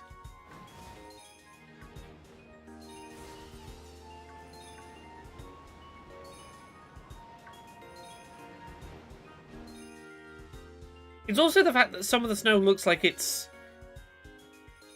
landing, like, under the player.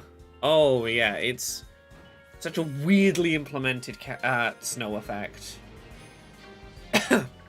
You know what? I'm gonna stand in one place using auto battle.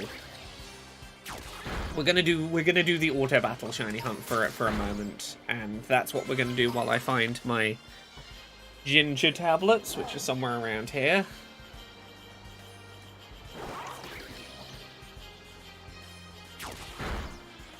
Where is my medicated ginger? Here it is. Just capsules of ginger for anti-nausea. Put a big chunk of ginger in me.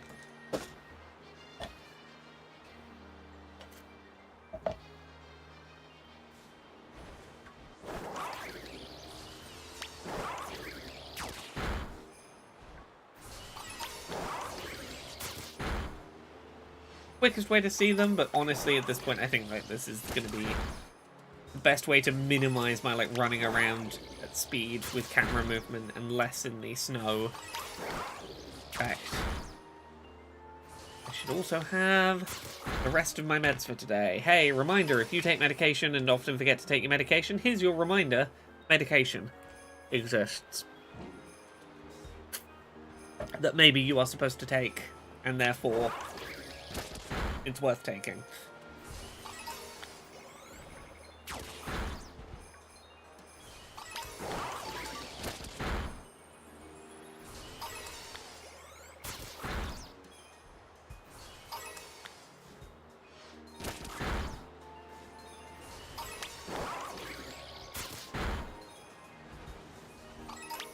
Honestly, this might be the better way to do it, is just find a place where a shit ton of them spawn and just one by one knock them out so more spawn.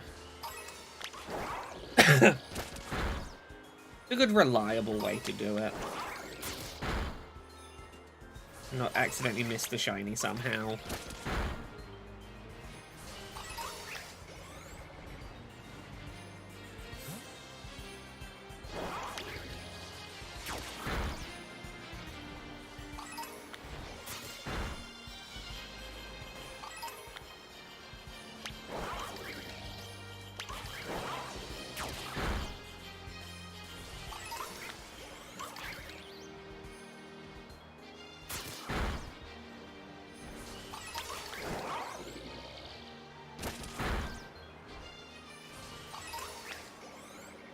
You a different shade? Probably not, no.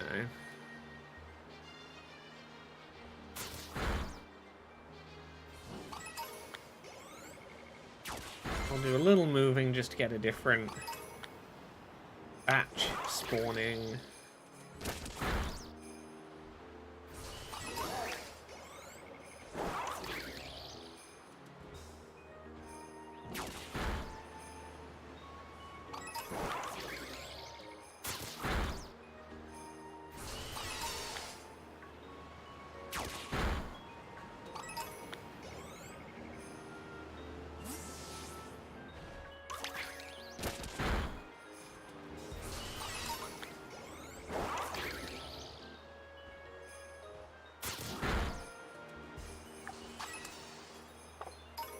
About 10 minutes, we can do it.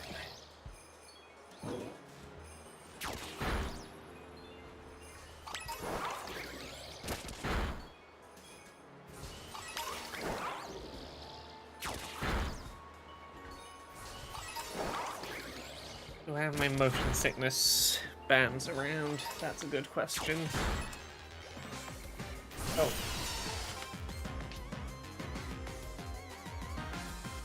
I don't know if I have them to hand.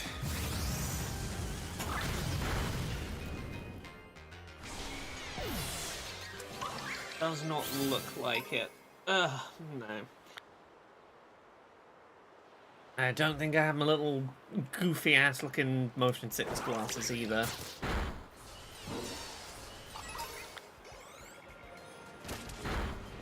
Fucking hate motion sickness. Being a video game reviewer with motion sickness fucking sucks. That thing that I've got to be able to do for long periods of time for work. What if, occasionally, your brain went, nah, I think I'm moving, though. Something's wrong, get sick. I'm like, no, we're fine, brain. Like, this isn't an inner-ear issue or anything, like, we're just playing a video game. Pretty sure you're ill.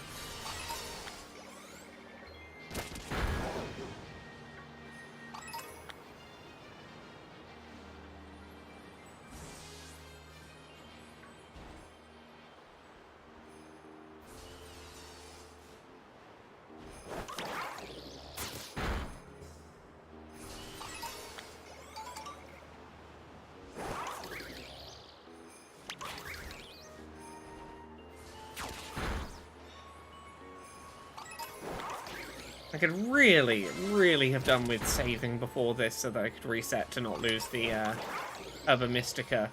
This is one of those few times I really want to get the shiny on the first sandwich so that the Herba Mystica doesn't have to be wasted needlessly. Getting backwards on the train is better for you? Quite possibly. Your brain isn't trying to reconcile where it's going quite the same way. Phew. It's weird, the little tricks that will sometimes fool your brain into being like, everything is fine.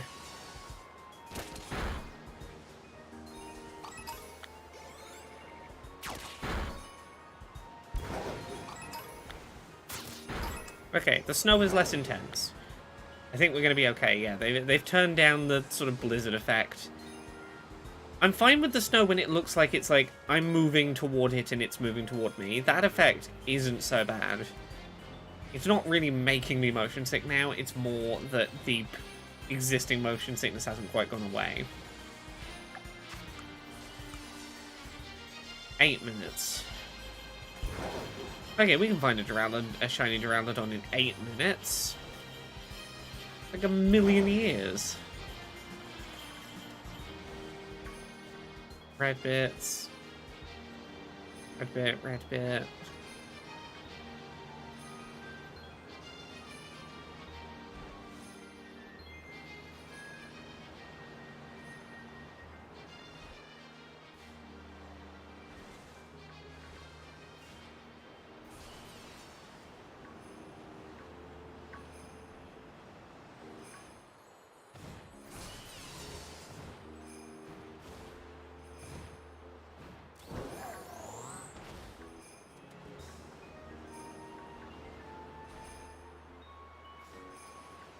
Yeah, the blizzard effect was what was causing the biggest problem.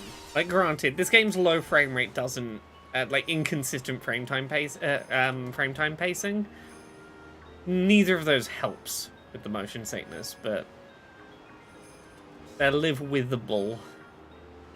Otherwise, also, we are 4 hours into streaming this, and have done one objective in the DLC before going like, nope, shiny hunting!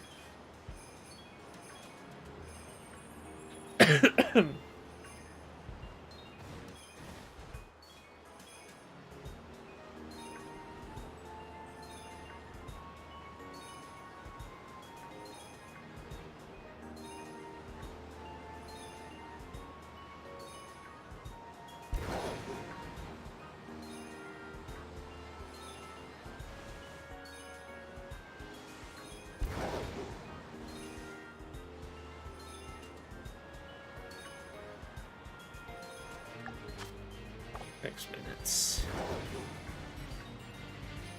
On Duraladon, I need this. I had to put up with a fucking motion sickness blizzard. The least you can do is let me not have to come back here for a bit.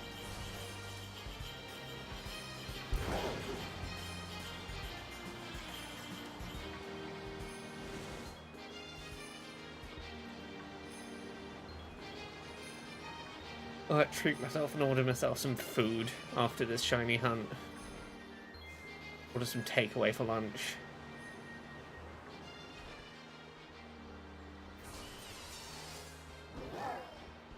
Nested Parenthetical says, I've only ever gotten motion sick once, reading Below Deck on a boat, and it's terrible. My deepest sympathies. Yeah, I get it pretty consistently. My brain just does not know how to handle what my vestibular system is feeling, and what I am seeing with my eyes isn't matching up, and it panics and goes, probably an ear infection. Yeah, I'm not feeling movement in your ear, but I'm seeing it in your eyes. Either your ears or eyes are bad. Go to a doctor. I'm like, no, they're fine. I don't know, they're telling me conflicting things. Better make you feel nauseous just in case.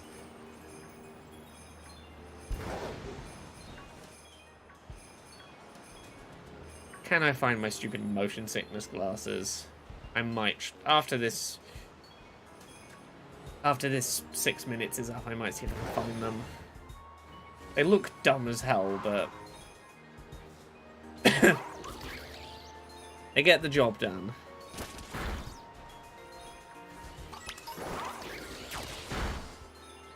You know what? Yeah. Are they in my handbag?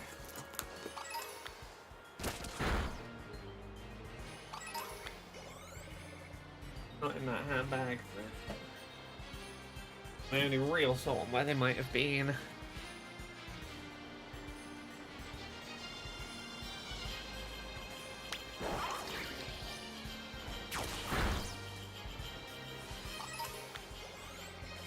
Another bag again? Nope. Andy Terra says, I only get motion sickness when I play handheld in a moving vehicle. Yeah, getting motion sick when you're not even like in a moving vehicle is the worst. I'm like, I'm not even getting motion sick in the place where people are supposed to get motion sick.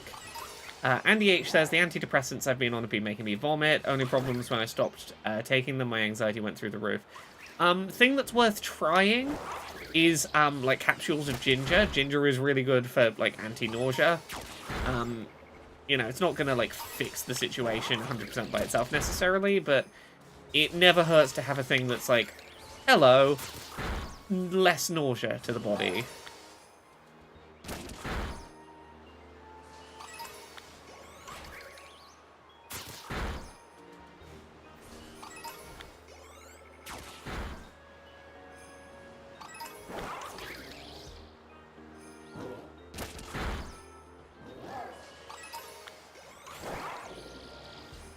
Yes, it sucks when your choices are this illness or that illness, or this positive but this side effect. Love having to weigh up which bit of not good, not enjoyable is the one I'm going to put up with.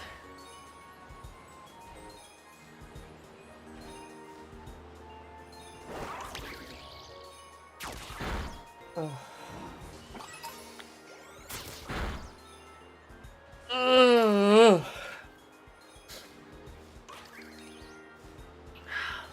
Yeah, motion sickness comes with like a bunch of other things that happen. Like as soon as I start getting motion sick, like tiredness sets in really quick. I get a bit of a headache at the front of the head.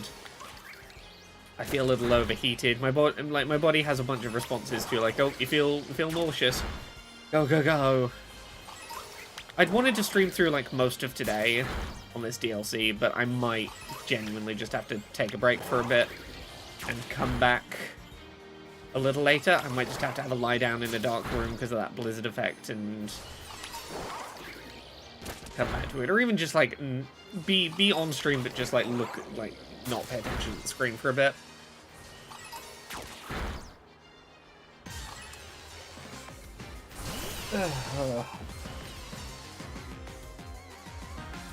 Body, why are you like this?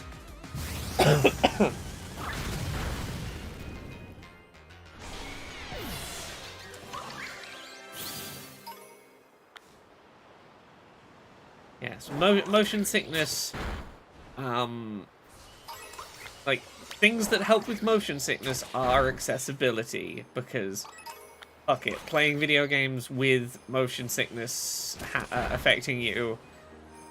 I've known few other medical ailments I experienced that have quite as much of a drastic effect of you gotta stop playing right now. You don't get to keep playing your game. You turned the video games make you poorly switch on.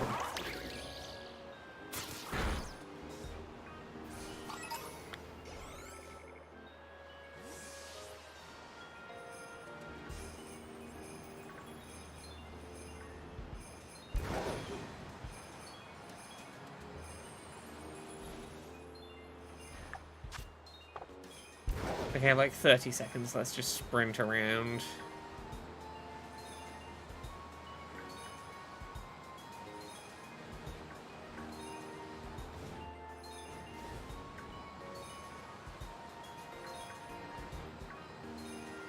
Maybe one more lap. Oh! Are you the shiny?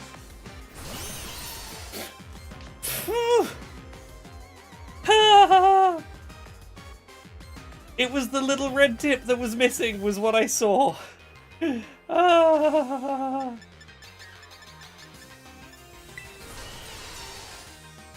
Just as I was about to fucking give in.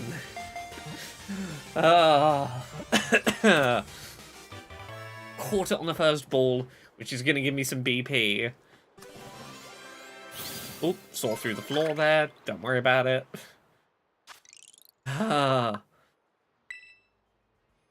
Let's make space for you in the party. What are we taking out of the party to make space for you? Ursuluna. You're cool, but we can...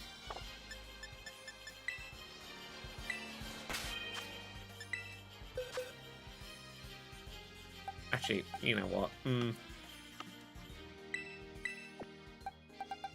Serendipity.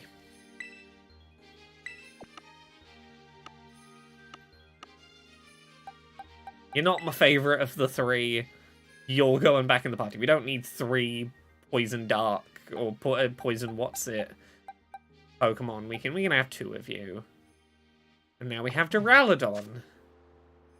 Now I don't know if Duraladon evolves by leveling or by a particular move or something now, but we're gonna put these at the front of the party. We're going to... For both of these, we're going to check if there's any, like, moves I don't recognize that they can learn.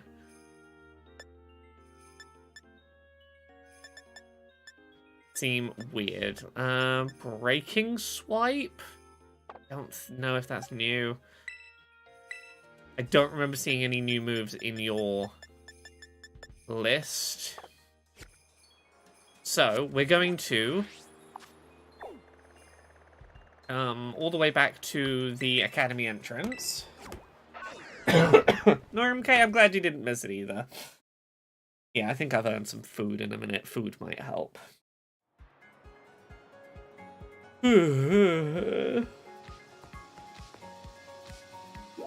Okay, school store. I should probably, like, explore the school. Can I buy anything that looks like it's an evolution item for either of these Pokemon? How much are they going to cost in... okay. Are any of them showing in the little art here either of those Pokemon? Storm. Blast, Ice Beam... Are there any, like, new moves I haven't heard of in here? I think you're looking for, like, dragon stuff, steel type stuff, grass type stuff, and tail, metal alloy. That sounds new, and could well be what evolves Duraladon. Am I correct that that's new, at least? Does anyone in chat know, is this an item we haven't had before? Dragon Dance. Dragon Pulse? Dragon... Yeah, it looks new. Like Buzz. Scale Shot. No. Okay, I think get 300, try and buy that item. I'm gonna look around the school, see if there's like an NPC that can tell me anything. I might just do some generic quests. Okay, what you got for sale? Ooh, all these foods look so hyper saturated. Oh, of course this is fucking Unova. Get a deep dish pizza, a neon milkshake, a plate of fries, or the Academy special that seems to have a flan on top of a donut and some jelly beans and some chili cheese fries and some noodles with fried chicken in. Sparkling Power level 1. Okay.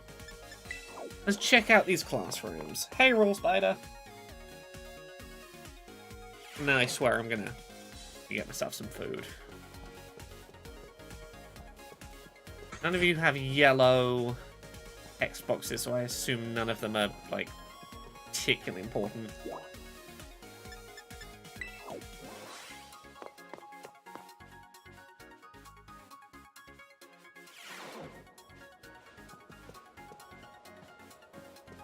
Ooh, stay away. I'm a danger to all who approach. No, I'm not gonna leave you alone. What's wrong? Are you like me? Maybe. Must have heard the call. Sure. What has called you here, then? The darkness? It quenches the thirst of my pitch-black soul. You can feel it, right? The stirring of the power in your hand there. My right hand? No, left hand. Okay, I nearly got through that.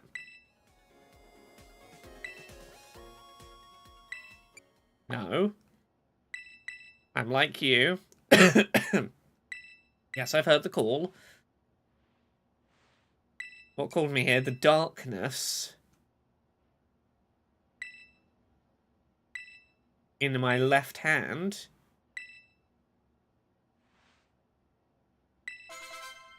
Be still my left hand. I learned the be still my left hand emote. Okay.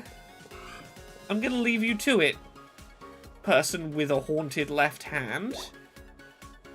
Raw Spider says, has the DLC alleviated some of the frame rate hiccups, or do we still wait for the new Nintendo platform to be the performance patch? It still ain't great. It's not the worst, but it's not... It's not where we want it to be, ideally, still. The very mightiest. I'd love to see a Pokemon with the mightiest mark. I'm pretty sure I have one, but I don't remember where I kept it, so... Someone said there was a place I could go to, like, spend the BP on making more types of Pokemon show up, I think they said. I don't know where I go to do that currently, but... Let's see. If I can get 300 BP, that might be enough for me to evolve. They get that evolution item. How many BP do I have now?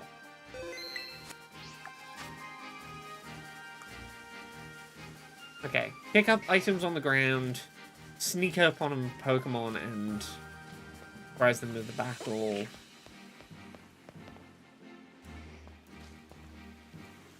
I can probably sneak up on a Pokemon and surprise it with a battle.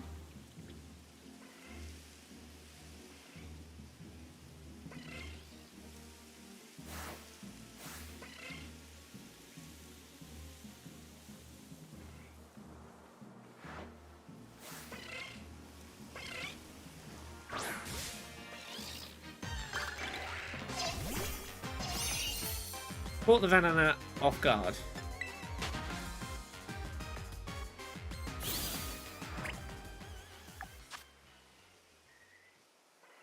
Travel over 500 yards, pick up 10 items. Okay, those are pretty easy.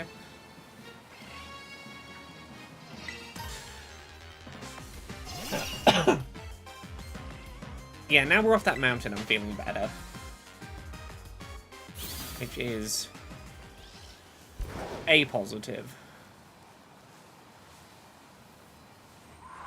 There an item? There too.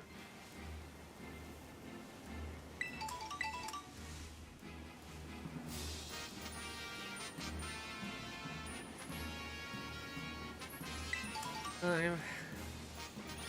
6.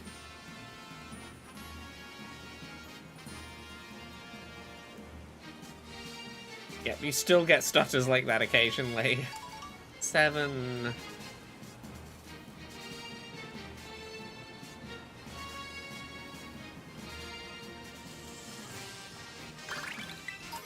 8. 9. Catch a Pokemon. Pick up another item off the ground.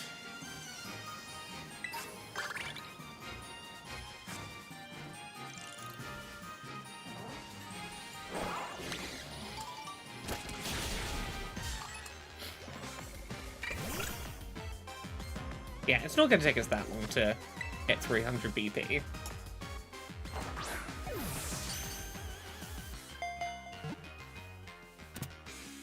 Okay, yes, that's another, what, 20 BP? Like 15 of these quests should be enough.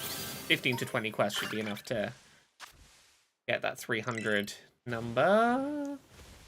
Battle a wild Terra Pokemon. Yep, that's fine. We can. Oh, that's because we did. Oh, we did 10 quests, so it gave us a quest worth 100 points, and that's why the person was asking about a wild Terra Pokemon. Okay, auto battle 10 things. Cool. We should go battle the wild Terra Pokemon first, so we can start like building back up to another 100 pointer. Okay, where else can I find another wild Terra Pokemon?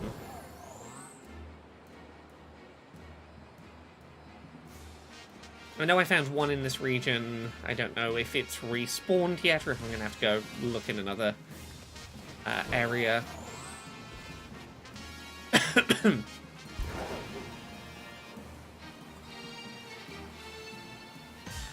Oh.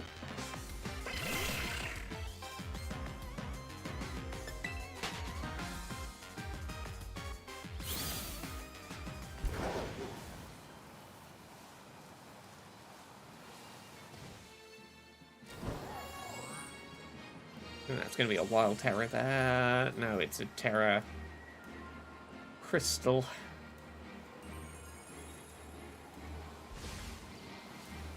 Go look where that Tauros was and see if it's respawned. Somewhere around here, the Tauros. Be sure it hasn't respawned.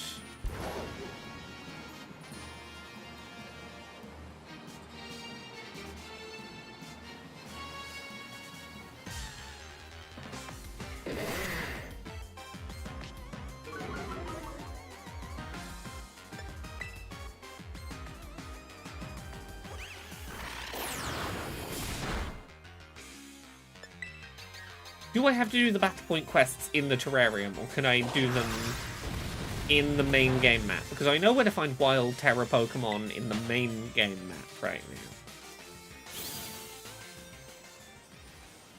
Just haven't learned all their locations in here yet.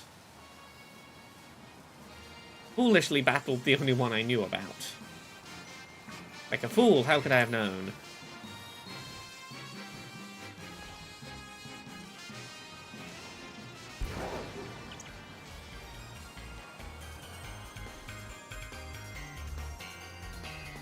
Oh, that frame. Oh, that's one over there on that island. That's a wild Terra Pokemon. I agree. I think the base game would have benefited a lot from these types of quests. You know what the base game would have really benefited from? The fucking Pokemon Pokemon Legends Arceus Pokédex quest system. That was fucking great. They had so much stuff to do. Give me little quests to keep me busy.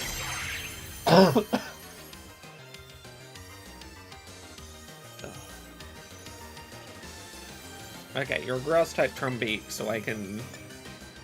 Let's Dragon Pulse, that should be fine. Oh! Oh.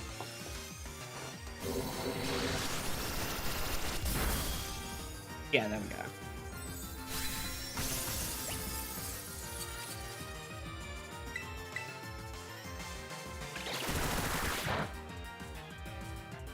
Oh no, Bullet Seed, how will I survive?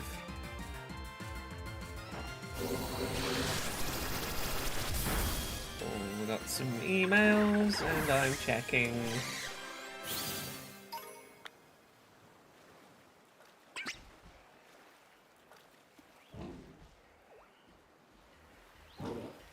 Alright, I've got some work emails, and I'm just checking whether any of them can wait till later today. Thank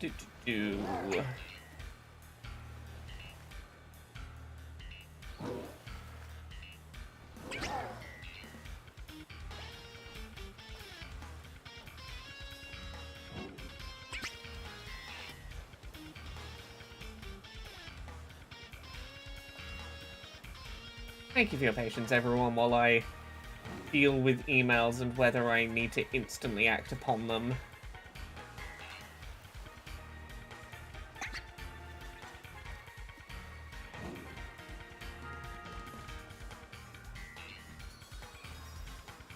Hooray! A freelance piece I did this week. The editor is happy with the draft. That's always good. Gotta do some back-end stuff for that.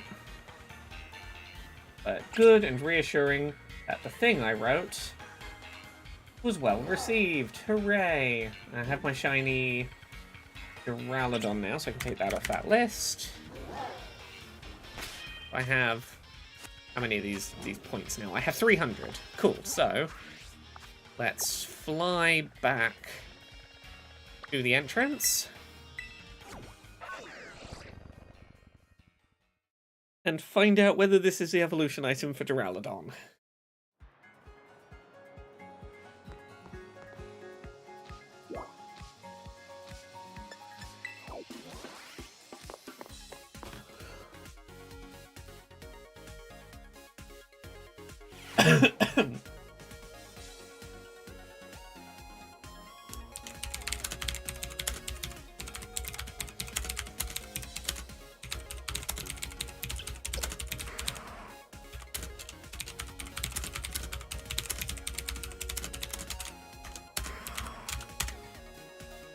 Morning, T Golemo.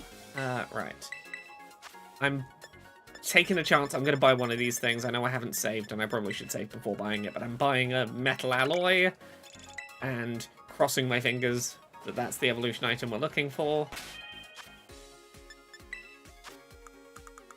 One. Throwing caution to the wind today.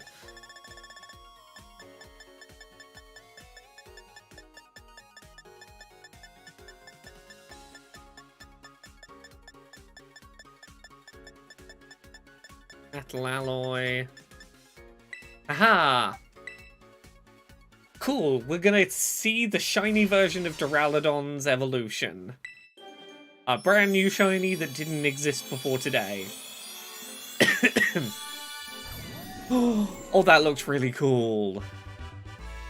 Archaludon. Okay, the blue looks really nice on that.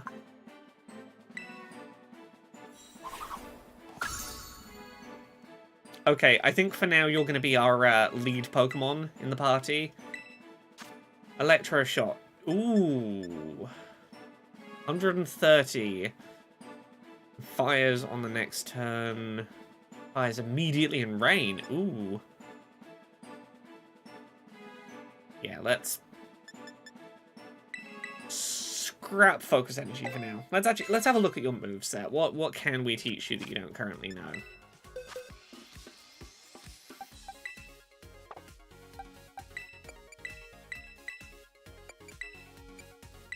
Oh yeah, and let's go back to the boxes where we were meant to be, but in our caught Pokemon. Change moves. What can you learn that you don't currently have? Smash, Metal Stone, Dragon Tail, Breaking Swipe.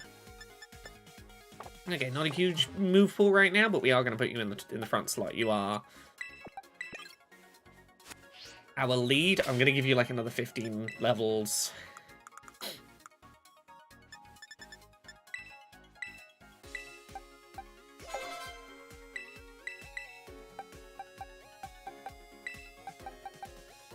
Shoo!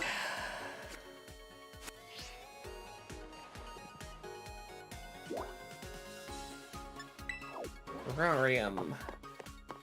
Do I shiny hunt Blitzel while I'm here? How different does shiny Blitzel look? I feel like it's got to look pretty drastically different. And if I can't place it right now. Shiny Blitzel. Hey, yeah, blue or purple instead of black.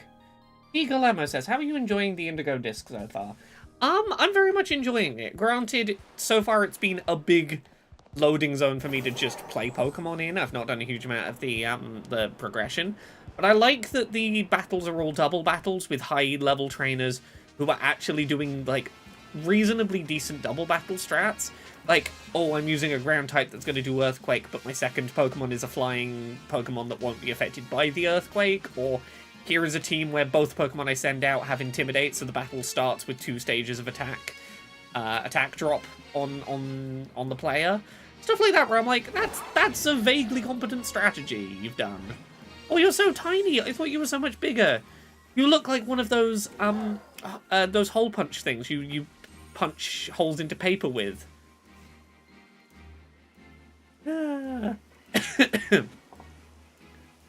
Okay, Blitzel, are you like a dual type or are you just electric type? Blitzel type. I think you're the only electric... Yeah, you're the only electric type we've seen in this area, really, so... We're gonna very quickly save that, and then we're gonna look at... one sec. We're gonna look at what sandwich we need to make to, get the electric type sandwich.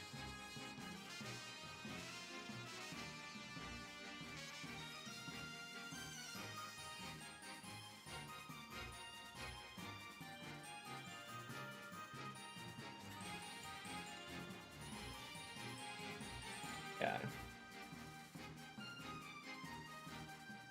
I mean, shiny hunting's not that bad. If you've got the Herba Mystica, which is honestly, like, the biggest part of it in this gen. What do I need? Electric is yellow pepper. Okay. So we are just gonna do a picnic. I'm like 90+% of the way to having a living shiny dex. Every single shiny Pokemon, including all of the evolutionary stages in shiny form across the entire franchise. I'm over 90%. One sec. Oh, we're gonna have one of these kind of days today.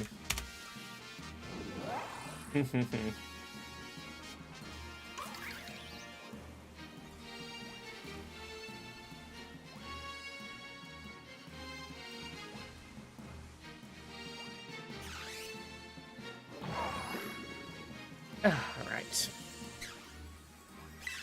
What was it? Yellow peppers, I think it was, for this sandwich.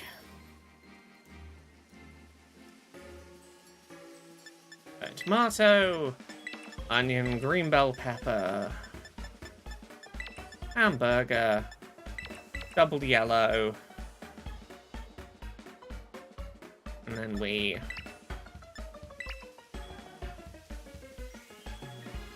do that.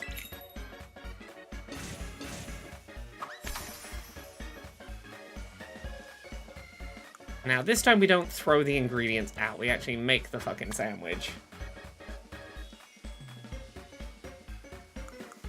Don't just throw the hamburger on the floor for no reason.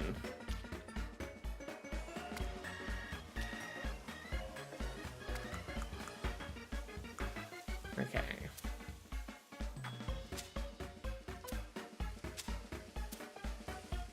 Dropping yellow onto yellow, it's gonna be really easy to miss these.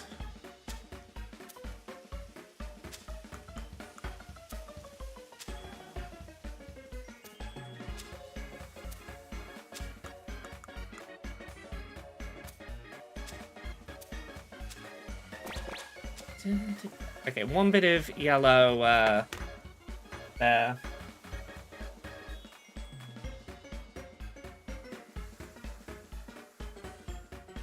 There we go. Don't put the top red on, because top red is a scam. Apologies for anyone in the YouTube chat today. We've got some people being, you know, how people on the internet be. I apologize mainly on behalf of everyone else who has to see, like, slurs and usernames today. Royal Spider says, Pokemon games not being part of the Game Boy, Game Boy Color, Game Boy Advance NSO is still a big head scratcher to me, but maybe it's just me. It's not just you. It's ridiculous, particularly with the 3DS eShop closed down and Pokemon Bank. It's unclear how long it's going to survive for. You need to put the old gens of Pokemon games on, like, Switch in some capacity to make, like, some of those old gen Pokemon catchable and transferable to home.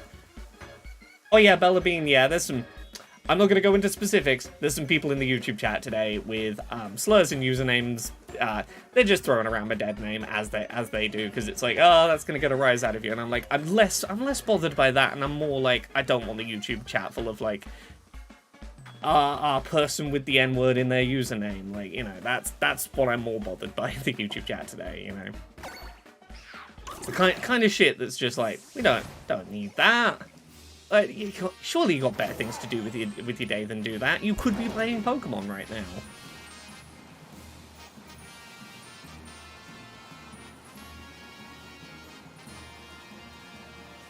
Right, so let's go find those Blitzels. They were somewhere near the boundary to the beach area, I think.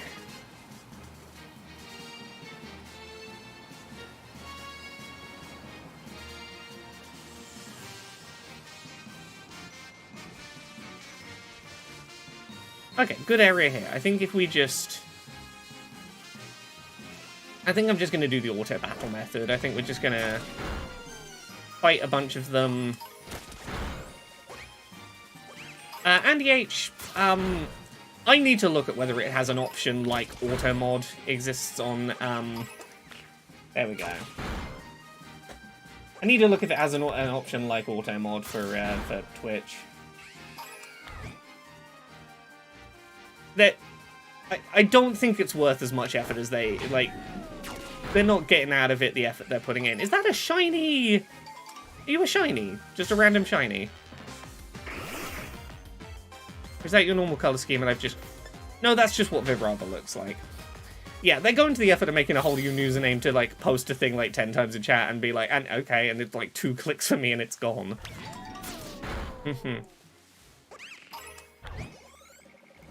Terra says, to be honest, I cancelled my plans for today to watch you play Pokemon. I'm not regretting it. Yay! I'm glad this has been an enjoyable use of your day.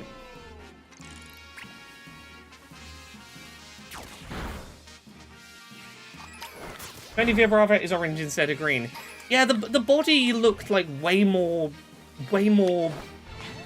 saturated than I expect it being, but I don't know if that's just because it's sunset, and the sunset was kind of changing the perception of the shade.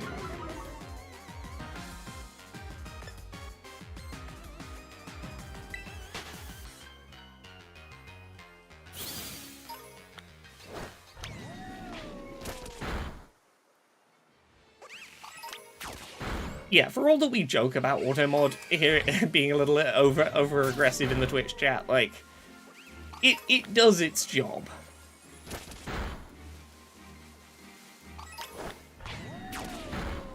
Okay, so we're looking for sort of blue or purple.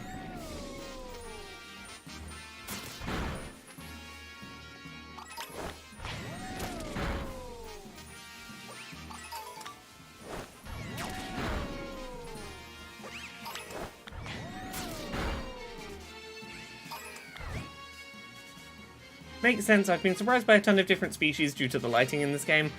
Yeah. There are certain Pokemon that just, you put a little bit of lighting on them and suddenly I'm like, I don't recognize you at all. What are you? Got a Torkoal on my initial try of the DLC last night. Awesome. What, a shiny or a regular? I realize from context I don't know the answer to that.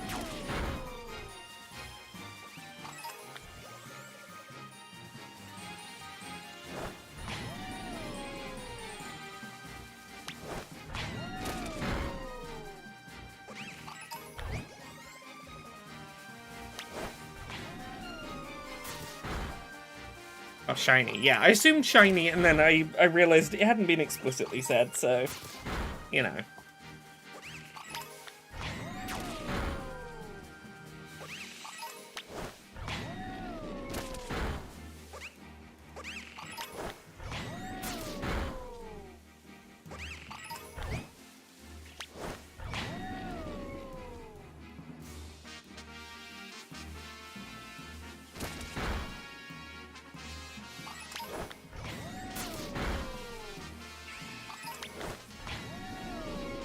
Working on a base Paldean shiny dex first in the DLC has been helpful in isolating certain species.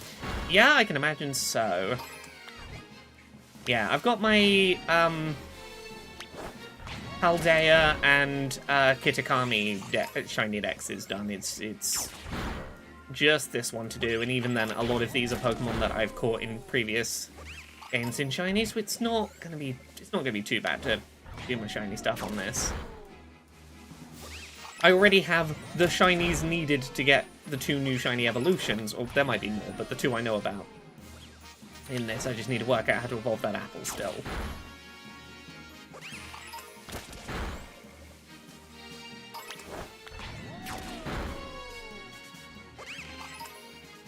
There we go, things seem to have calmed down a bit now. I'm gonna get myself some lunch in a minute.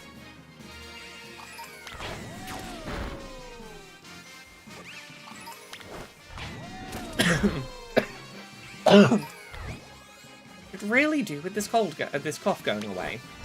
Xenochrite says, "Damn, your party is so high level." They're all about level 80. I mean, Ogerpon and Ursulina are 100. But like the wild Pokemon are like level 70 plus here.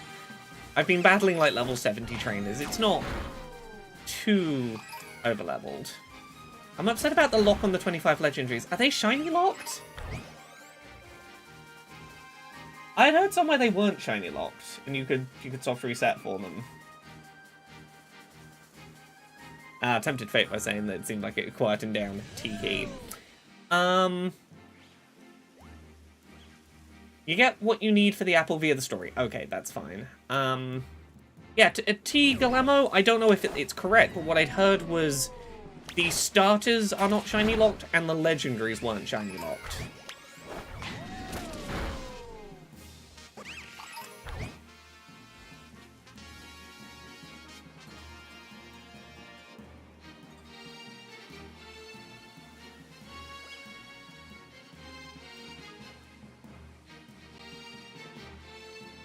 Oh, my YouTube chat's just gonna be fucking unusable today. I really apologize for anyone who's, you know, hanging out in the YouTube.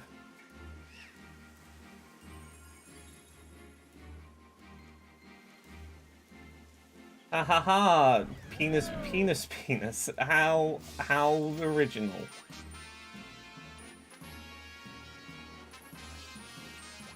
Oh, T. Galamo, it's fine. I'm mainly just like, I'm sorry that, like, it's making the... I would just fucking ignore it, but it's making chatting in the YouTube chat unfeasible.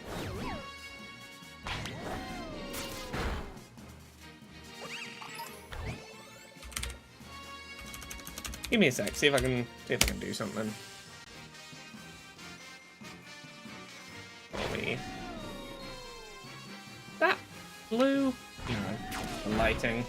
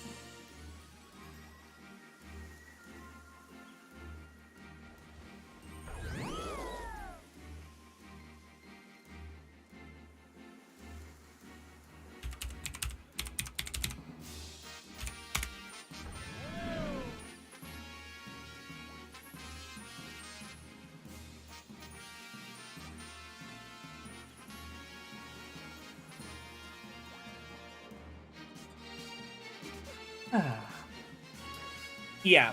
Don't look, if you're watching on Twitch, don't go looking for the YouTube chat. It's just a cesspit of people being shit. And you know what's weird about it? It's mainly just, it's been a while.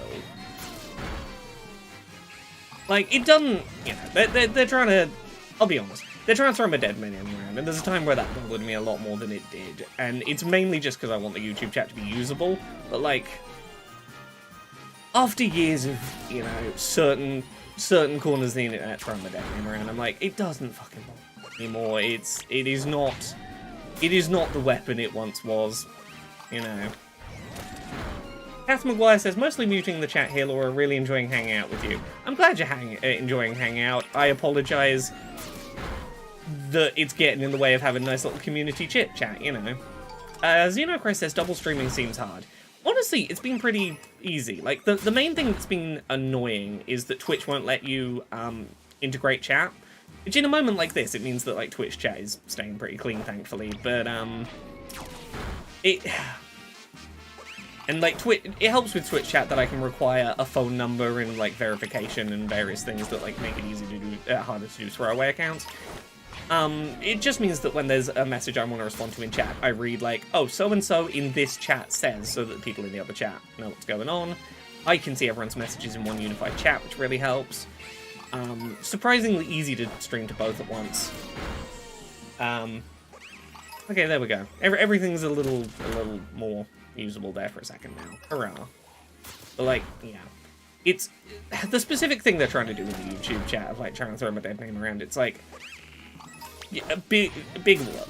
Like, anyone who's throwing around my dead name is doing so deliberately because I'm going to be a shitbag, and, like, it's not worth my time to be bothered by that. I'm like, no one's using it unless they're like, I went and sorted out to be a shitbag, so, like, it's easy not to take to heart.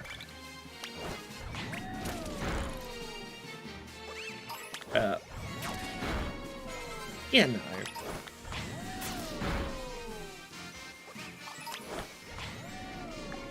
I have no sense of time. How are we doing? We've still got 20 minutes of this shiny hunt. That's okay.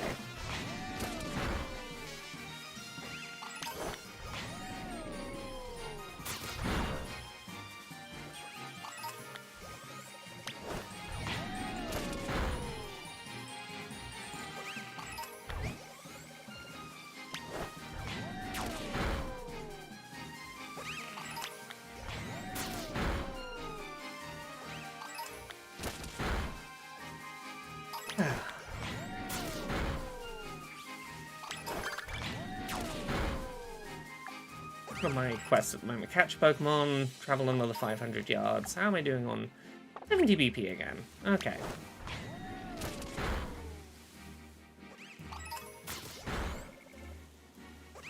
My shiny sandwich list, so I can close that.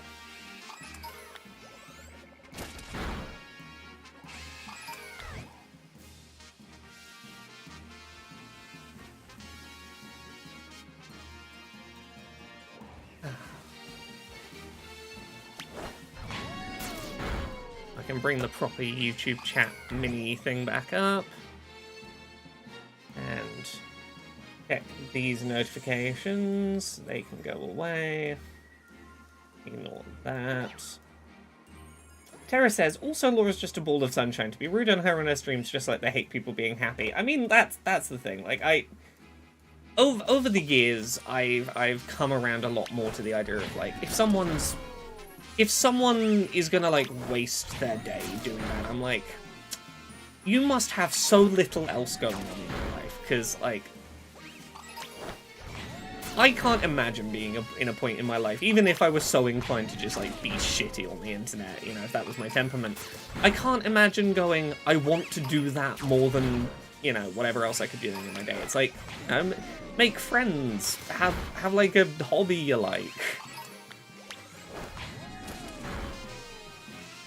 Like, to think that that's the most interesting thing someone could be doing with their day is, like, you gotta feel a little sad for them, that, like, that's, ooh, this is my idea of a good time.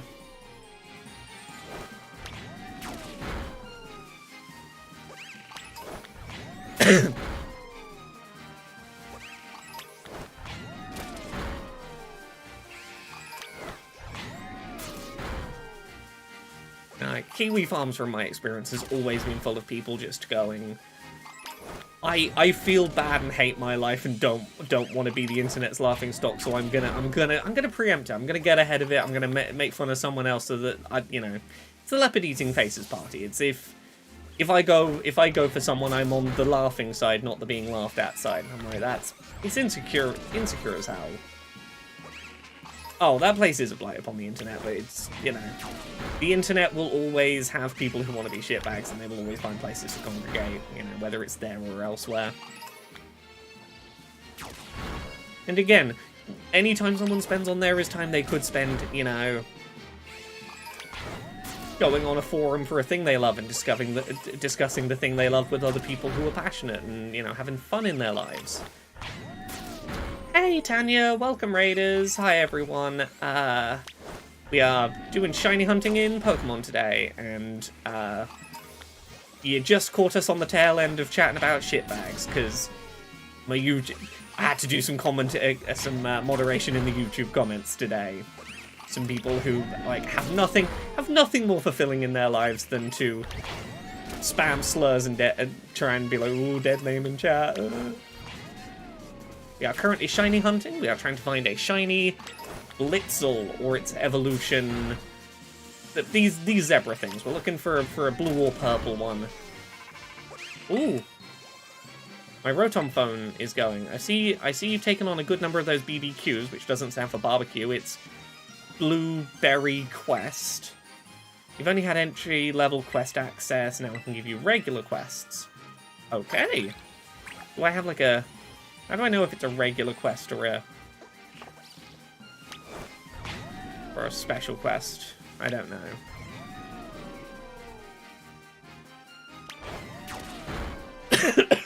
Why would they call it BBQs? I don't know. Why would they call Blueberry Points BP when Battle Points are also called BP? These are very strange acronyms they're insisting on using. No. Lion, you want not a shiny thing. Oh, Terra, we're okay with being raided. We've been raided by Cypher of Tyr. Tanya's lovely. Tanya was here in the chat earlier, is a IRL known friend. This is not a batten down the hatches situation. Here on Twitch, if it was needed, I do have a button on my Steam Deck that's just I can press one button and it just battens down the hatches if needed. I have, the degrees of, are we on level, yellow alert, orange alert, red alert? Do we go to emotes only? Do we go to just, chat is gone?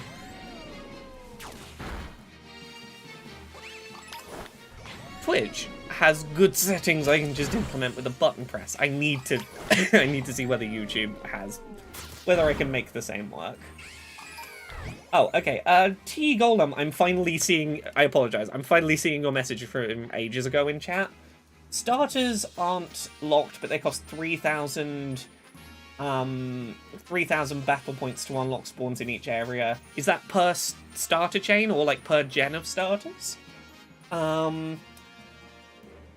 not shiny locked, but static legendaries are shiny locked. Oh, I'd seen they weren't, and I thought this was going to be...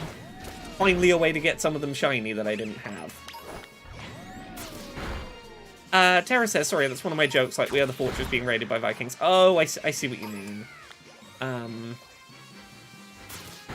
Yeah, from context, I thought it was a more literal, should we, get to battle stations. Again, touch wood, seems like things have calmed down for a minute. So, hurrah, we can chill out. How long have we got left of this? We've got, 12 minutes. I don't know if we're going to be successful. I'm pretty sure we saved before we did the sandwich, I think. I don't know for certain without skipping back in the stream and double checking, but I think if there's no shiny, we can reset and get back the thing. Tanya says, back at my desk, was trying the Tekken 8 demo, then more Final Fantasy 16. Yes, I saw you were doing Final Fantasy 16. I think I'm finally toward the end. Yeah, that game... There were multiple points where I thought I was near the end, and then suddenly there was more game. it kind of just keeps going, and there's a bit... Oh, you didn't look behind this tree, there's more over there.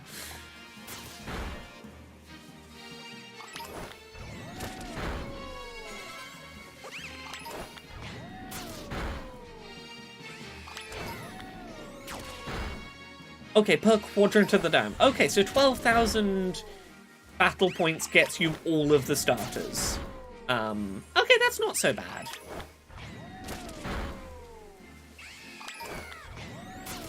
I mean, like, it's pricey, but we got, like, 300 pretty easily by just, like, trying for it.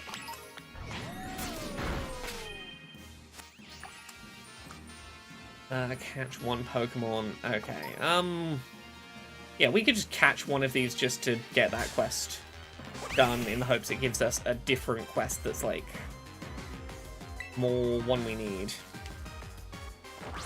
Like, battle things in auto battle. If you could replace the quest with that, that would be great. Ba-ba-ba.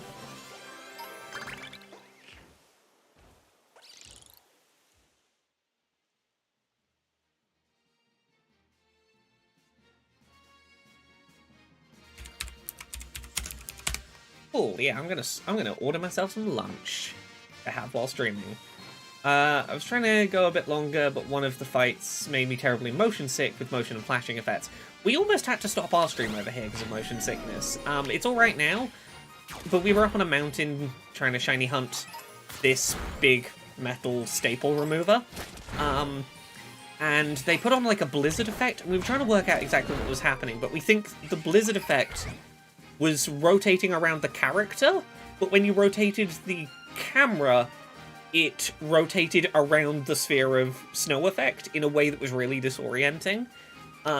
Almost made me have to put down the game and stop the stream. Like, I wanted this to be an all-day stream, and thankfully the snow effect calmed down, we found the Pokemon we were looking for, and then got to walk away from where the snow was, but yeah, nearly had to call the stream there.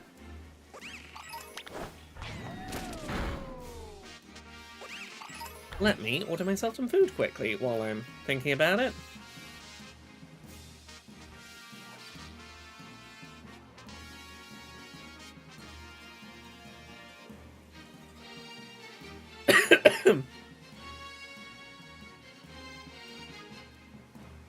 Apologies while I take a second. I might be able to host an article for someone that they were looking for a home for. That's good.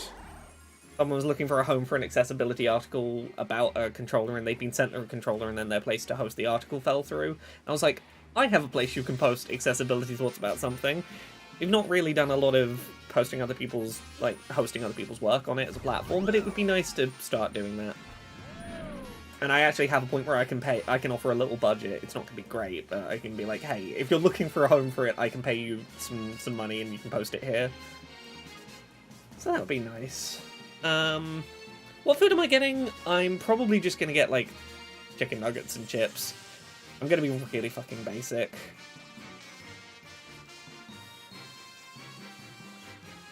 It's going to be comfort food today. It's that kind of a day. Something I can just, like, snack on throughout the afternoon. Sweet curry dip, nuggets and chips.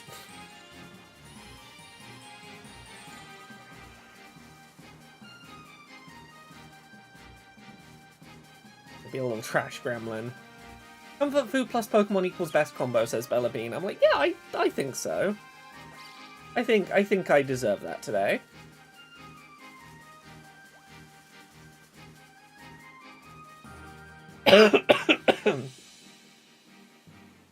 Get a coffee too. I mean, I can just make myself a coffee.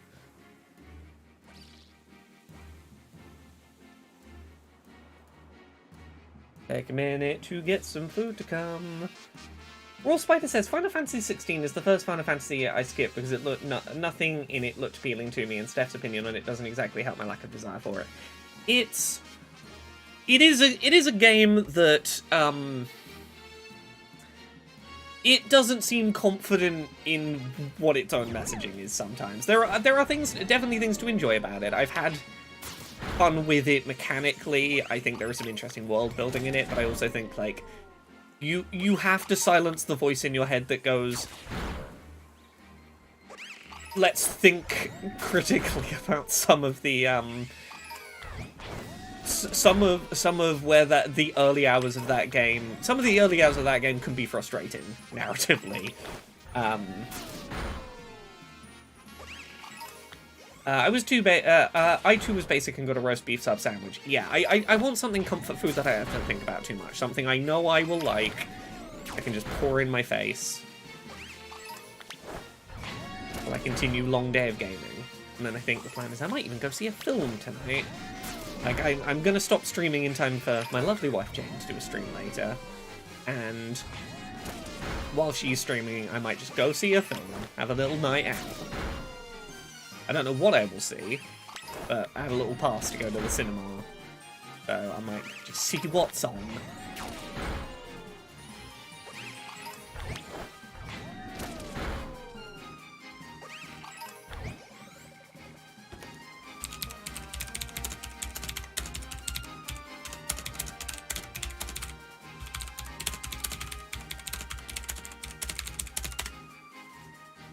The Boy and the Heron, new Ghibli film. Is that out now? If I can go see Boy and the Heron, that actually is that'd be a really nice choice. Let's see if any, there's a handful of cinemas around me. I could try. Let's see if any of them have The Boy and the Heron yet. I don't know if its UK releases come or not, but it's on the list I want to see. There's that Willy Wonka film that is a musical, that they are hiding the fact it's a musical from everyone. They don't want to tell anyone it's a musical. None of the advertisement says that's a musical. How long have we got? Okay, we're probably not finding either of the shinies on this sandwich, but that's fine. A nice chill. Chicken Run, Dawn of the Nugget, right, Saltburn, Renaissance, a film by Beyonce. You know what? That could be worth seeing. As someone that doesn't know a huge amount of Beyonce's music, it feels like one of those. I went and saw the Taylor Swift concert movie because I was like, a lot of people love this person's music. I've not heard a lot of it. 2.5 to 3 hours of being sat in a room where all I'm doing is paying attention to that person's music is as good a chance as any to go, what have I missed? Like, give me a whistle-stop tour on a person's music. It is a surprisingly nice way to, like, get a quick, like, get me invested in this person. So I could go see that. Yeah, I'm not seeing Boy and the Heron on yet. When is Boy and the Heron out?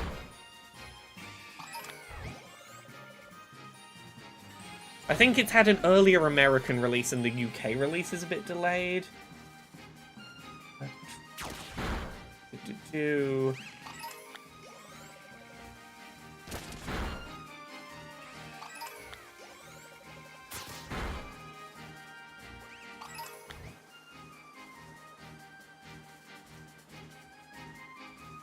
don't want to see Boy and the Heron, though. Have a good time lurking, Bakara. Just finished the disc story and my brain feels like mush now. I've not been, like, rushing through the story. I feel like I should. I might play a bunch of the story at some point just to... I don't want to get it spoiled for me. But it does feel like there is some big shit coming. Last movie I watched at home was Leave the World Behind.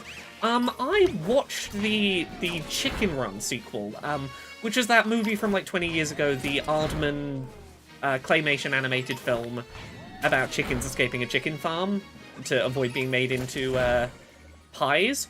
The sequel, for a children's animated film about chickens, was surprisingly, like, surprisingly modern in its politics.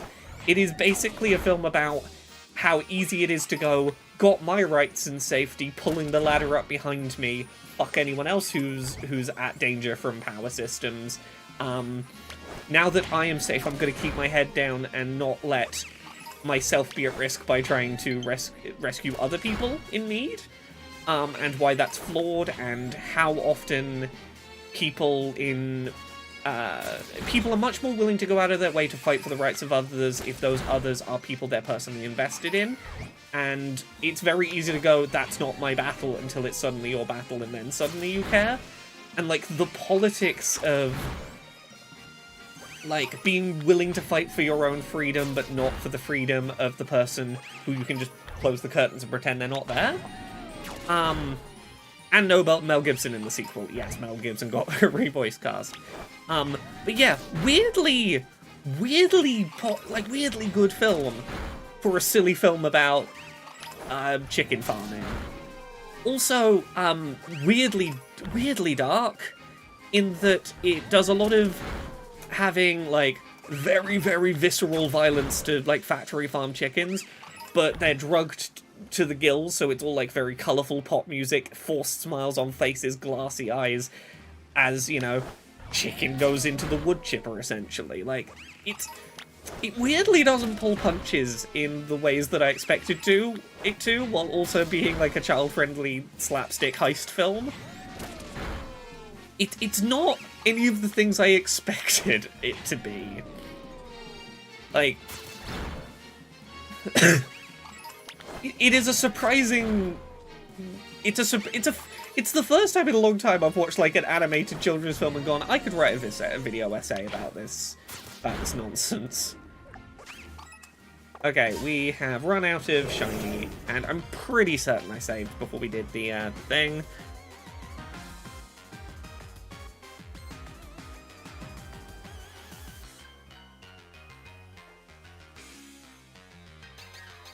There we go. I think if we reset, we'll still have our shiny Duraladon in the front of the party. I definitely saved after I caught it and evolved it, but I'm pretty sure we saved just before we made the sandwich. Oh, have a good day, Tanya, and enjoy lurking. Oh, I need this cough to shift. Please tell me I saved when I thought I did. I'm sleepy and my memory is not what it used to be today.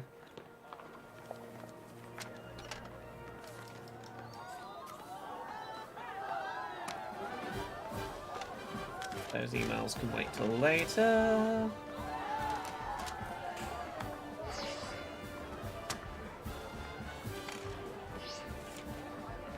Yeah.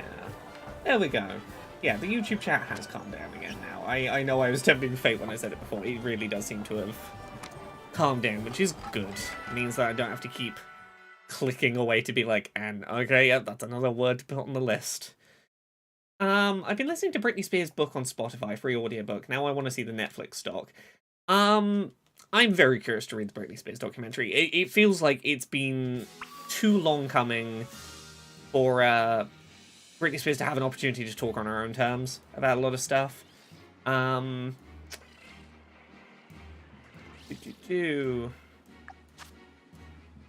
Okay, we did lose a bit of auto battle experience, but we do have Duraladon thing in the front of the party. Do I try for that shiny Blitzel one more time? You know what? I'm gonna do one more shiny Blitzel attempt now that I have a bit more focus and brain. I'm not multitasking quite as much as I was. So hello YouTube chat. I hope you're having a better time now.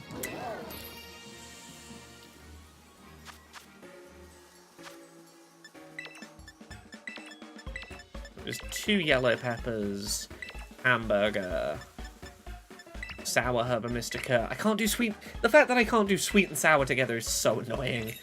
They seem like they would be a good combination, but they fuck up the sandwich recipes if you put sweet and sour together. Why that combination? I cannot say. There we go. Let's pop hamburger. Yeah, Rule Spider's talking about the fact that some people who got laid off from Unity are now contributing to the open source game engine Godot? Not sure how it's pronounced, I've only really seen it written down. Yeah, that's gonna happen. You let go a bunch of people who feel underrepresented within the company, and then, you know, there's a very readily available competitor that's looking for talent. Pop that on there. Don't put the top piece of bread on. It's a scam. It's just trying to get you to knock sandwich ingredients off.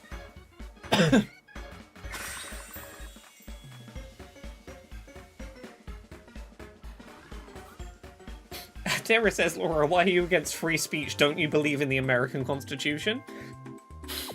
I think that you have the freedom to say whatever you want, but I have the freedom to hit the fuck off, we're trying to have a conversation button. That's it. Like, if you want to post shitty stuff in the comments, but like, you know, you're not getting in the way of a conversation happening, we can all just ignore you and go, look at the weirdo, you know, being shitty in the corner. Let's laugh at them because they're being shitty.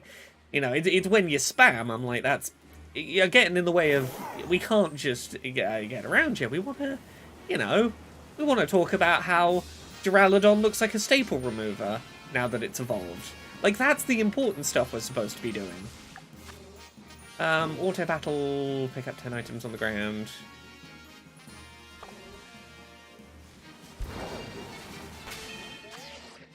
Yeah, we did evolve the Duraladon. Okay.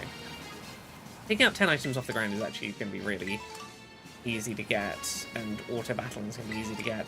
Yeah, granted, we lost the progress on those battle point rewards, but honestly, that's worthwhile price to pay to get the Herba Mystica back. Like, the Herba Mystica are such an annoying item to get that it's really not worth throwing them away if you don't get a shiny. Like, reset, keep them, off you go.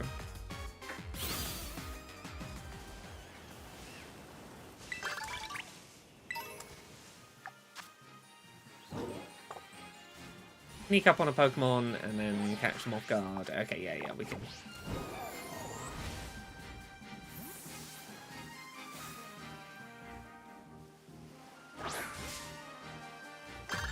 We can run away. We complete that quest already. There's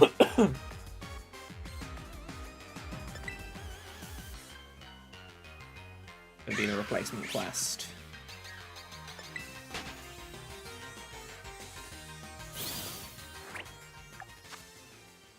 Catch one Pokemon.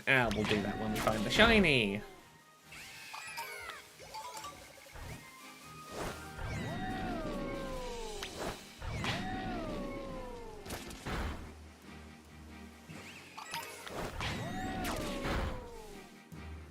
Oh, that frame rate. Oh, that frame rate. Damn, it's not that hard to run at a stable frame rate, is it? Really? Are we taxing the system that much? Rule Spider says, Pokemon games making me hungry should not be a thing, and yet here we are. I blame Final Fantasy 15 for JRPGs having cooking minigames where the food looks devilishly yummy, because holy heck was the food in Final Fantasy 15 giving me the grumbles. I've never had a quest in a video game make me as hungry as the stupid product placement cup noodle quest. The cup noodle quest made me so darn hungry. If you don't know it, it was a sponsored quest in Final Fantasy 15 where you had to go and get like fresh ingredients to mix into your cup noodle. You were like cup noodle brand cup noodle. You're gonna mix some meat and some vegetables in, and then they just show you the nicest fucking looking pot noodle you've ever seen. That stupid quest made me so hungry, and I hate it. I hate how effective that quest was at making me go, I really could go for a cup noodle with some delicious fresh ingredients mixed in for the ultimate dining experience, blah blah blah. It beat me, it defeated me, it did exactly what it was intended to do, and made me think of the delicious taste of cup noodle brand cup noodles.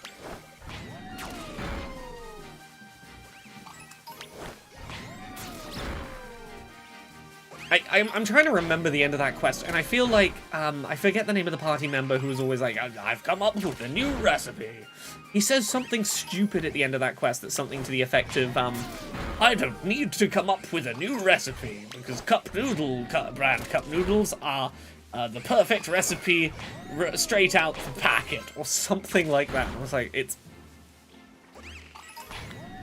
I don't like how memorable the quest was.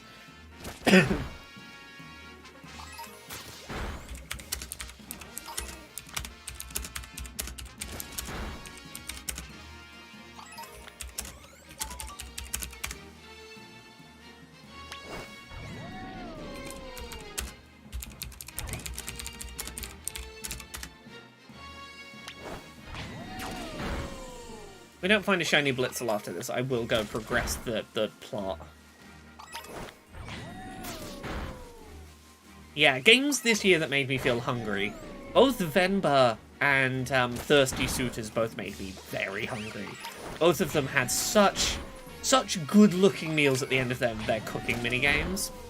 Ignis, that's the one. A bunch of people were saying it in chat at the time when we streamed it, but Venba is a game where, like, I would purchase a cookbook of, like, just every recipe that was in that game. Just give me a little recipe book with the art illustrating the like, you know, the illustrations. I would take it in a heartbeat. Like, give me the numbers that the game didn't have of, like, exactly how much of each ingredient. That shit looked lovely.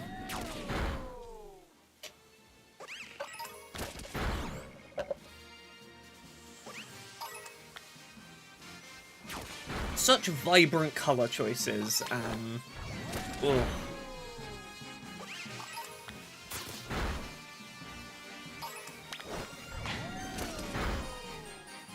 It's been a very good year for games with narratives and mini games centering around South Asian cooking. It's been a good. I think it needed to happen one more time to be so we could call it a trend, but I think 2 is like it's a good year when you get 2 games you can describe that way. Let's have family plot development over the tastiest looking food you've seen all day.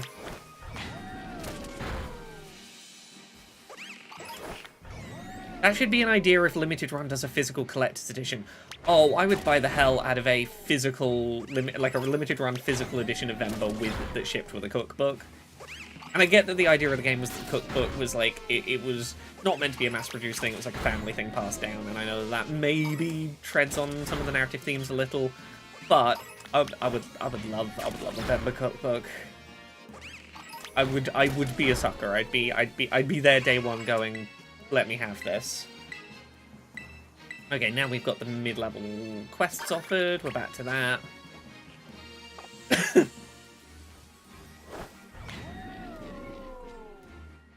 I love me a good physical edition. I don't know how many of you saw... Look, putting aside for a second the problems with Annapurna as a publisher, did you see they did a physical edition a while back that was like, here is like 10 critically acclaimed Annapurna published Switch games on a single cartridge. Where it's like, hey, here's one cartridge that has like Donut County, Neon White, Sayonara Wild Hearts, all this shit on one cartridge. I was like, You've put most of my favorite indie games of a generation on one cartridge. Ooh.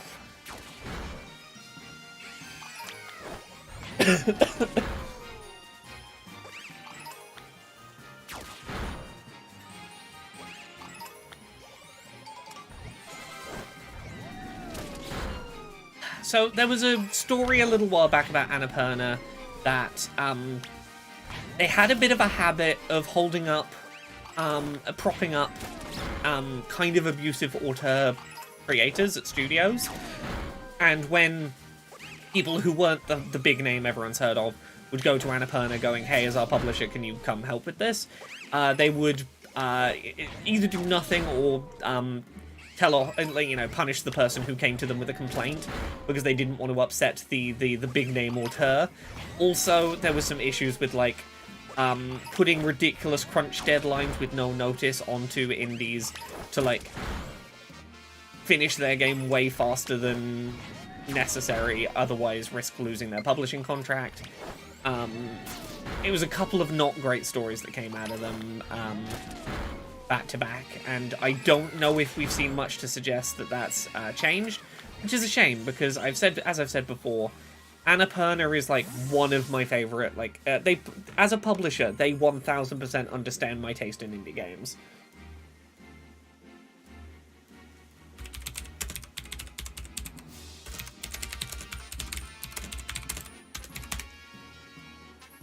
Yeah, I think about like indie games I've like really fucking loved this generation. So many of them turned out to be Annapurna games.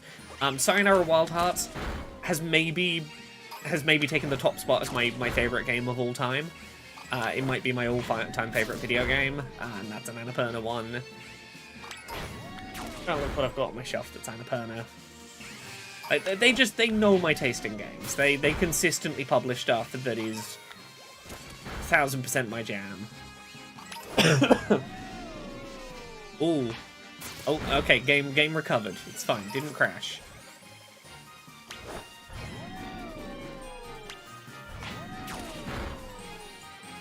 On, shiny. Speaking of food in games, Daisuke Ishiwara, creator of Guilty Gear and the characters in it and their lore, recently said Venom won't come back in Guilty Gear until he's ready to make a Venom pastry cookbook, since Venom is busy being a baker plus pastry chef with Raboki in France away from all the fighting. That's some wild lore. I love it. That's great. So I think I'm going to have food in a second, which is exciting. How are we doing for time? Okay, we got 20 minutes, and then we'll go progress the plot if we don't find the shiny. I do want to see some of the plot unfurl on stream, but also the shinies to be getting. I don't want to rush this. I ideally need 2 shiny Blitzels. 1 will do for now. One would be progress.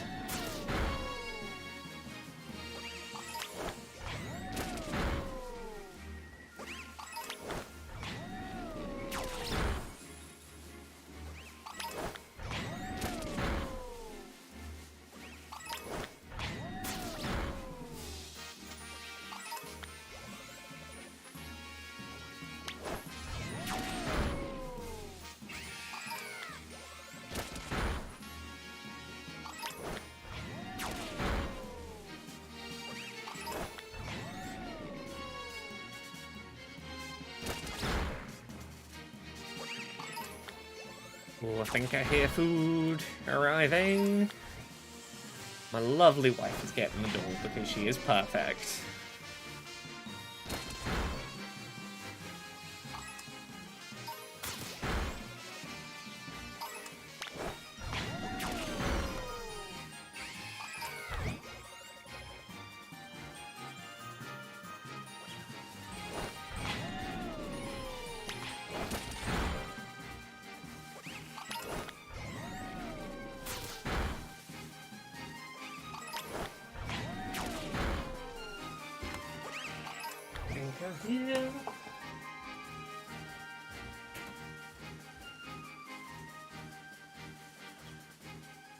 Have a good out.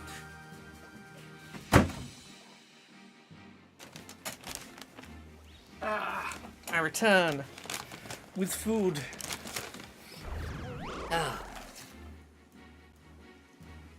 Good, because we're doing auto battle shiny hunting, so I can just sort of leave my Duraladon fighting stuff for a sec while I get food out.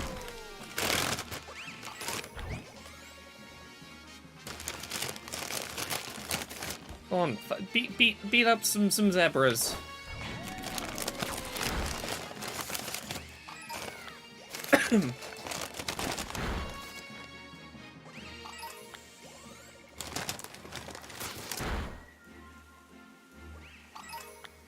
Oh, I've got that good curry dip.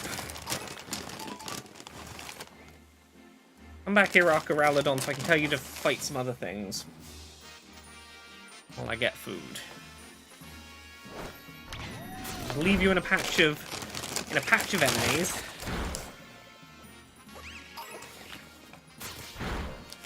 Seeing if you refuse to fight anything.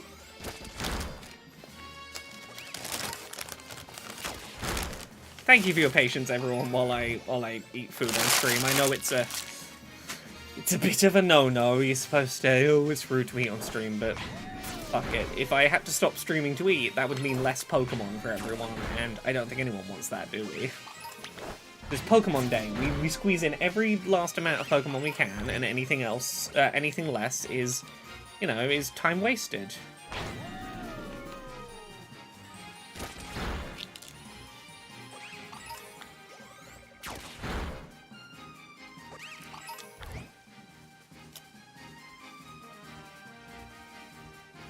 Come on.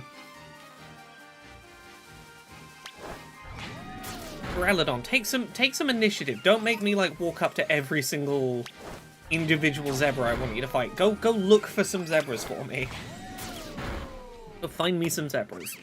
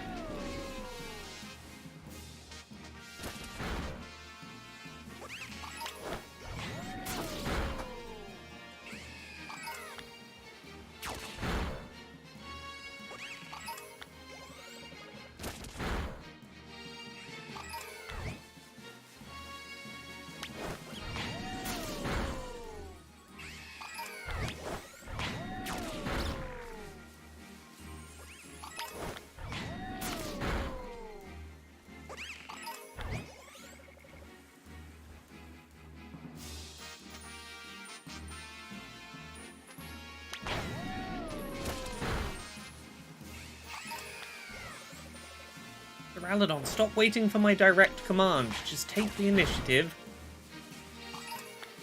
Trust me, I want you to fight all the zebras.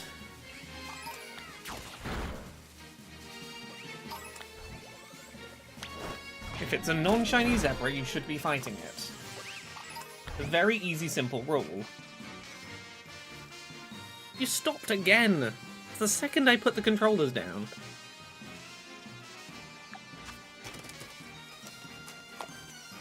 No, don't wanna water battle now. You took your hand off the controller.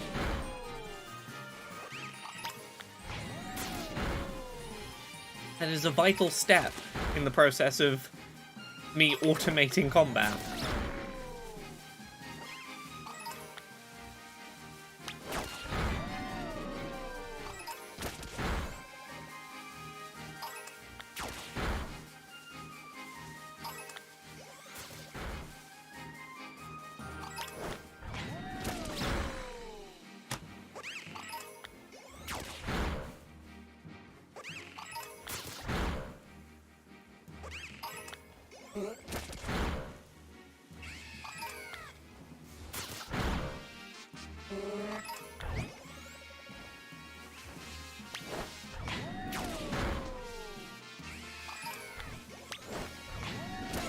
Why does this bridge look so much like a staple remover? I don't understand.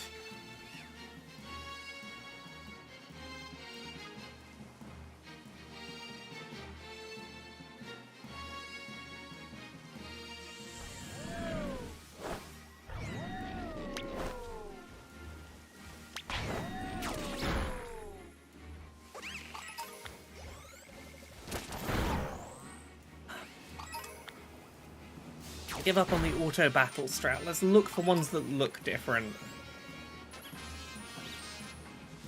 I think the big boy just wants new targets. Well, tough luck, Duraladon. You're here to shiny hunt zebras. Okay, yeah, pick up the Pokeball.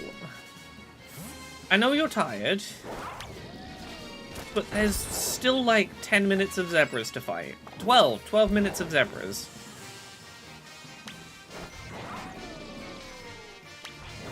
It is too early for your momentum to be gone.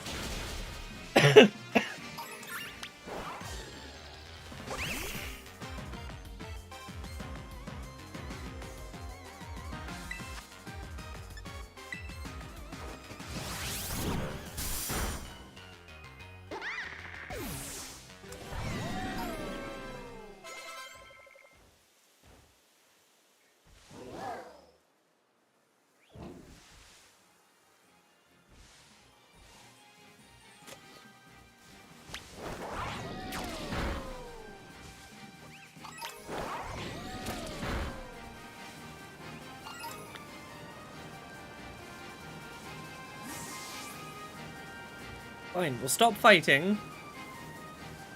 We'll just go on a long drive, looking.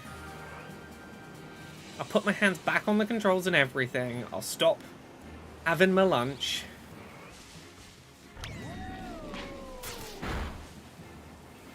We'll go for a nice drive. That better, Duraladon? Should we go for a nice drive? Oh. You shiny? Oh.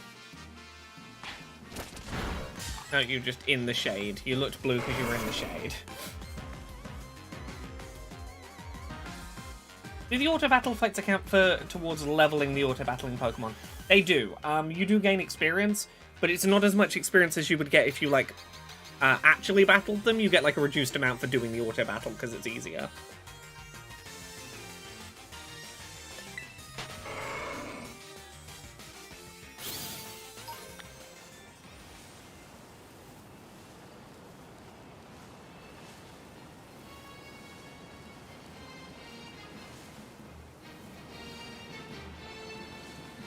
Let's just drive around and look.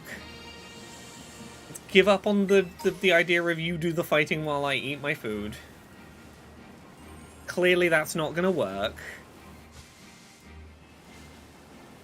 Yeah, there have been some worryingly long, like, loading freezes in this. Like, long enough that I fear the game has crashed.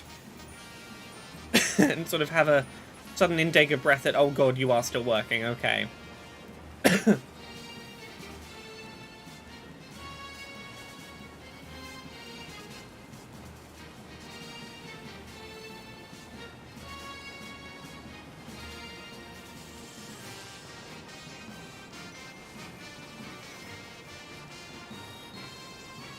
Yeah, this is the only electric type in basically this entire biome, so we can do a lot of just quick exploring and watching spawns.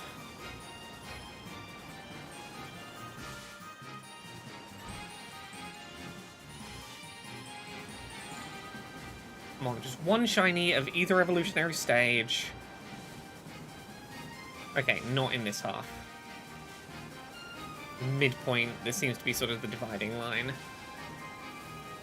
Oh yeah, and then we start getting, like, Electros spawns if we come to the water here. So, yeah, we come back this way. Good to know where the boundary line roughly is.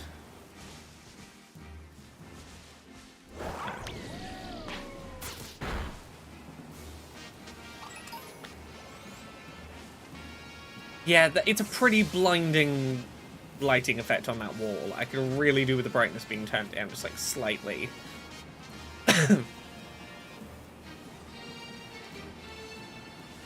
Like, it's a little headache-inducing.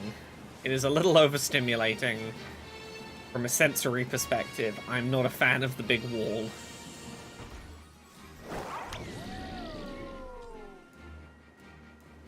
Oh, we had another of those big pauses. Another just... As the game crashed, who knows? Who can say?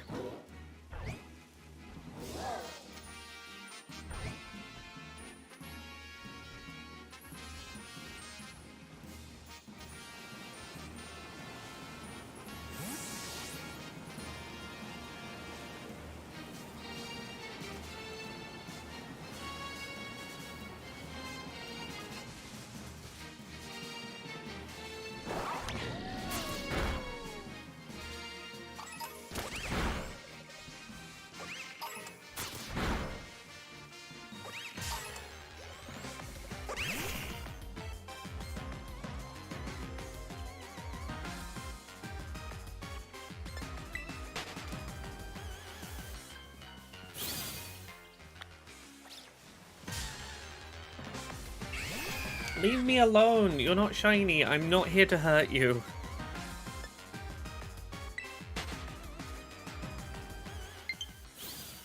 Oh gosh, it's 3:30 already. Today is blown by and I've made so little in-game progress.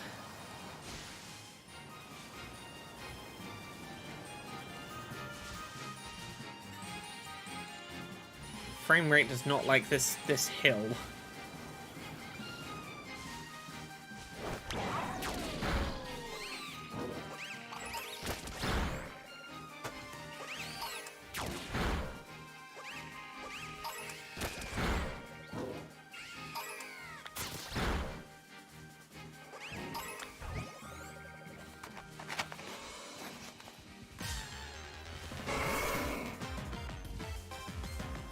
Yeah, Taurus was not gonna let me not have a fight here.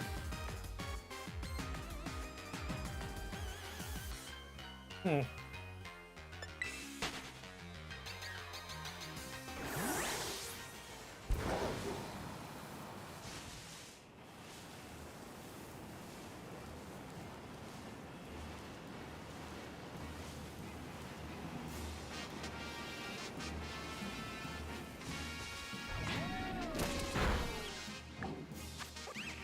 Five minutes. 5 more minutes in which we can find a shiny. Come on.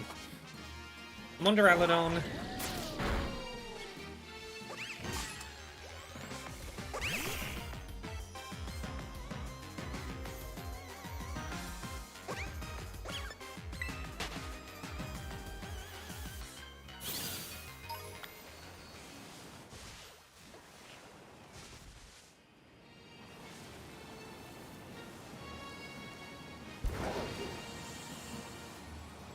Yeah, I think this last 5 minutes we're just going to run up and down that long stretch.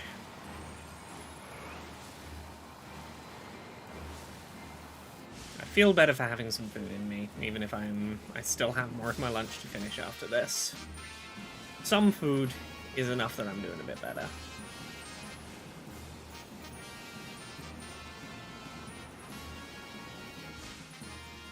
Rule Spider is, I think, trying to play this on a non-Nintendo Switch device at the second. I think frame rate mostly hates those bright as hell blocks. That's a lot of lighting and shading for a game that's already RAM hungry as hell. Yeah, sometimes you get areas like that in emulation. I know when Tears of the Kingdom launched, emulators couldn't work out what to do with the underground, the depths. The visual effect in the depths just did not work. For certain people I know who emulate that game.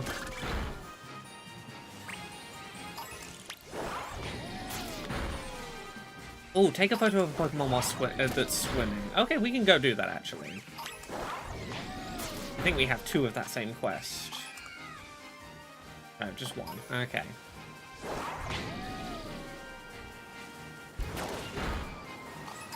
Yeah, even if we don't get the shiny, I think I'm just going to let this one stand so I can keep those BP this time. We'll go do a plot quest. But once I will actually spend some Herba Mystica without getting a shiny out the other end of it. I think we can live with that once in a while. Pick up items from the ground is such an easy one of these quests to take. We are... Okay, yeah, we're doing alright. I'm playing on original hardware, yeah. Here's my Joy-Cons. And yeah, it's still not liking the lighting effect, but it's not doing terribly.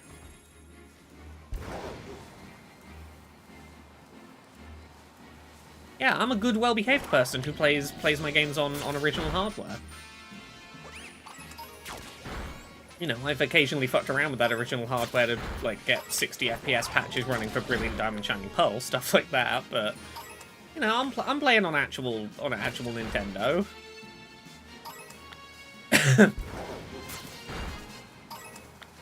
I'm a good law-abiding video game citizen.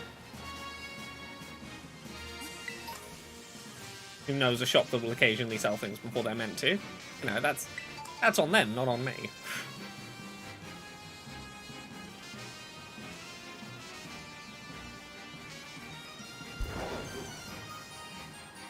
I'm suddenly realizing, I don't know, you know earlier I mentioned there were some people being shitty in the YouTube chat that I had to deal with. I'm suddenly realizing this comes like I've had no one being shitty in my comments for a while, like none of the usual internet shitbag corners hanging around. But I had a thing yesterday, and I talked about it on stream last night, that like yesterday I got someone on doing a request on Cameo being like, oh, read this message that it's some shit like, oh, I'd suck my big fat hairy cock while I touch my blue hair, or some shit like that. And I joked about like, would it be worth recording that message because then they owe me money, and like, do I win the joke there? But that was like 24 hours ago, and that was like after not having shitbags on the internet for a while, and then 24 hours later they're in the YouTube chat. I'm like, clearly something in the last 24 hours has gotten people to go... To remember I'm a person that they sometimes like to hassle. I say this in isolation just as an observation of, like...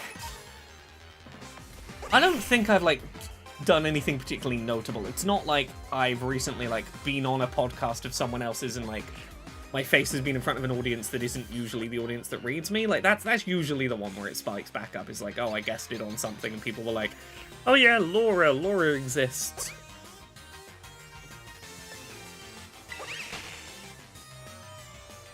I haven't gone viral on Twitter for anything recently. I had a semi-successful tweet the other day talking about AG Anuma's comments about, like, not understanding why people like linear Zeldas, and sort of assuming that they're just being nostalgic. But, like, that's the closest to a popular tweet I've had. It was a very benign one. Like, I'm half wondering if it's just they're going down a list going, who haven't we had a go at recently?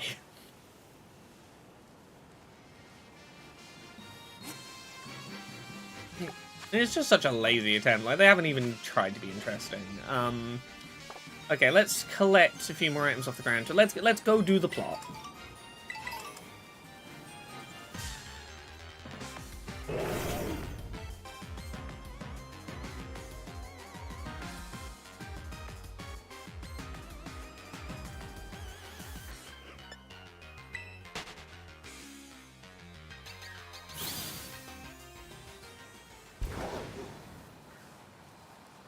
Like, I was expecting if internet shitbags were going to pop back up this year, it was going to be when I published book about happy autistic people. Like, I thought that was going to be where the shitbags were going to come out of the woodwork if they were ever going to, but...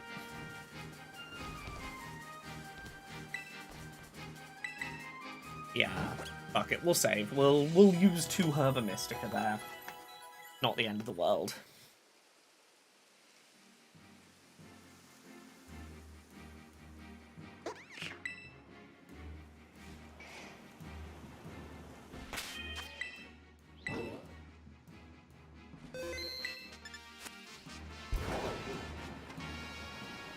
Yeah, when you've been publicly visible on the internet as long as I have, with those kind of circles floating around, you tend to, like, catalogue in your head over time. You're like, is this a thing that might put me back on the radar of shitbags, or it'd be a thing where they're like, oh, this is a thing we'll be shitty about, but, like, oh no, we needed to go to the terrarium and into the middle. That's where plot was. I'd put that out of my brain because plot was in the blinding bright zone. Yeah, usually when they come out the woodworks, I can look back and go, oh yeah, no, I know exactly. I know what's rattled them today. Usually it's a success. It's something goes well for me and they're like, oh, a nice thing for Laura. Ooh, can't have that.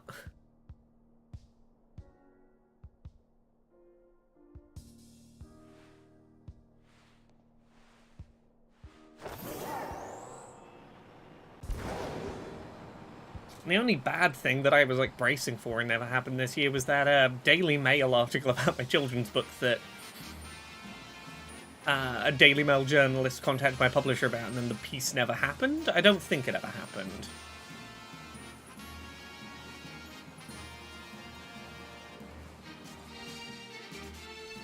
Well, yeah, so in terms of, like, talking about, like, Colonel Chomel says, I love how bad Nintendo is at securing their consoles.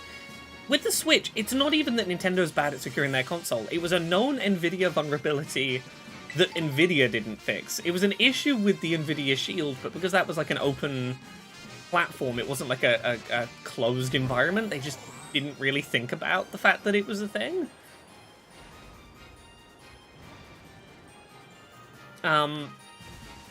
It is just an unpatchable hardware vulnerability that they just didn't think would be a problem.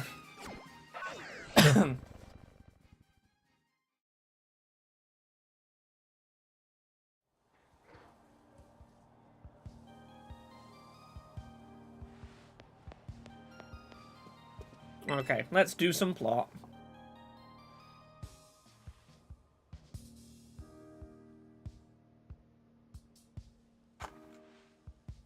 I've seen this non-Carmine character, and I can't remember if it was just in trailers or if she was in... don't think she was in the last DLC. Oh, so things are a bit rough right now. I couldn't agree more. Ah, you have a visitor, Carmine. Yeah, I'm assuming it's stuff's tough with your brother right now. Yeah, I missed you. You were cool. Honesty is the best policy. Oh, you're, I think, one of the, like, trainers in the Elite Four we're gonna have to fight. I think that's the deal? Colonel Chomo says, I soft-modded my Wii. All it took was changing the DNS address. I mean, I remember soft-modding my Wii at one point being you put a save file on your SD card and that did it. The Twilight Princess, soft bomb. It feels weird seeing you here at my school. Look at you haven't changed at all since we last met. I've been helping Miss Briar with her research. We've been going to all sorts of regions. My Pokemon got a lot stronger. Cool, we can battle. Yeah, I hear at this point the Wii U is really easy to mod, to soft mod. Which makes it a really good place to, if you want to play emulated DS games on a TV, that's a really good system for...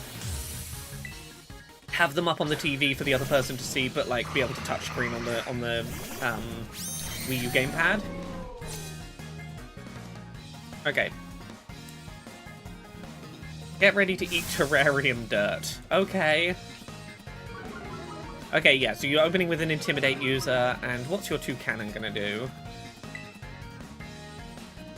Okay, yeah, we're going to Electroshock 2 cannon. And... Rangam Breath Mighty Yana. We need a charge up turn, I think, for Electroshock. Or is the charge up on next turn? Okay, yeah. So it's basically Solar Beam but electric with special attack boost.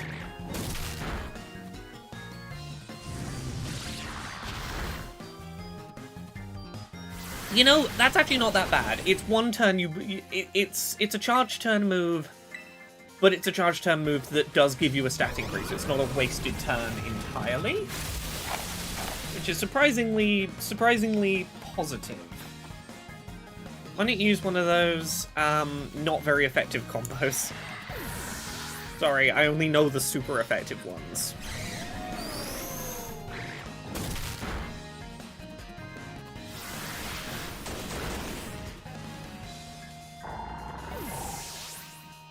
Super Fang, good move, halved my health. Scraftery. Sinischar. You know what, I'm gonna send in Ogerpon and see if you have, like, unique dialogue for me sending in Ogerpon, I think.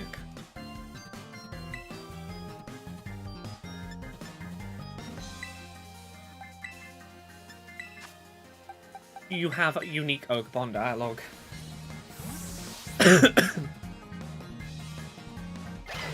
Thank you everyone who's hung out like most of today while we play Pokemon. It's been really nice to have company while I do this. Oh, hey Ogerpon, you must have really missed me. Yeah, you had Ogerpon dialogue. I'm glad I followed my gut. Okay, oh, you're terastallizing. Should have seen it coming. Which one are you terastallizing? Sinischar, yeah. That's fine, I'm gonna terastallize my Ogerpon in a second to fuck that up. Speaking of emulating the DS, I wish the rumor about a second screen accessory for the next Switch is true. That'd be so cool to play DS and 3DS games on a big screen with the touchscreen in the lap for the bottom screen. I don't think it would ever happen, but I would fucking love it. You know what I want? Let the Switch 2, let it wirelessly connect to the existing Switch, so you can use it like a Wii U gamepad for your Switch 2. That would be the dream. Let you keep your Switch and use it as a remote second screen, as an optional feature for, like, DS, Nintendo Switch Online and shit like that. Right? Wouldn't that be a neat feature if offered? I don't see them doing, like, a dedicated dual screen device ever again, because it's additional development work, and I think they really just want to get to the point where third parties have a very simple time and don't have to develop extra content to make a port to their console work. I think those years of extra work for devs really hurt them on the third parties, and they know it.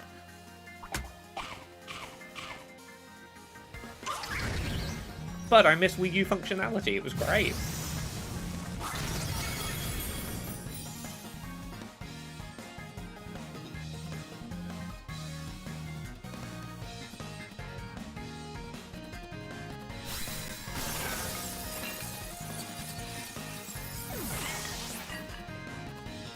Okay, so we're coming up on 4. I can probably do like another 2 hours of stream today. And then it's probably going to have to wait till like tomorrow evening before I can stream more of this, because I have a bunch of actual like writing work I have to do tonight and tomorrow. Like I might go to the cinema tonight, but I might just stay in and write because I have writing to finish. Yeah, you can translate your Pokemon, but I'm still stronger. You still don't hold back in battles, another thing that hasn't changed a bit. You look really angry at me, Carmine. Have you run into Kiki yet? No, I haven't. I've seen Kiki in the trailers, though, and he looks upset. You haven't seen him yet? It's fine. Oh, are you kidding me? What? This assignment was too hard for you too? Is that Kiki? Oh! Oh, you've gotten all edgy! You were like a scared little kid, and now you look like you would join Team Skull. That's Kieran. He almost saw us. Yeah. Oh, they'll never do Street Pass again, and Street Pass was so good, and there's no reason you couldn't do Street Pass on a Switch too. I thought I told you to train 5 Pokemon to battle with. Sorry, things have been hectic at home this month. Oh, got it. That means you're okay being this week forever, that's what I'm hearing. Kieran, you were so loving and caring! Oh, you've done the whole, like, I don't want to be bullied anymore, so now I will be the bully? Since you're busy, I'll go ahead and do you a favor. I'll write your resignation from the club for you. I don't need people in my club who don't take it seriously. Kieran! Dickbag! Are you absolute fucking shitbag? Okay. It looks different, acts different, hasn't been the same since the school trip. Well, that was painful to watch. Finish these chips before they get too much colder. They're already getting a bit cold.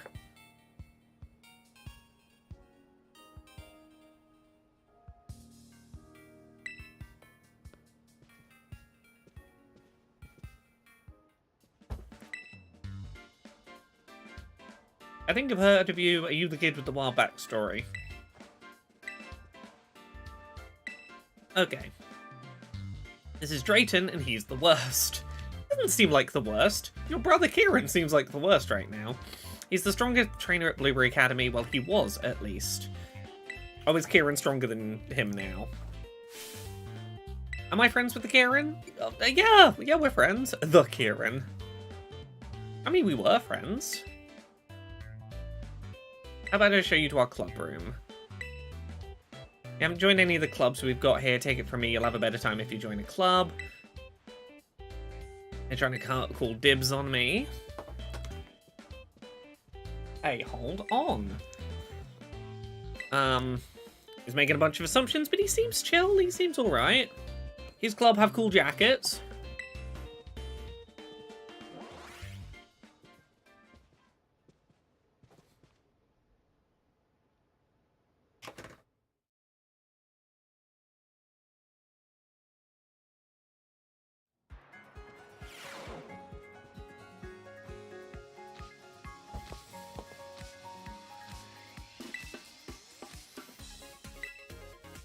Here we are.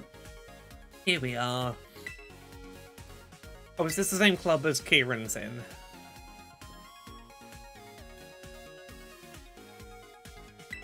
The League Club.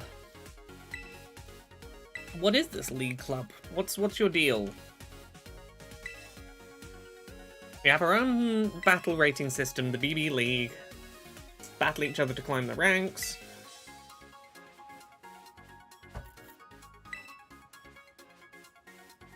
Battle Club. The 4 Pokemon trainers in the BB League are called the BB Elite 4. He's one of them. So was the girl we saw earlier. Okay, so we've seen 3 of the 4 Elite 4 members. And I assume Kieran is either the last Elite 4 member or the champion. We're talking about actual skill, I'm way above any of the Elite 4. Yeah, seems like a fun club. I get to do a bunch of combat. Oh, Roll Spider, I really hope that Princess Peach Showtime is good. I want a good Princess Peach game that isn't my superpower is crying. Okay, so I'm in the Battle Club on a trial basis. You can do stuff in the club room. There's a computer. You can support kids in the clubs. They'll return favors in other ways. Oh, I missed that, but I'll go check out the computer and work it out. They gave me some points to spend that I can send it to Mitch in the baseball club to help you with your throwing form. Oh, I see.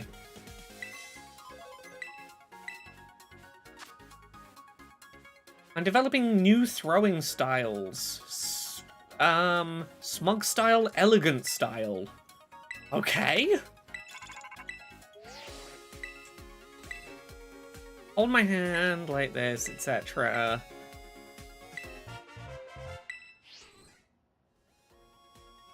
Okay, and do I change my throwing styles here?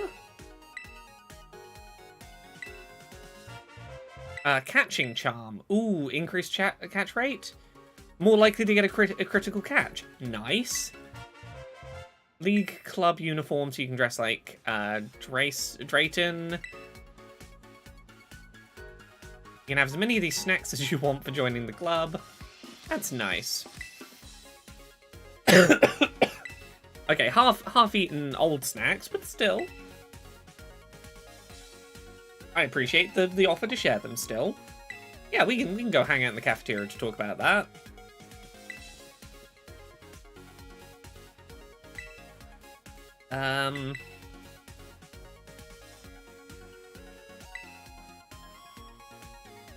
Sorry, being in here puts me on edge. Let's go somewhere else. Someplace people won't bother us. Let's go to your room. I'm up for that, but like, let me look at this computer though. So, do I like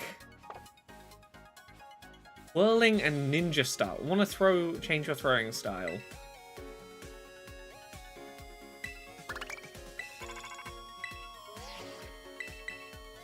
Oh, I picked without looking at the list.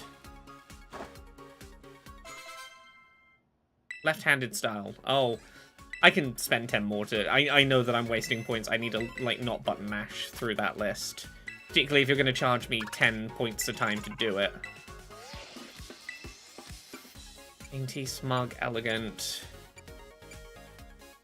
Elegant style. I don't think this is going to make an actual difference to my throw, like, the mechanics of my throw. I think it's just a different... It's just a different animation. Okay. Yeah. Yeah, they really... If I've unlocked the styles, let me change for free. Don't charge me fucking skill points. Item printer? Oh, spending that extra 10 means I can't afford the item printer. New effects on my photos, designs for remodeling rooms. I get a smart speaker for the club room? Oh, that'll be music. Boost biodiversity in the Savannah Dome. This will be the thing that gets us, like, the starters. Okay, I'm going to save my funds for now. Let's see, is there anything otherwise interesting? No. Yeah, and they won't even, like, show me the new style before I switch to it. That kind of sucks, that you have to pay to style switch to see the new style. Okay, and there's going to be a room redecorating minigame. We live in the dorms. It's so blue, it's great. Love me a good blue room. There's something I need to tell you about Drayton and Kiki. Don't trust him. He seems like a slacker, but he's up to something. He's a really annoying jerk. Don't let your guard down around him ever. What about Kieran? He's scaring me nowadays. Rule Spider says, Super Mario RPG having the entire script untouched from the original gives me hope that the Paper Mario 1000 Year Door remake will not touch the translated character writing. Here's the thing. Judging by Mario RPG, they won't change any of the writing ... for each specific region localization. The localizations will remain unchanged, which will probably mean she will still be referred to as a trans woman in Japan and have that aspect of her story erased in English, is what I am expecting. I'm expecting it will still vary on region as to whether that content makes the cut or not. If they touch it up to make it more accurate to the Japanese text, if that's what they did with Mario RPG, that would probably mean more likely than not trans Vivian it makes it into English, but yeah. Okay, Drayton used to be the strongest student here, but Kiki beat him. He's the president of the Battle Club and the BB League. He barely talks to me anymore. Probably just going through a rebellious phase. He's changed, but you've stayed the same. Kieran's just one... if Kieran's down to just one friend these days, I'm glad it's you. Yeah, I'll stick with him. He's clearly got some stuff going on. Okay, we're going to hang out with Drayton. I'd love for you to join the league, but if Drayton gives you any trouble, don't be afraid to fucking sucker punch him. Cool, I will... Thank you for giving me permission to just punch this man in the face if he is a dick, I guess. Alice Alankill says, I'm not holding my breath for Vivian, though, given how they skirt the topic with Birdo in modern games. Yeah, I am so genuinely fascinated to see what they do or do not do with regards to acknowledging Vivian in Paper Mario. Like, I genuinely don't know what direction they will take, and I'm fascinated.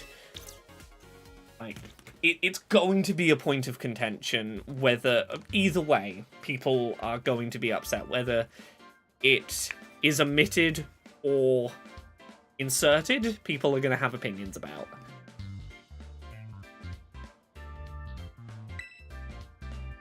The Academy Special's the best thing on the menu. It's all soft, you can just gulp it down, don't even need to chew. Your Pokemon are pretty strong. You could be champion. Yeah, I'll join the league and beat Kieran. Yeah, I get the idea that Drayton just wants Kieran to be taken down a peg. So these are the other Elite Four members. Kieran's the champion, I guess. Rest of the Elite Four.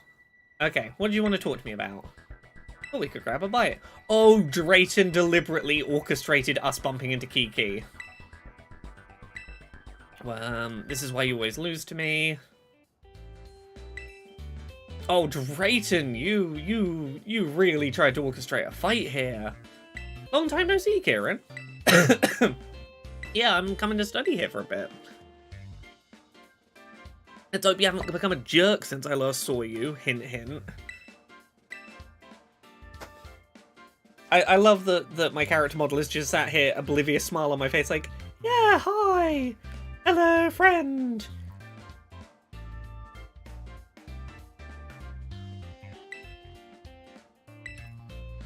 As I've been inviting Laura to join the Battle League.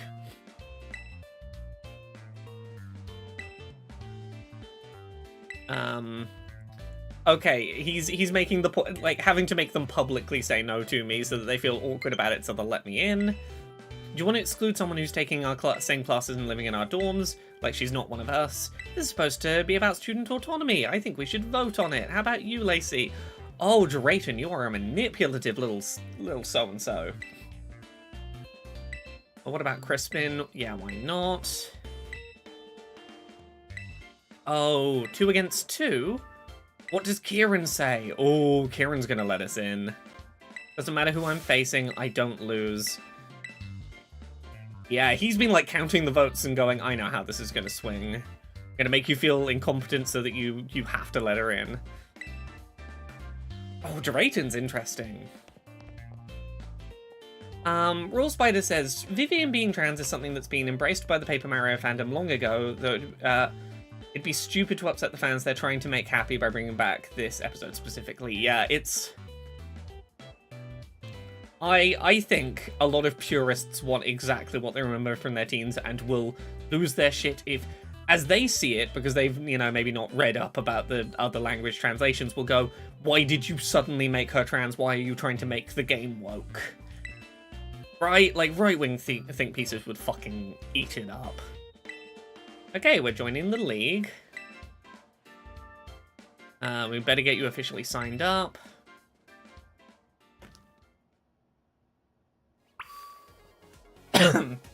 Thank you everyone for your patience while I very slowly eat a portion of chips in between gameplay.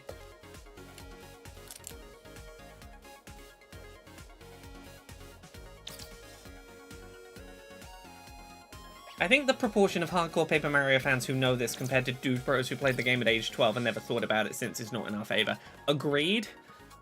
Agreed. Yeah, Carmine's dorm room.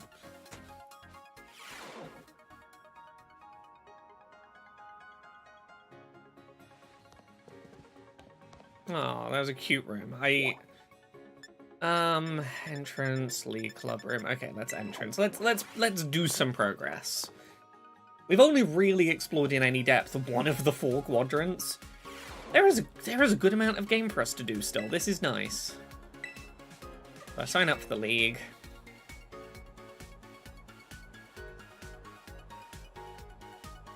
I want to join the BB League. You're an exchange student, you're technically not enrolled here at our academy. The Elite Four talked it over real quick, he's good to join. Thankfully the League are coming to be like, yeah, we'll back up Drayton on this. He's telling the truth. The Elite Four champion says it's okay. I got a feeling you're trying to play Puppet Master, but if I get a shot at battling Laura, then that's fine with me.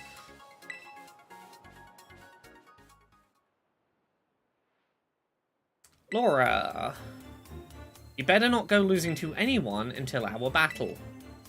Ooh. Good. That was quite a fucking grin there. I'm not low kid anymore. You know it. You'll know it when I show you how the best of the best battle. Kiki, you shouldn't talk to Laura like that. Shut it, sis.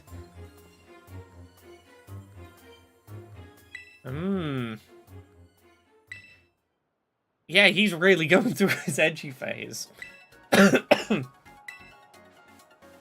He's Mr. Big Deal, Mighty Champion now. Drayton is pretending it was all my idea. Sure. If you're gonna do this, you might as well do your best. I'll be cheering for you. Okay, I like that this is so focused on, like, here is a doubles battle, like, challenge tournament. That is cool. Battle regular students and climb the ranks. Oh, your starters from a higher rank. You'll strip straight to challenging the Elite Four at their respective bases in the Terrarium. Oh, so this was that base we went and saw earlier that was empty, that there was nothing at. That was one of the 4 go battle the Elite Four trainers bases. Okay. You need base points if you defeat the members of the Elite Four you can challenge. Okay, so we need to do a bunch of, like, grind quests to battle the league. Does anyone in chat know how many BP we need to take on one of these Elite Four members? Like how expensive those are to do, or not?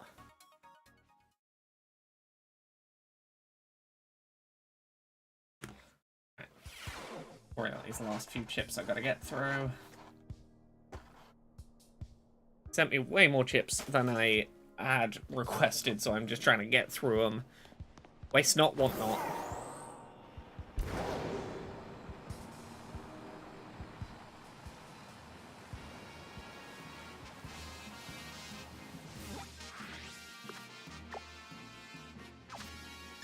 How are we doing on Pokedex?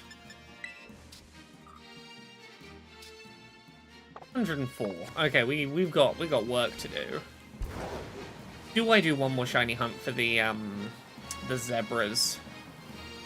Maybe. I might do one more zebra hunt before wrapping up for the stream for today, because I think I am ready to just not be on stream shortly. And there's a lot of like grinding I can do off stream and maybe continue plot on stream tomorrow. We'll see. I'm way sleepier today than I anticipated being. I don't know why the tiredness has caught me quite so much.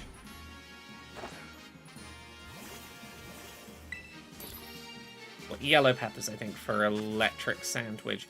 Just a sec. Did I save? I'm pretty sure I did, but I'm now second-guessing myself, so I'm saying it out loud. I have saved before making the sandwich, so now I don't need to stress about it.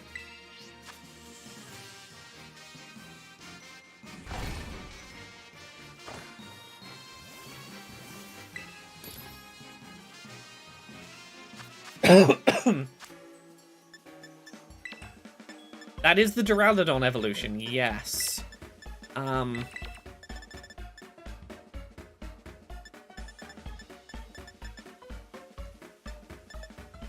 What? Tomato, onion, it's green pepper. I put the yellow pepper in there, that threw me. Hamburger. Let me do sour spicy. Yeah, it's the shiny Duraladon evolution. I found a shiny Duraladon and evolved it today.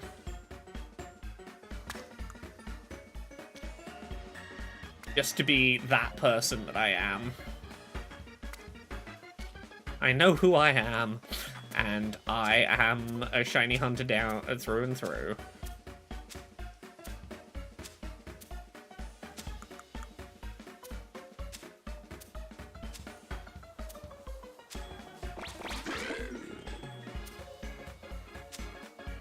Hopefully I didn't let too many bits of sandwich fall off there. I still have some of the green pepper, and I don't think I lost a full batch of yellow pepper, so I think I'm okay. I don't think I fundamentally broke the like, ingredient ratio of the sandwich.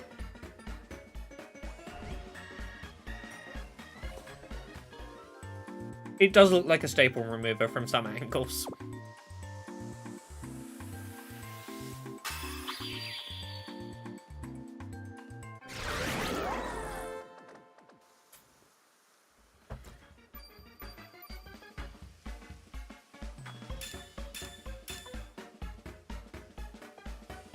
Rule Spider, yeah, it has been really weird watching Spider-Man 2 players who wanted it to win Game of the Year acting as if Baldur's Gate 3 is a game that no one played and no one's heard of. Like, why did this weird, obscure game no one's heard of win Game of the Year? The levels of, like, weird annoyance about Baldur's Gate 3 show that, like, yeah, there's very specific, like, segments of I play my one thing and I don't pay attention to what else releases is a thing I never stop to think about. I have to remember to think about sometimes. Okay,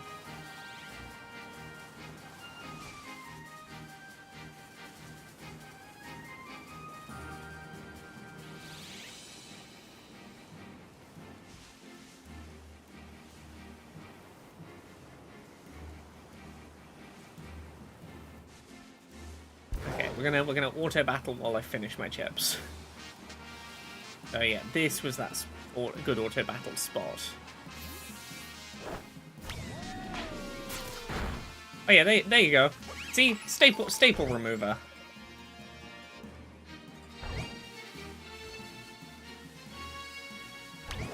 Here you go. Here's a bunch of zebras. Fight them while I said fight them, Duraladon. Or I can finish my food.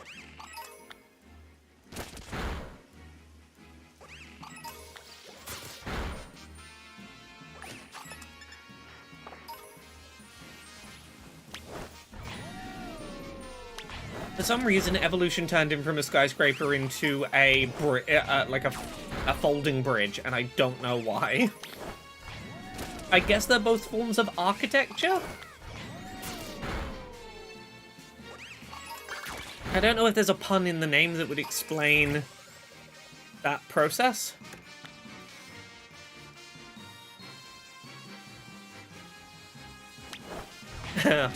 Terra says, one of my favourite comments about Baldur's Gate 3 was on a comparison of Will and Asterian's romance, and it was, is there combat in this game? I'm seeing a lot of screenshots, but not the combat.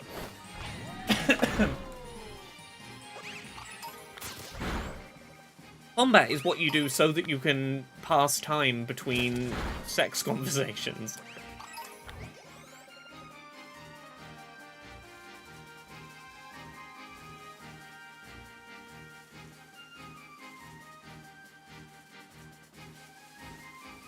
Real Spider, you are correct. Those are the kind of people who whose female friends would not want to tell them what they've been playing, or know that there's no point in doing so.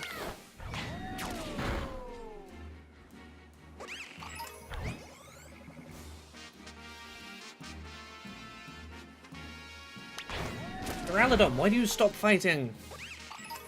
Do I need to send something else in to be my auto-battler?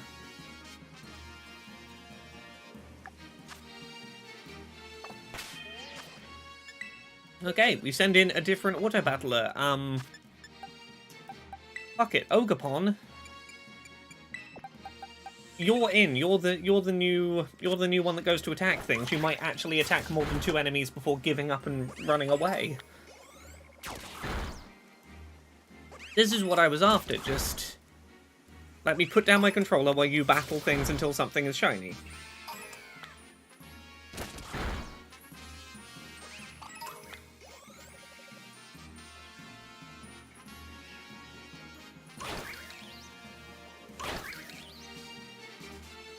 Okay, not so hard.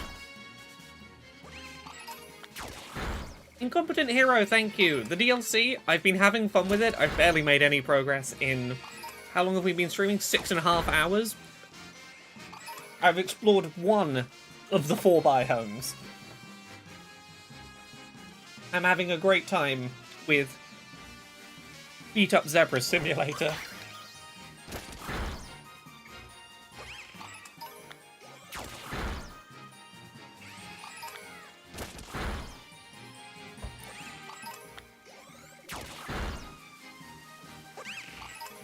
Who needs progress? We have Zebra Massacre.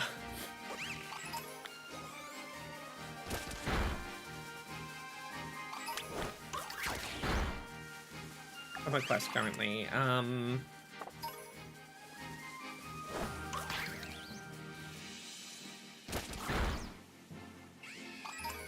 Who's emailing me? Not important.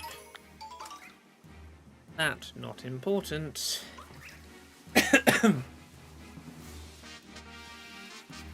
Okay. Progress over here a little.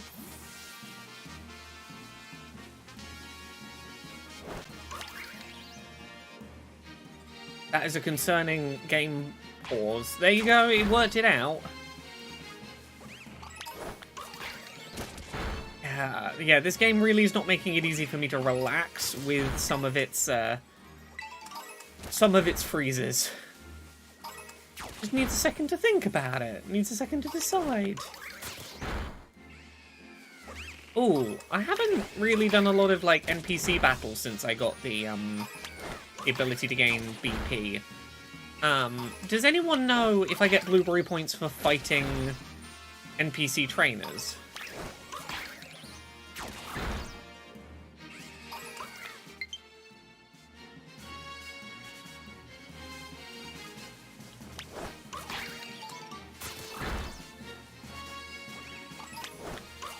Potentially worth a try. It was just if someone already happened to know the answer. Didn't know. Run over this way, take a photo of a Pokemon in the water again. Quest points.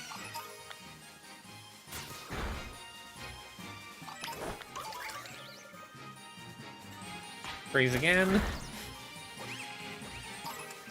Just a little one, don't worry about it. That one was only like 2 seconds, it was fine.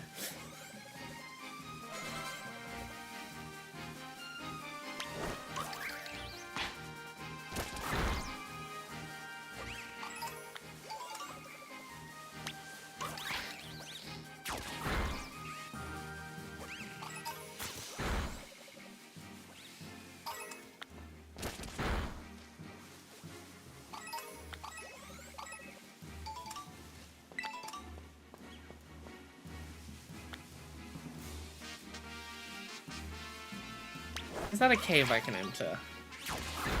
Keep walking past it and not, like, inquiring as to whether I can actually go into it.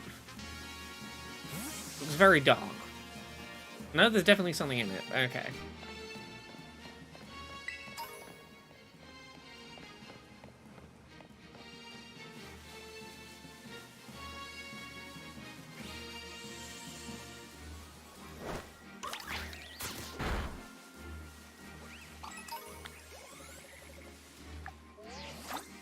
Okay, there's a water type. I can remember what the A button is.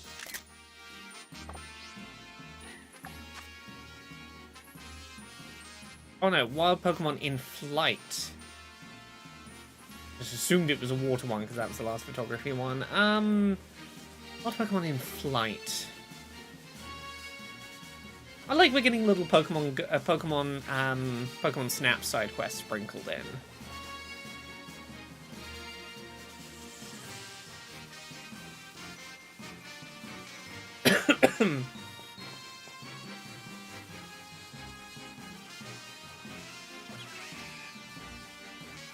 Where around here we're gonna find a flying Pokemon. Maybe in that big tree ahead.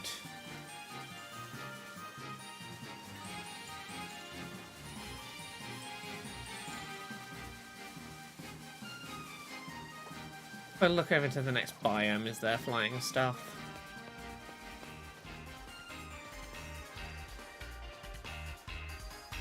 I like that music fade between the regions.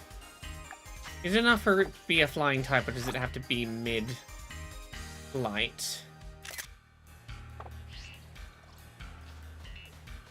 Has to be in flight. If I come at you fast enough, will you fly? No.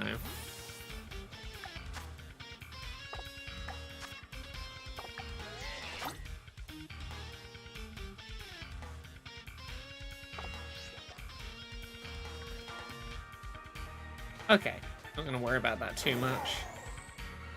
Are you technically in flight? You are floating? That did count as flight. Ah. You're a Pokemon, what Pokemon would you be? I've always said my favorite Pokemon is Mimikyu. I'm a big fan of Mimikyu. They just want to be loved. They just want to be loved, and that's endearing. They're very insecure about hoping that they can be lovable. And I've been there, I get it. I'm glad that counted. That's a nice... Yeah, what is in flight if not being off the ground?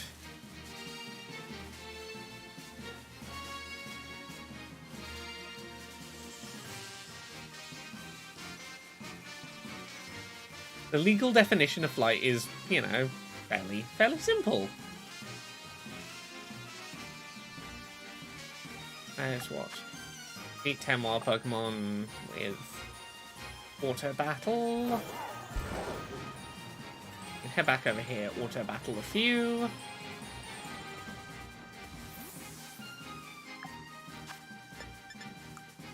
$20 minutes.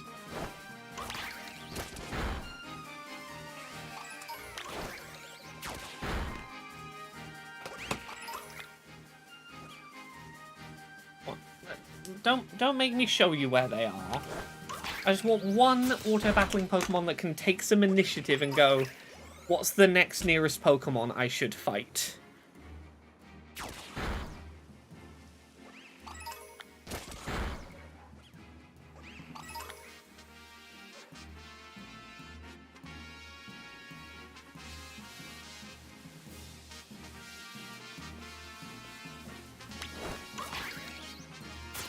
There you go, Ogapon. I know you beat like an entire 2 zebras, but I believe in you. You can do more.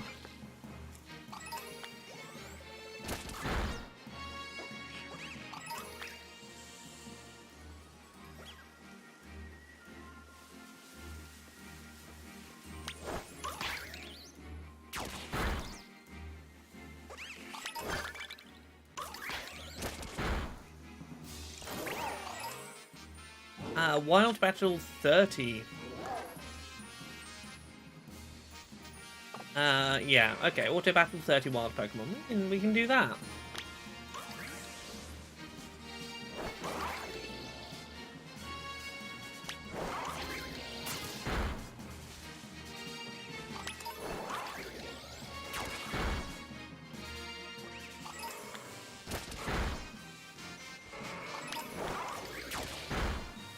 Give me a damn shiny horse. I'm gonna Zeb Striker all these zebras if they don't give me a shiny.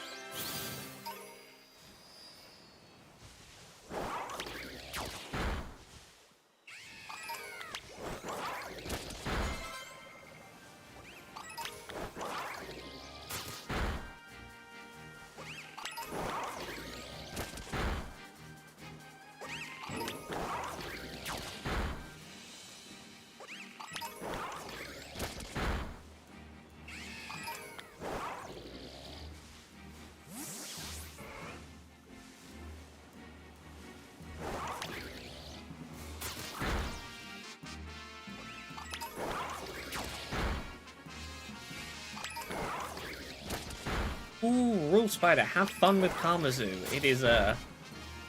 It takes a little getting into, but it is a charming idea.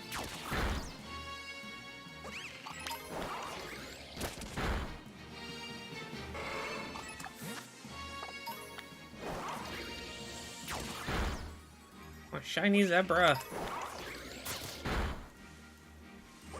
Find me a zebra.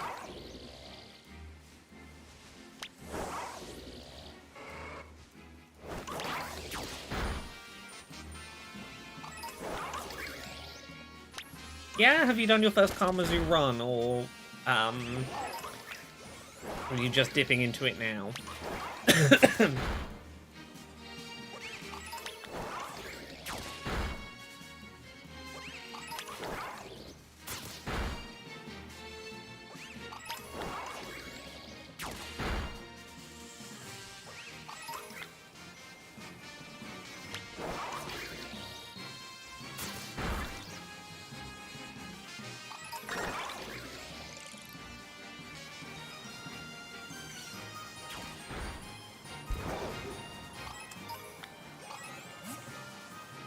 Okay, we're over 10% of the way to expanding the first biome.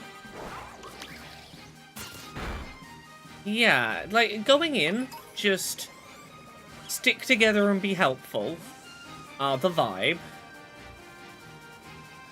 Everything else will sort of come to you with time. No one left behind. Help everyone out.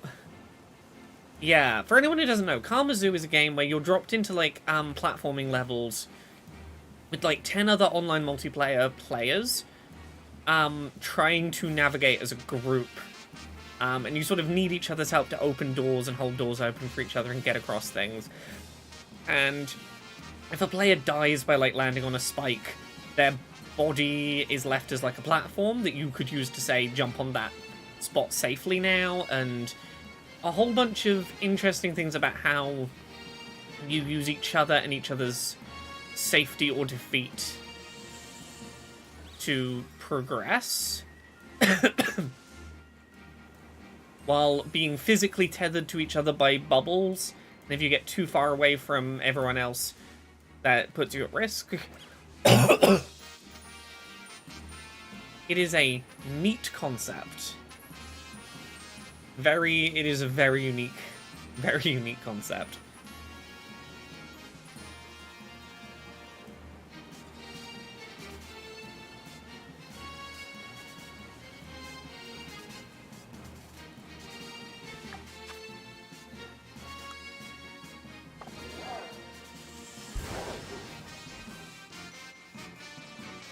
But this shiny hunt might be the end of my stream for today. We'll have been streaming for nearly 7 hours. I feel like that is as good a place as any for me to have. I might go have a little nap on the sofa. I can go see a film at the cinema tonight, nice and well rested. 7 hours is quite a lengthy stream. I don't usually do them this long, but it's been nice having company to have my first day exploring some new Pokemon stuff.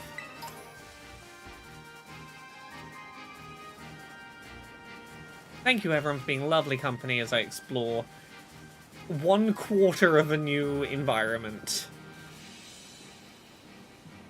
And spend most of my time beating up horses.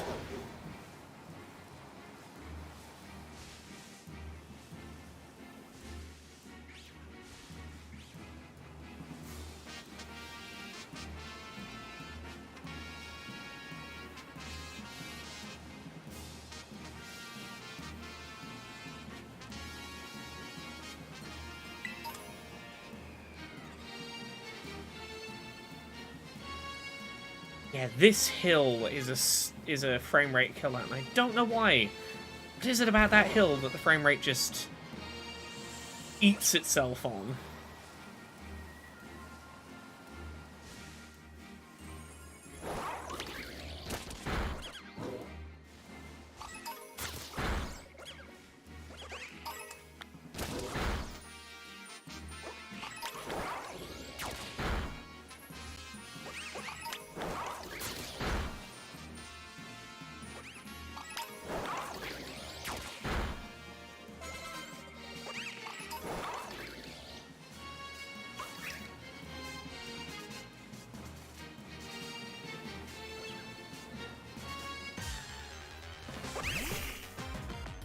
Get out of the bush. I need to see if you're shiny. I don't think you're shiny. I've run across a couple of spots like that. Near water seems to be bad at times too. Yeah, near water's always been bad in Scarlet and Violet. Hills with too many grass effects, particularly in the wind, have always been kind of bad. It just baffles me that the consistent spots that cause problems are not things that look like they would be graphically intensive, and that's consistently strange. It's not the obvious things that are causing, like, these kinds of issues.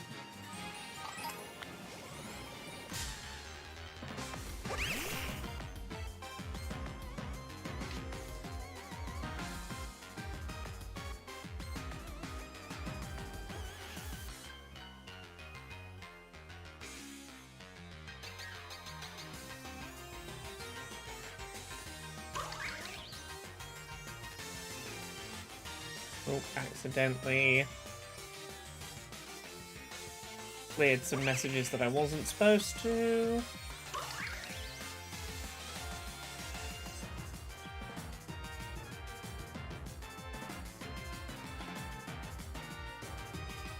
One sec. I think that was... I gotta...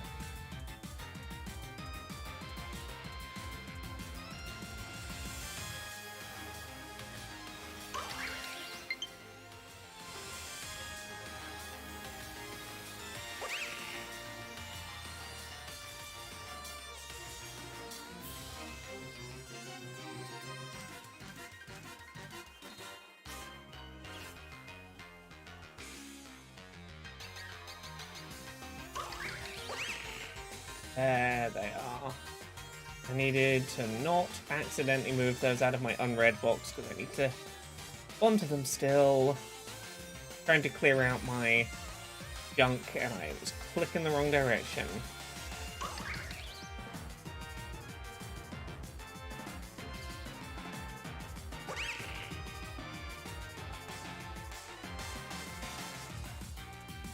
There we go. I can close that tab again now.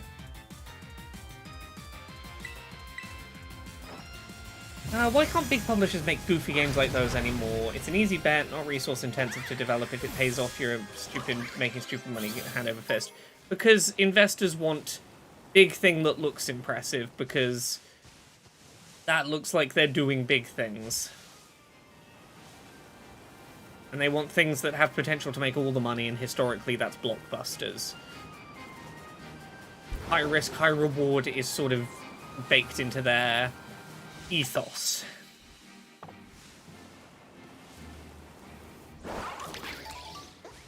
Come on, give me a shiny zebra. It's really not that hard. Just a shiny zebra.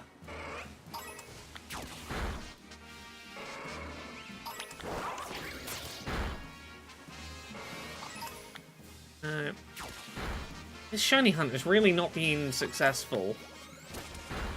Why, this should not be this hard of a shiny to find.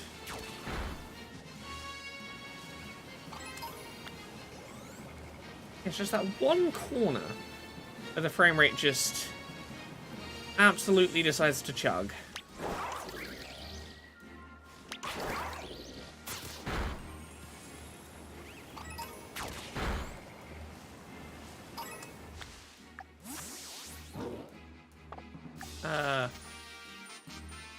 Think upon a Pokemon, catch a Pokemon. Yeah, no, not doing those at the moment.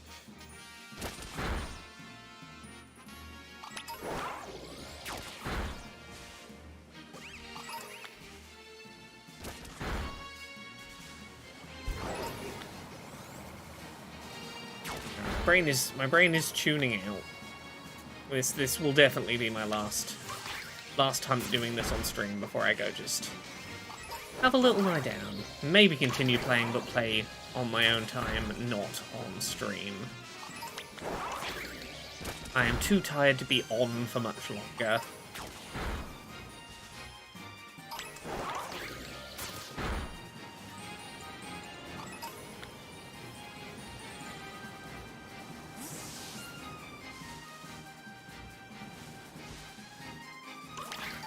Yeah, big publishers used to do goofy things, but, you know, then they got big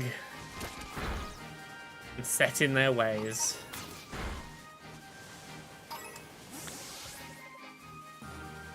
Yes, if a thing doesn't make all of the money, then why bother with it, seems to be the logic these days. Why make some money when you could make all the money?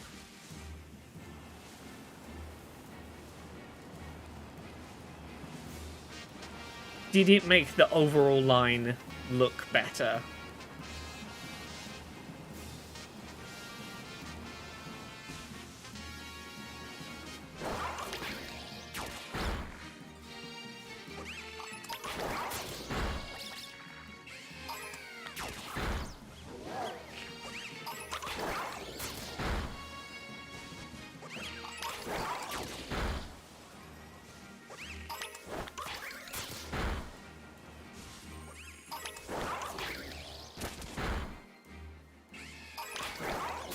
Telesalankill, it's not surprising to me that Final Fantasy 16 got nominated for its score over Octopath Traveler 2.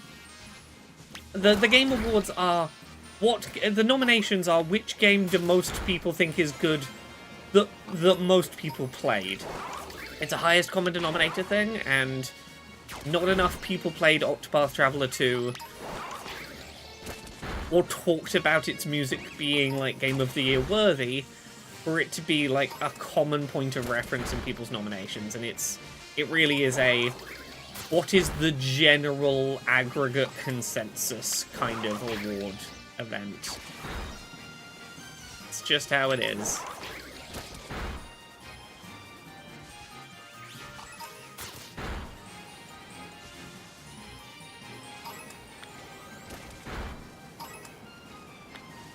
Oh, this is why this Tauros is here, because it's a Tauros outbreak.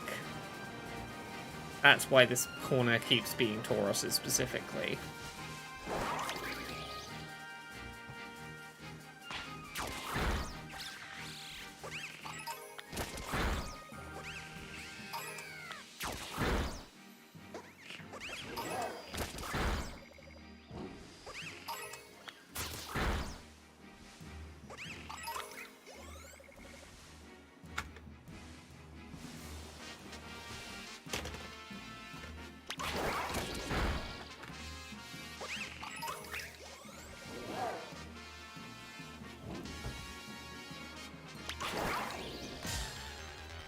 Come on, fight things, Ogapong.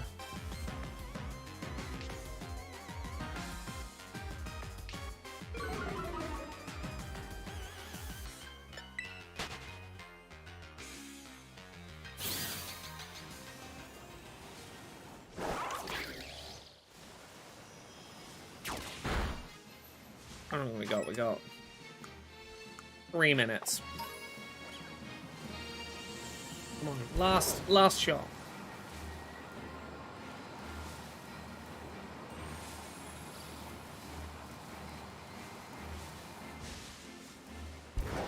I'm gonna zoom around somewhat. Try and at a glance see a shiny. Not be too precise about looking around. Does one of you look abnormal?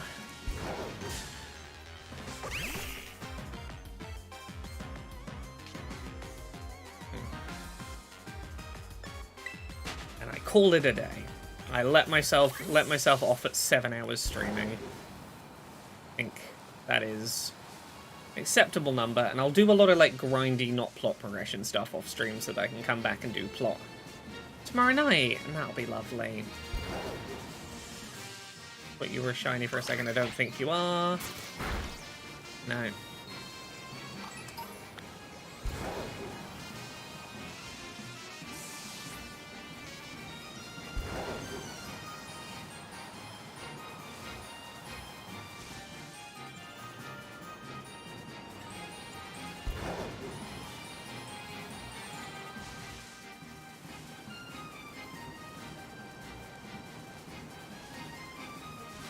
Got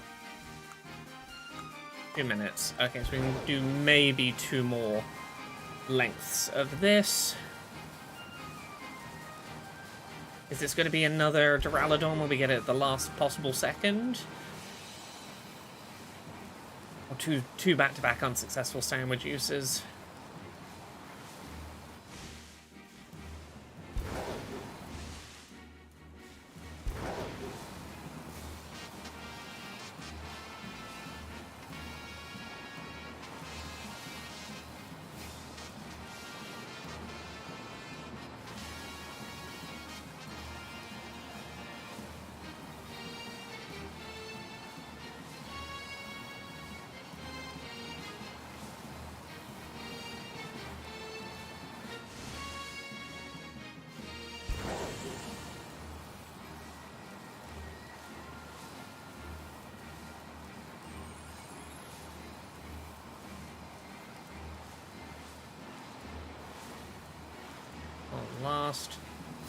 Last chance. Shiny.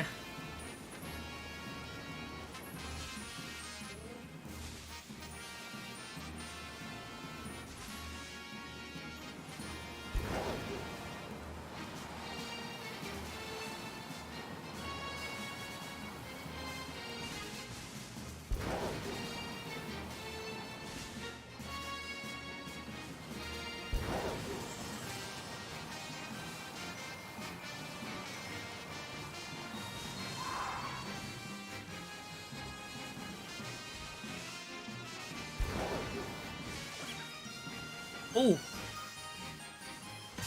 No, that's just shadow, isn't it? Thought you were blue for a minute. Looking for blue shinies in shadows is really tricky, where it's like, oh, you went from black to blue, and from standing in the sun to standing in the shade? Yeah, that might be a shiny. Darn you, lighting changes impacting perceived shades.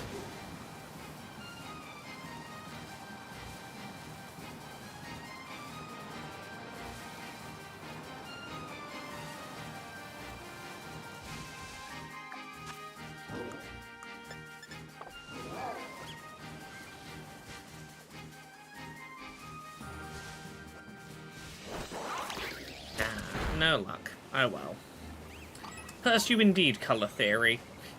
Well, thank you everyone for watching. I hope you've enjoyed this nearly 7-hour-long Pokemon stream today. I will be back streaming some more Pokemon probably tomorrow night. I'm